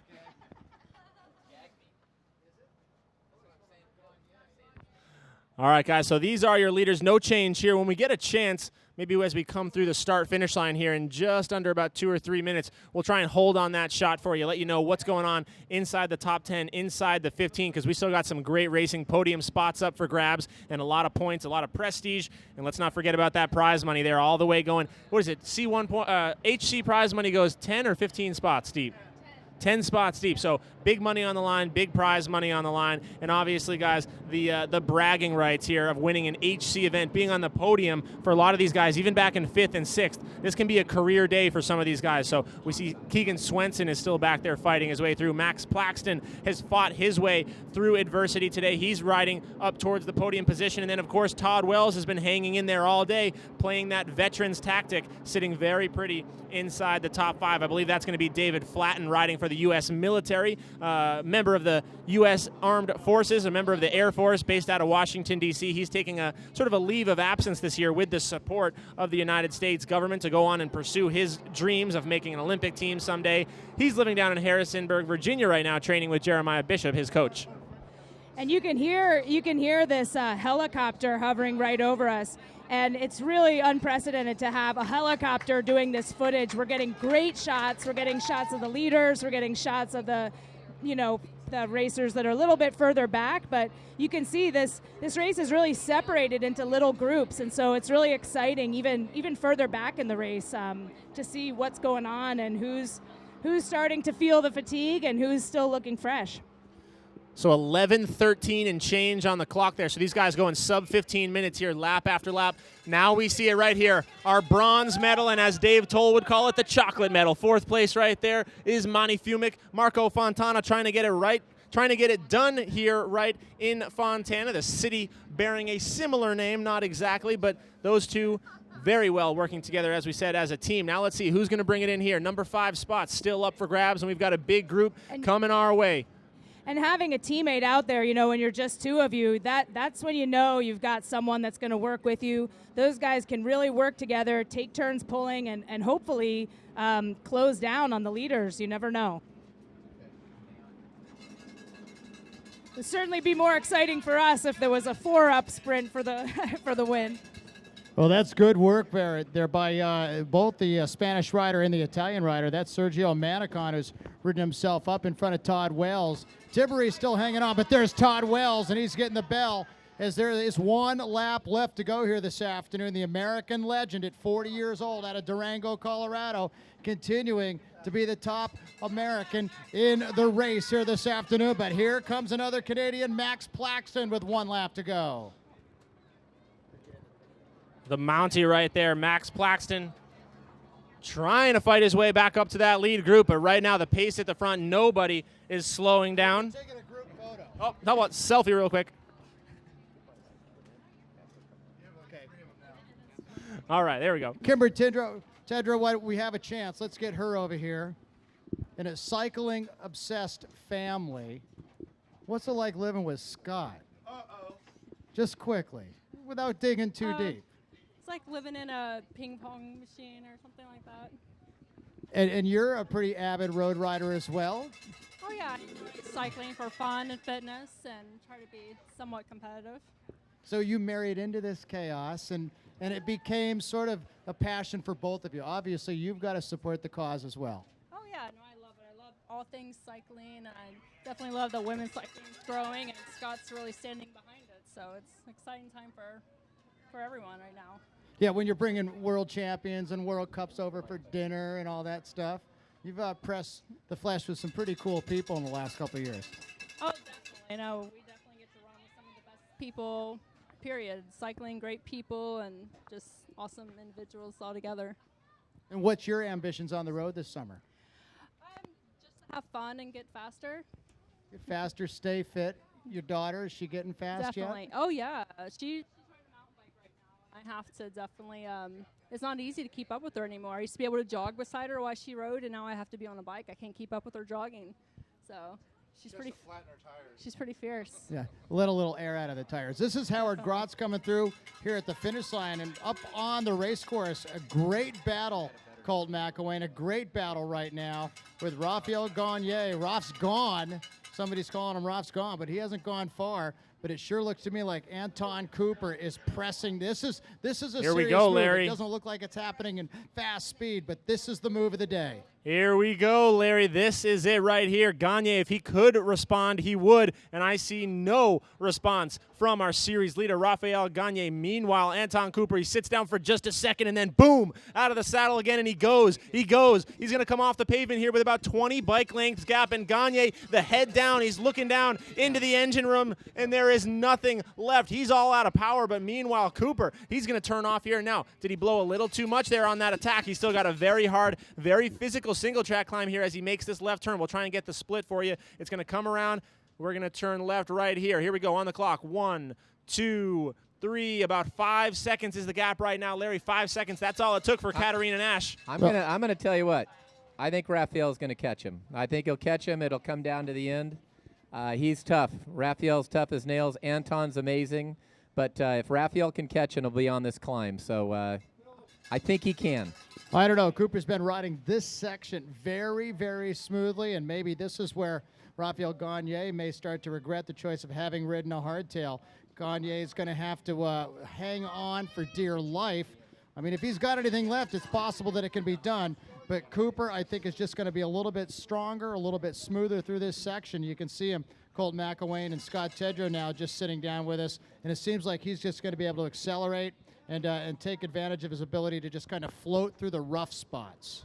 Yeah, talking to Georgia Gould, who just came off second place in the women's race. Georgia, when you make an attack coming into a climb like this, you might have 500, 600 watts at your disposal on a trainer, but how hard is it to put out those watts on this physical climb where there's so many corners, so many rocks to get over? Cooper here looks like he's really just fighting that machine for every pedal stroke. Yeah, absolutely. And, these guys haven't exactly been slacking the last few laps. So, down to the last lap, you're digging the bottom of the barrel trying to get any last little bit out of your legs. And it is hard. And those guys are both just murdering themselves trying to stay in contact with each other. And both of them want to be around for the finish. Well, you can see Cooper right now, Anton Cooper, the former junior world champion. And we talked about it earlier, Colt McElwain alluding to the fact that World Cups the last few years, he was running lap times, although they were doing less laps than the elite riders, but he had the speed at a very young age. Now it's about developing the endurance, and that endurance that he's hoping to have is going to come into play here this afternoon if he's going to take the win. Right, and it's not always just the endurance of your legs, but the fatigue of this very physical course, really takes a toll. All of those little rock drops, those little punchy climbs, you've got to be on it the whole time on this course. So, as you get closer to the finish, that fatigue starts to settle in. So you see these guys both just charging, and it looks like Gagne might be making contact here on this next little climb if he can just dig a little deeper. How much of is it physical at this point, and how much of is it mental? Do you just shut the mental part of it off and say, go with what you got? Absolutely. It's just, this is the time in the race when you think, how bad do I want it? And, both of these guys want it bad. And, we do have a little bit more climbing here, a long downhill, and then it'll be really interesting on that really long flat section with a headwind to see, who's the better time trialer here. Well, I just saw a look over the shoulder, and that always is indicative of a rider who's beginning to wonder, and you just saw a second look. Is he closing in on me? Should I maybe start to rethink this plan? But he's all in, I think, with this move, Colt. Yeah, there is no cracking taking place right now. There is no sign of letting up from Anton Cooper. That gap still sitting right where it was, about 5 seconds. He opened up that initial selection on the pavement where Rafael was unable to respond or maybe unwilling to respond, thought that he'd have an easier time closing the gap on this single track, but they come into this very steep, very technical section now. It looks like Cooper is through clean. Now the pressure's all on Gagne. He's on the back foot. Larry, you talk about how it's easier all the time, or sometimes I should say, to be the hunter, but in this position, I think putting the pressure on, being up front, making somebody chase in a situation, especially Gagne, as you said, on the hardtail coming into this descent, he's going to have a lot of work. He's going to have a big task on his hands if he wants to close that gap down on a very talented bike handler riding a very fast full suspension Cannondale Scalpel.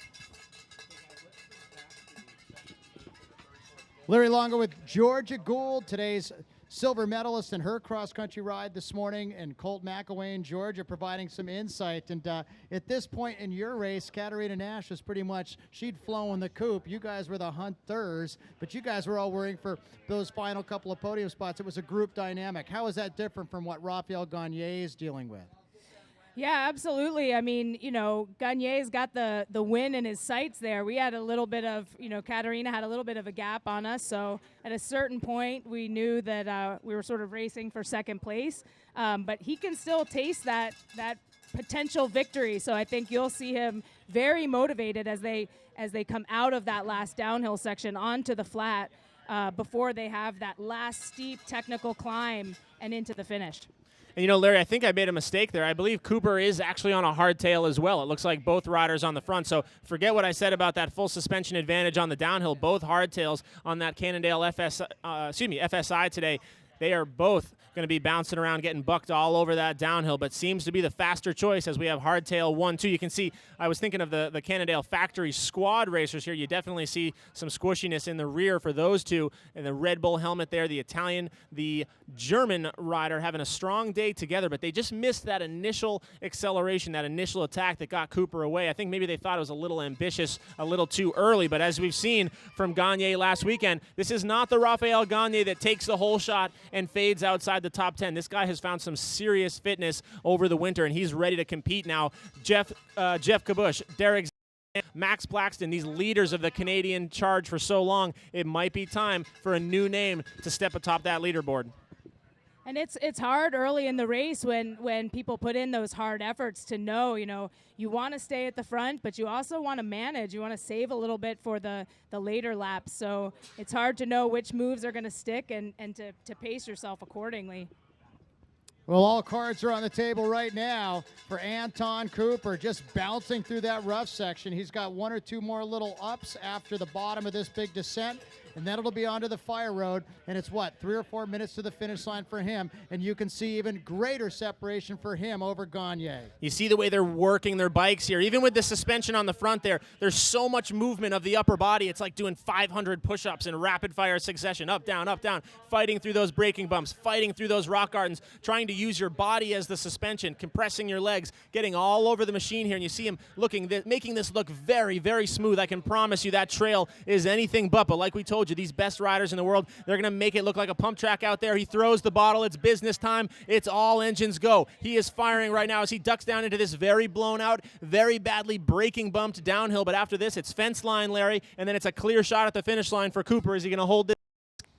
Yeah, these guys are leaving it all out there. I mean, now is not the time to be riding conservatively. So, you know, everything you got on this last couple downhills, you're taking the risks, you're staying off those brakes, and you can see Anton is just charging down here. He is not waiting around to let Gagne catch up. Well, through the Cooper Canal, the drainage ditch it is, about a mile out from the finish line right now. And remember, this is HC points on the line this afternoon. So both he and Gagne stand a huge opportunity to take up huge chunks of those points and prove their World Cup roll-up positions later on in 2015. Oh, this is it. This thing is not going to be denied for Anton Cooper. We are about a half a mile from the finish line right now. And look at Cooper out of the saddle and absolutely charging. It looks like he just put a 55 tooth ring on that bike. The way he's out of the saddle, sprinting down this false flat, 30+ miles an hour on the hardtail mountain bike. That is pedaling efficiency right there, guys. Look at him again, charging, not looking over his shoulder, Larry. It doesn't matter who's coming up behind him. He is 100% committed. There is no more gears to go.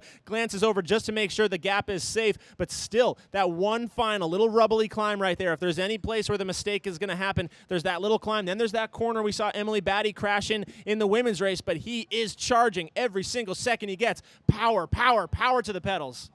Yeah, obviously something left in the tank here. A few more matches to burn, Georgia Gould.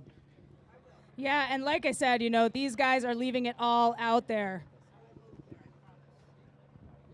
He's going to be riding right now again, guys. So he is, in fact, on a hardtail, that Cannondale FSI machine, the new hardtail race machine from Cannondale Bicycles. We saw it premiere last year. He's got that lefty fork on the front. It's going to be fully locked out as he's out of the saddle, charging down those sections. A very, very fast machine here, made for this day. We saw a lot of people saying that full suspension was the choice, but on this bike, with its geometry, the handling abilities of this new FSI, you see Cooper here just over and over and over again, able to punch it not only on the climbs, but this gap opening up on the downhills as well. Cooper riding to perfection here in Fontana, California. Cole McElwain, Larry Longo, Georgia Gould here with Scott Tedrow in the booth, guys. This is the USA Cycling US Cup round number 2 from Fontana City National. Welcome to the world stage, Anton Cooper. This is going to be a career ride, Larry Longo. Yeah, I was just thinking, Georgia, what's going through his head? Don't make a mistake. Absolutely, but here he's turning on. He's got just a couple more corners, and he can taste it. This is an amazing ride, a great late race move.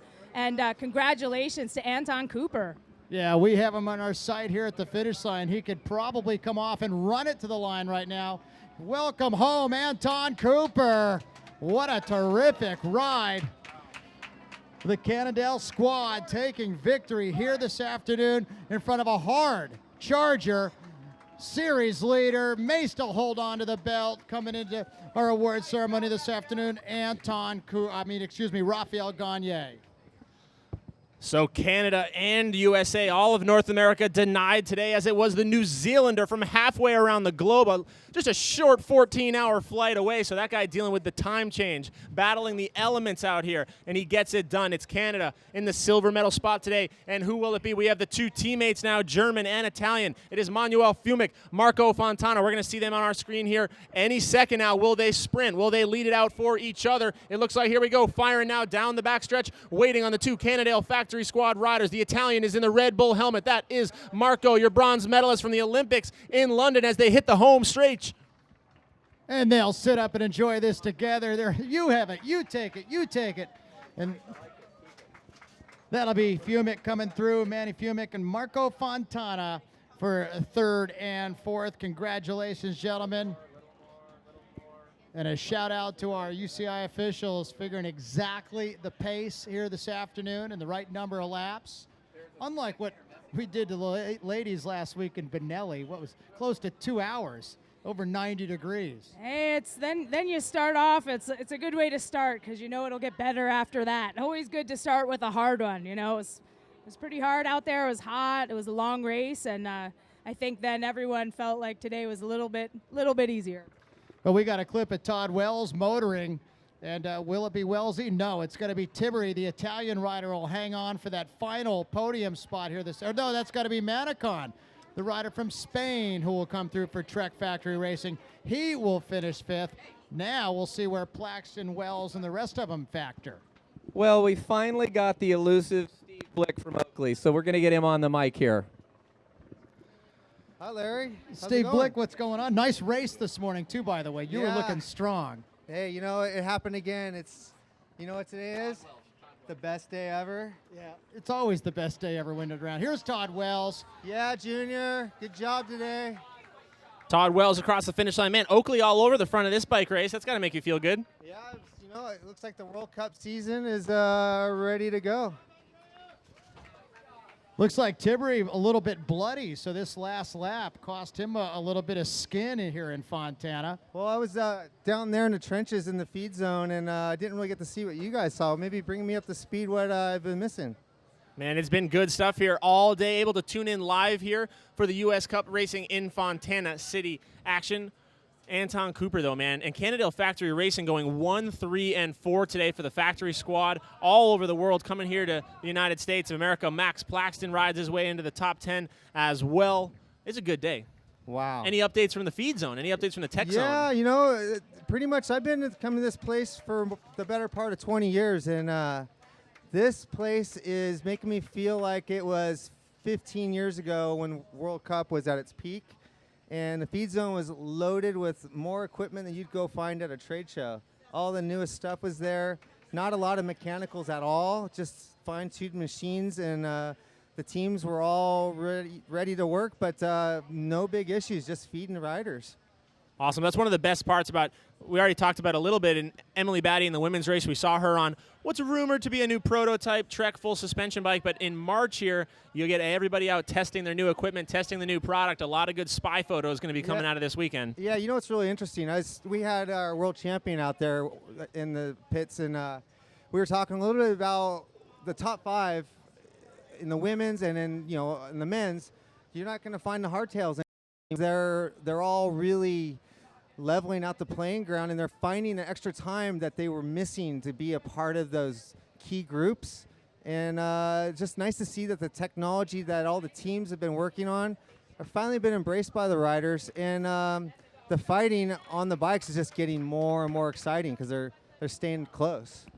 Yeah, those full suspension machines now, it used to be a real decision between, do you want to carry that extra weight, have the worst pedaling efficiency, but nowadays we're talking about sometimes less than a pound. The pedal, when you look at those electronic lockouts, or in the case with Specialized bicycles, those automatic lockouts, it's really all things being equal. Although today, though, in the men's race, hardtail, 1, 2. So hardtails, they're not dead, but yeah, they're on their way out.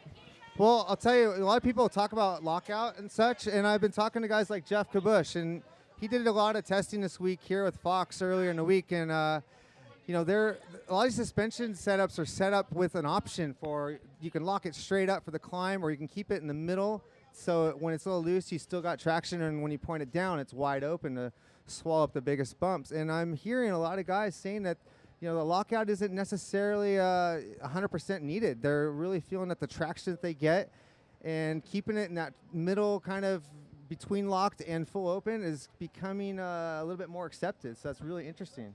Yeah, I did a lot of riding last year on the Cannondale Trigger, sort of their all-mountain bike, and same thing, it has a dual suspension system, it has a lockout, a climb mode, a trail mode. You start out with your cross-country mindset, locking it out on every climb, and then you realize, hey, how about the cross-country setting's pretty good, and then a couple weeks into riding that bike, you just leave it fully unlocked the whole time. The geometry is so good, the pedaling efficiency is so good across the board, and you realize once you learn how to deal with some of that sagginess, you can actually use it to your advantage on a lot of these technical climbs, Larry. I'm going to jump in real quick. Max Plaxton rolled through in 8th. Morka was 9th. Yamamoto, the Japanese champion, was 10th. Former Canadian champion Zanstra was 11th. Stephen Ettinger rolled through in 12th a minute ago. Russ Finsterwald, 13th. Howard Grotz, the up-and-comer, 14th. Keegan Swenson, 15th.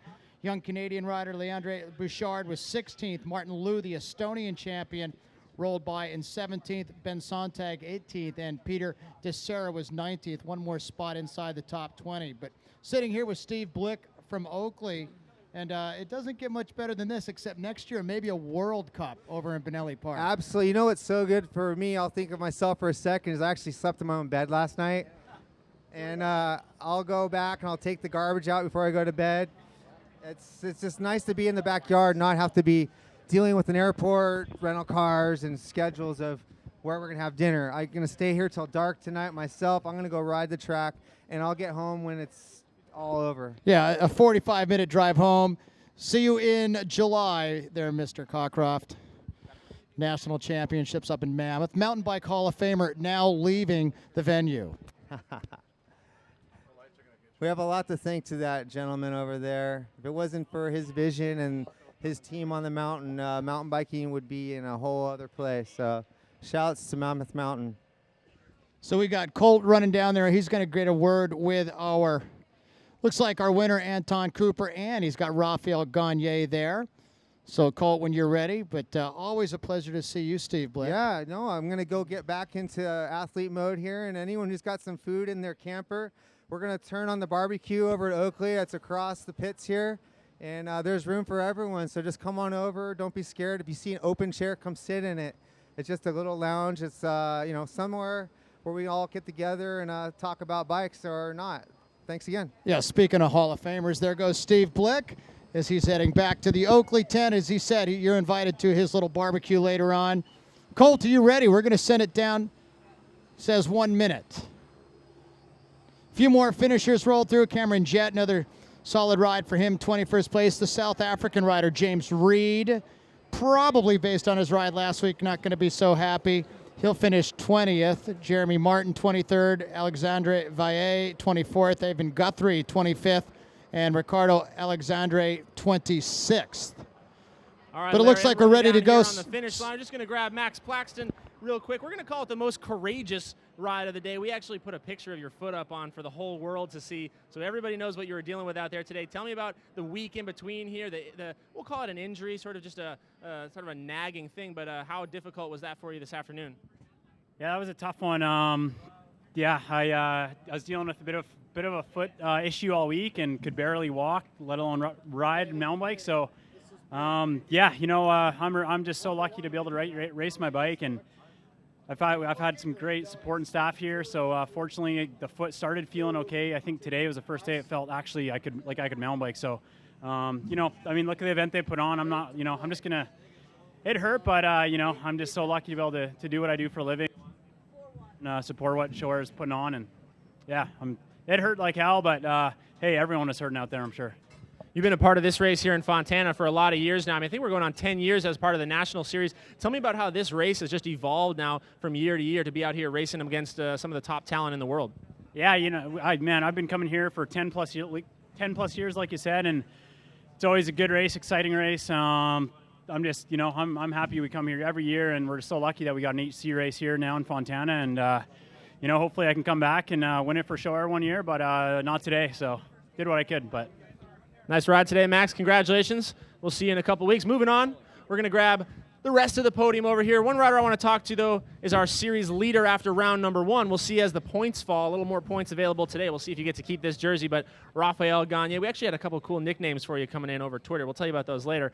But Rafael, second place, silver medal on the day. A strong ride for you, man. But tell me about this guy over here. How did it eventually break down? I mean, good job to Anton. He's a super tough guy, and I was just hanging on second last lap, and he did break me on the pavement climb on the last lap, and I just, you know, sort of paced myself. I tried to come back over the top of the climb, but I couldn't, and good job to him. I think he's taking over the leader jersey, so good job. I felt stronger actually today, so I mean, I'm super happy with my race, and yeah. The event was awesome, the series awesome, so congrats, and course was like super cool, really liked it. In the years, I mean, it's not a new thing for us to see you take the whole shot on lap number 1, to lead the race on lap number 1. It is kind of a new thing at this level to see you still there on lap number 4, lap number 5. Tell me about the changes you've made over the last 6 months, 12 months to be able to still be there now and be, you know, the top Canadian, the top North American these last 2 weekends. Not much have changed. I mean, micro change, just learn from your wins and learn from your defeats. And I actually wanted to come in the early season maybe with less pressure and you know, less emphasis on performing at this time of the year to sort of be fresh and fit throughout the year. All right, thank you, Rafael. We're going to move on now to our first, our third, and our fourth on the day. The entire CFR squad out here. You guys put on quite a show. We'll start with our third and fourth place riders this afternoon. Marco, strong day for you here in Fontana. Tell me about, you guys found yourself together sort of working as a team out there, but how hard was it to catch this guy today? Well, Tony, we both knew that he was really in a good shape. He came from Oceanias and, you know, nationals, so he came here with a strong shape, and when he just did the move, I mean, I personally couldn't follow his speed, and I just tried to control the race just in the back of the group. And yeah, I found Manny as a mate just for half a race, and it was like just a good speed, and yeah, improving a lot from last week, and I felt good, but I couldn't move forward. Manny, tell me about the course out here this afternoon. It looked, I mean, you guys make it look so flowy out there. You're just pumping through that stuff, but it's actually pretty blown out in terms of the dust and those rocks out there. How did you find the course today? And I noticed you guys had some different bike choices even within the team. It might look easy, but it was not. So in the end, it was pretty dusty, rocky, and loose, and every lap changed quite a lot. So you couldn't choose the line twice. So after one lap, everything changed. And in the end, I was super happy with the race. I mean, it was a close race until lap 4. We were more or less a big group, and then Tony made the move, and like Marco already mentioned, and we found each other and worked pretty well together. And in the end, we took first, third, and fourth place. Quite happy for the CFR team. So again, the rumors are we might be coming back here for a World Cup next year.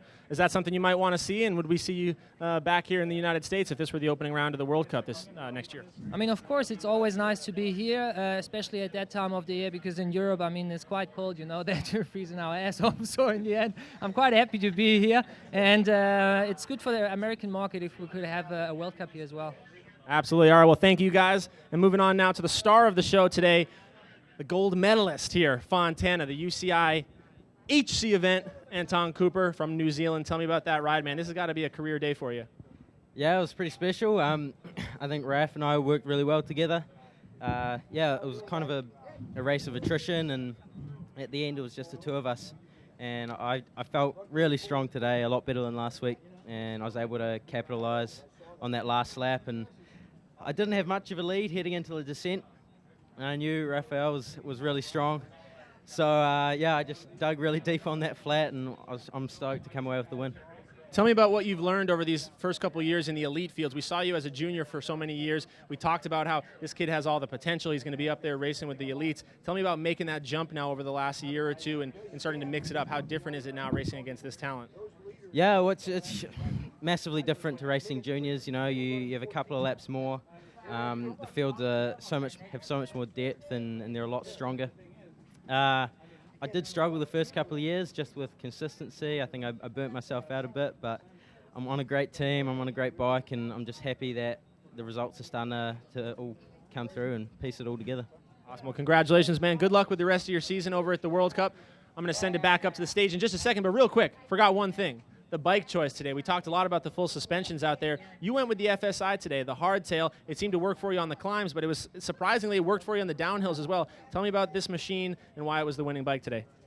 Yeah, I mean, this hardtail, it's reasonably new for Cannondale, and I'm loving it. The paint job's pretty sweet too. I also, I raced the Thunderbird tyres, Schwalbe's, which are probably different to most people. I think they're really fast and light, and they worked really well on this course. Yeah, just happy the bike was climbing really well and descending well too. Awesome, man. Well, congratulations. Round of applause for everybody today, especially these guys, the Cannondale Factory Squad. Larry Longo, back up to you on the stage. Yeah, congratulations, Anton Cooper, right up there with one of the best rides we've seen in a long time, man. You could just tell he was the strong man.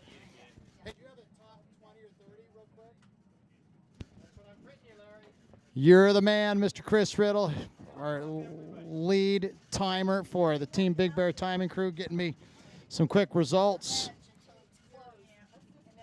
so we can quickly highlight the top 25 or 30.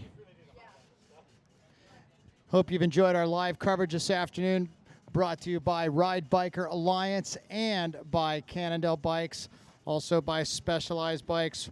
Once again, Anton Cooper takes the win with Raphael Gagne second, Manny Fumick third, Marco Fontana fourth, and our truly international podium, Sergio Manicon finishing fifth. The top American rider today was Todd Wells. He came through in sixth place.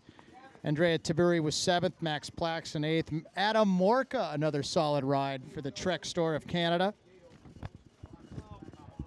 finished in ninth. The Japanese champion Yamamoto was 10th. Zanstra, Ettinger, Finsterwald, Grott, Swenson, bunch of up-and-comers Americans, 12th through 15th. Leandro Bouchard, Martin Liu, Ben Sontag, Peter DeSera, and James Reed round out the top 20. But I've got an update on the series standings for you guys. Katarina Nash in that women's field takes over the series lead here for the U.S. Cup by 1 point. So Katarina Nash takes the series lead. She's looking to get her hands back on that championship belt. And with this win, Anton Cooper moves himself into the lead in the series as well. We'll see who's going to come back and chase it at the next round coming up in Benelli. We go back to Benelli in San Dimas, California in just a couple of weeks. Guys, again, here right now, round number 2, Fontana City National, presented by Ride Biker, Cannondale, Specialized. I wouldn't be a good business owner if I didn't give myself a shout out. Colt Training Systems here. I am taking on clients, guys. I've got room for 2 more. ColdTrainingSystems.com. But we got a lot of good stuff coming up. We got our podiums coming up. And this racing series, it just keeps going. These are just the first 2 rounds. It gets even bigger in Benelli in 3 weeks. Julian Absalon, Nino Schurter, all these women will be back. Schurter's made a reservation. We know he's coming. We assume, Marianne Voss has come for Seattle the last few years, so having an HC race in Southern California would be great for her sponsors, so we can expect the women's field to get a little bit bigger and more competitive as well. Let's say 4 o'clock awards ceremony. Yeah, 4 o'clock awards ceremony, both top 5 men and top 5 ladies. Anton Cooper's going to have to start thinking about coming back to the States in June. Races pretty well here. UCI points and prize money going 10 deep today, guys. Again, this was a UCI HC event, so the points just about as big as they get here. And if we come back next year, it won't be just for a World Cup in Benelli, but these HC events will be surrounding. So just like a lot of the Europeans used to go to Cyprus for that Sunshine Cup to start their year, everyone's going to be coming here to Southern California to start the year with a whole month of racing. We're going to have Fontana, Benelli, hopefully a World Cup. Sea Otter, of course, is a staple on the calendar. So it's a great racing atmosphere. It's a great place to come and train, as you heard Manny Fumick say. It's going to be not the best weather over in Europe this time of year. So everybody coming to Southern California right now. They're working out things just here behind me. We've got podiums coming up soon. Thank you guys for joining us all day long in the women's race, in the men's race, the helicopter up in the sky. We've had some good stuff, Larry. This, I think it's safe to say, for a lot of years there, mountain bike racing, we kept saying it was coming back, but really it was just kind of sputtering. We would take 2 steps forward, take 2 steps back. The last 3 years, the momentum, it's no joke. Yeah, no, there's an energy that is beginning to show up at these events, and it begins with the amateurs on Saturday mornings when you have, last week at Benelli Park, we had probably 70 junior men in that field, and that's a little bit of a derivative of the high school process. But then in the afternoon, obviously the pro fields that are stacked, racing for UCI points and UCI prize money and international recognition. Scott Tedger does this amazing job. Helicopters in the sky, just heard you mentioning that. And it's all because of this guy right here, Scott Tedger, man. Where would we be without you? Thank you. Thanks, guys. Hey, you know what? If you like what I'm doing, if you like what we're doing, if you like what these guys are doing, please join Ride Bike Alliance. It's free. Go to uscup.net, go to Ride Bike Alliance, join Ride Bike Alliance. It's free. All it takes is your email and your name. You'll be a member of something that we're trying to create, a national and an international movement, basically a power move to represent all riders, amateurs, pros, moms, dads, kids. We get enough names, enough numbers, we can move this industry. We can push it for rider advocacy, for safety, for trail maintenance, and how about some more money for these guys, and maybe having Red Bull and other people come in and do the broadcast for us so that a little company like Sho-Air doesn't have to. So join Ride Bike Alliance. Help me, please, please. That's right, guys. So sign up. Big thank you for Scott Tedrow. For everybody at home, guys, make sure, at Scott Tedrow, follow him on Twitter. Love him, hate him. You cannot deny what he does for the sport of mountain bike racing here. I said it last week. The Scott Tedrow doubter used to be a very common trend. They are becoming a very rare species here, as you see what Scott's been able to do with mountain bike racing over the last 5 years, the last 3 years. Larry, you've seen it from when there wasn't much here, when there was no prize money for anybody. Now we're talking about World Cups right here in Southern California. Well, it's you're unbelievable. seeing, 2/3 of the pro fields, literally after every race, find Scott, go up and put their arms around him and say, literally, thank them. But, yeah, no, it's been great. It's been great to have you in Southern California the last few weeks. We'll see you back at Benelli Park coming up in a few weeks. And if you're watching at home, I'm thinking it's time to kit up and go pedal your bike. You got to be jonesing to get out there. Yeah, guys, forget about the snow. Get outside. We're going to wrap it up now. So for Cannondale Bicycles, for Ride Biker Alliance, for Specialized, for Scott Tedrow and the crew, for Larry Longo. 2 weeks from now, you guys heard it, Benelli, HC, Nino Schurter. It's going to be good. Thank you, as always, for joining us, for the whole crew, for everybody involved, for Larry, for myself. I'm Colt McElwain. You guys can find me wherever you want. Thank you. Thank you so much for joining us. I say it all the time, but I absolutely love the sport of mountain bike racing. I love that you guys love it, too. It's been fun. We'll see you in a couple weeks.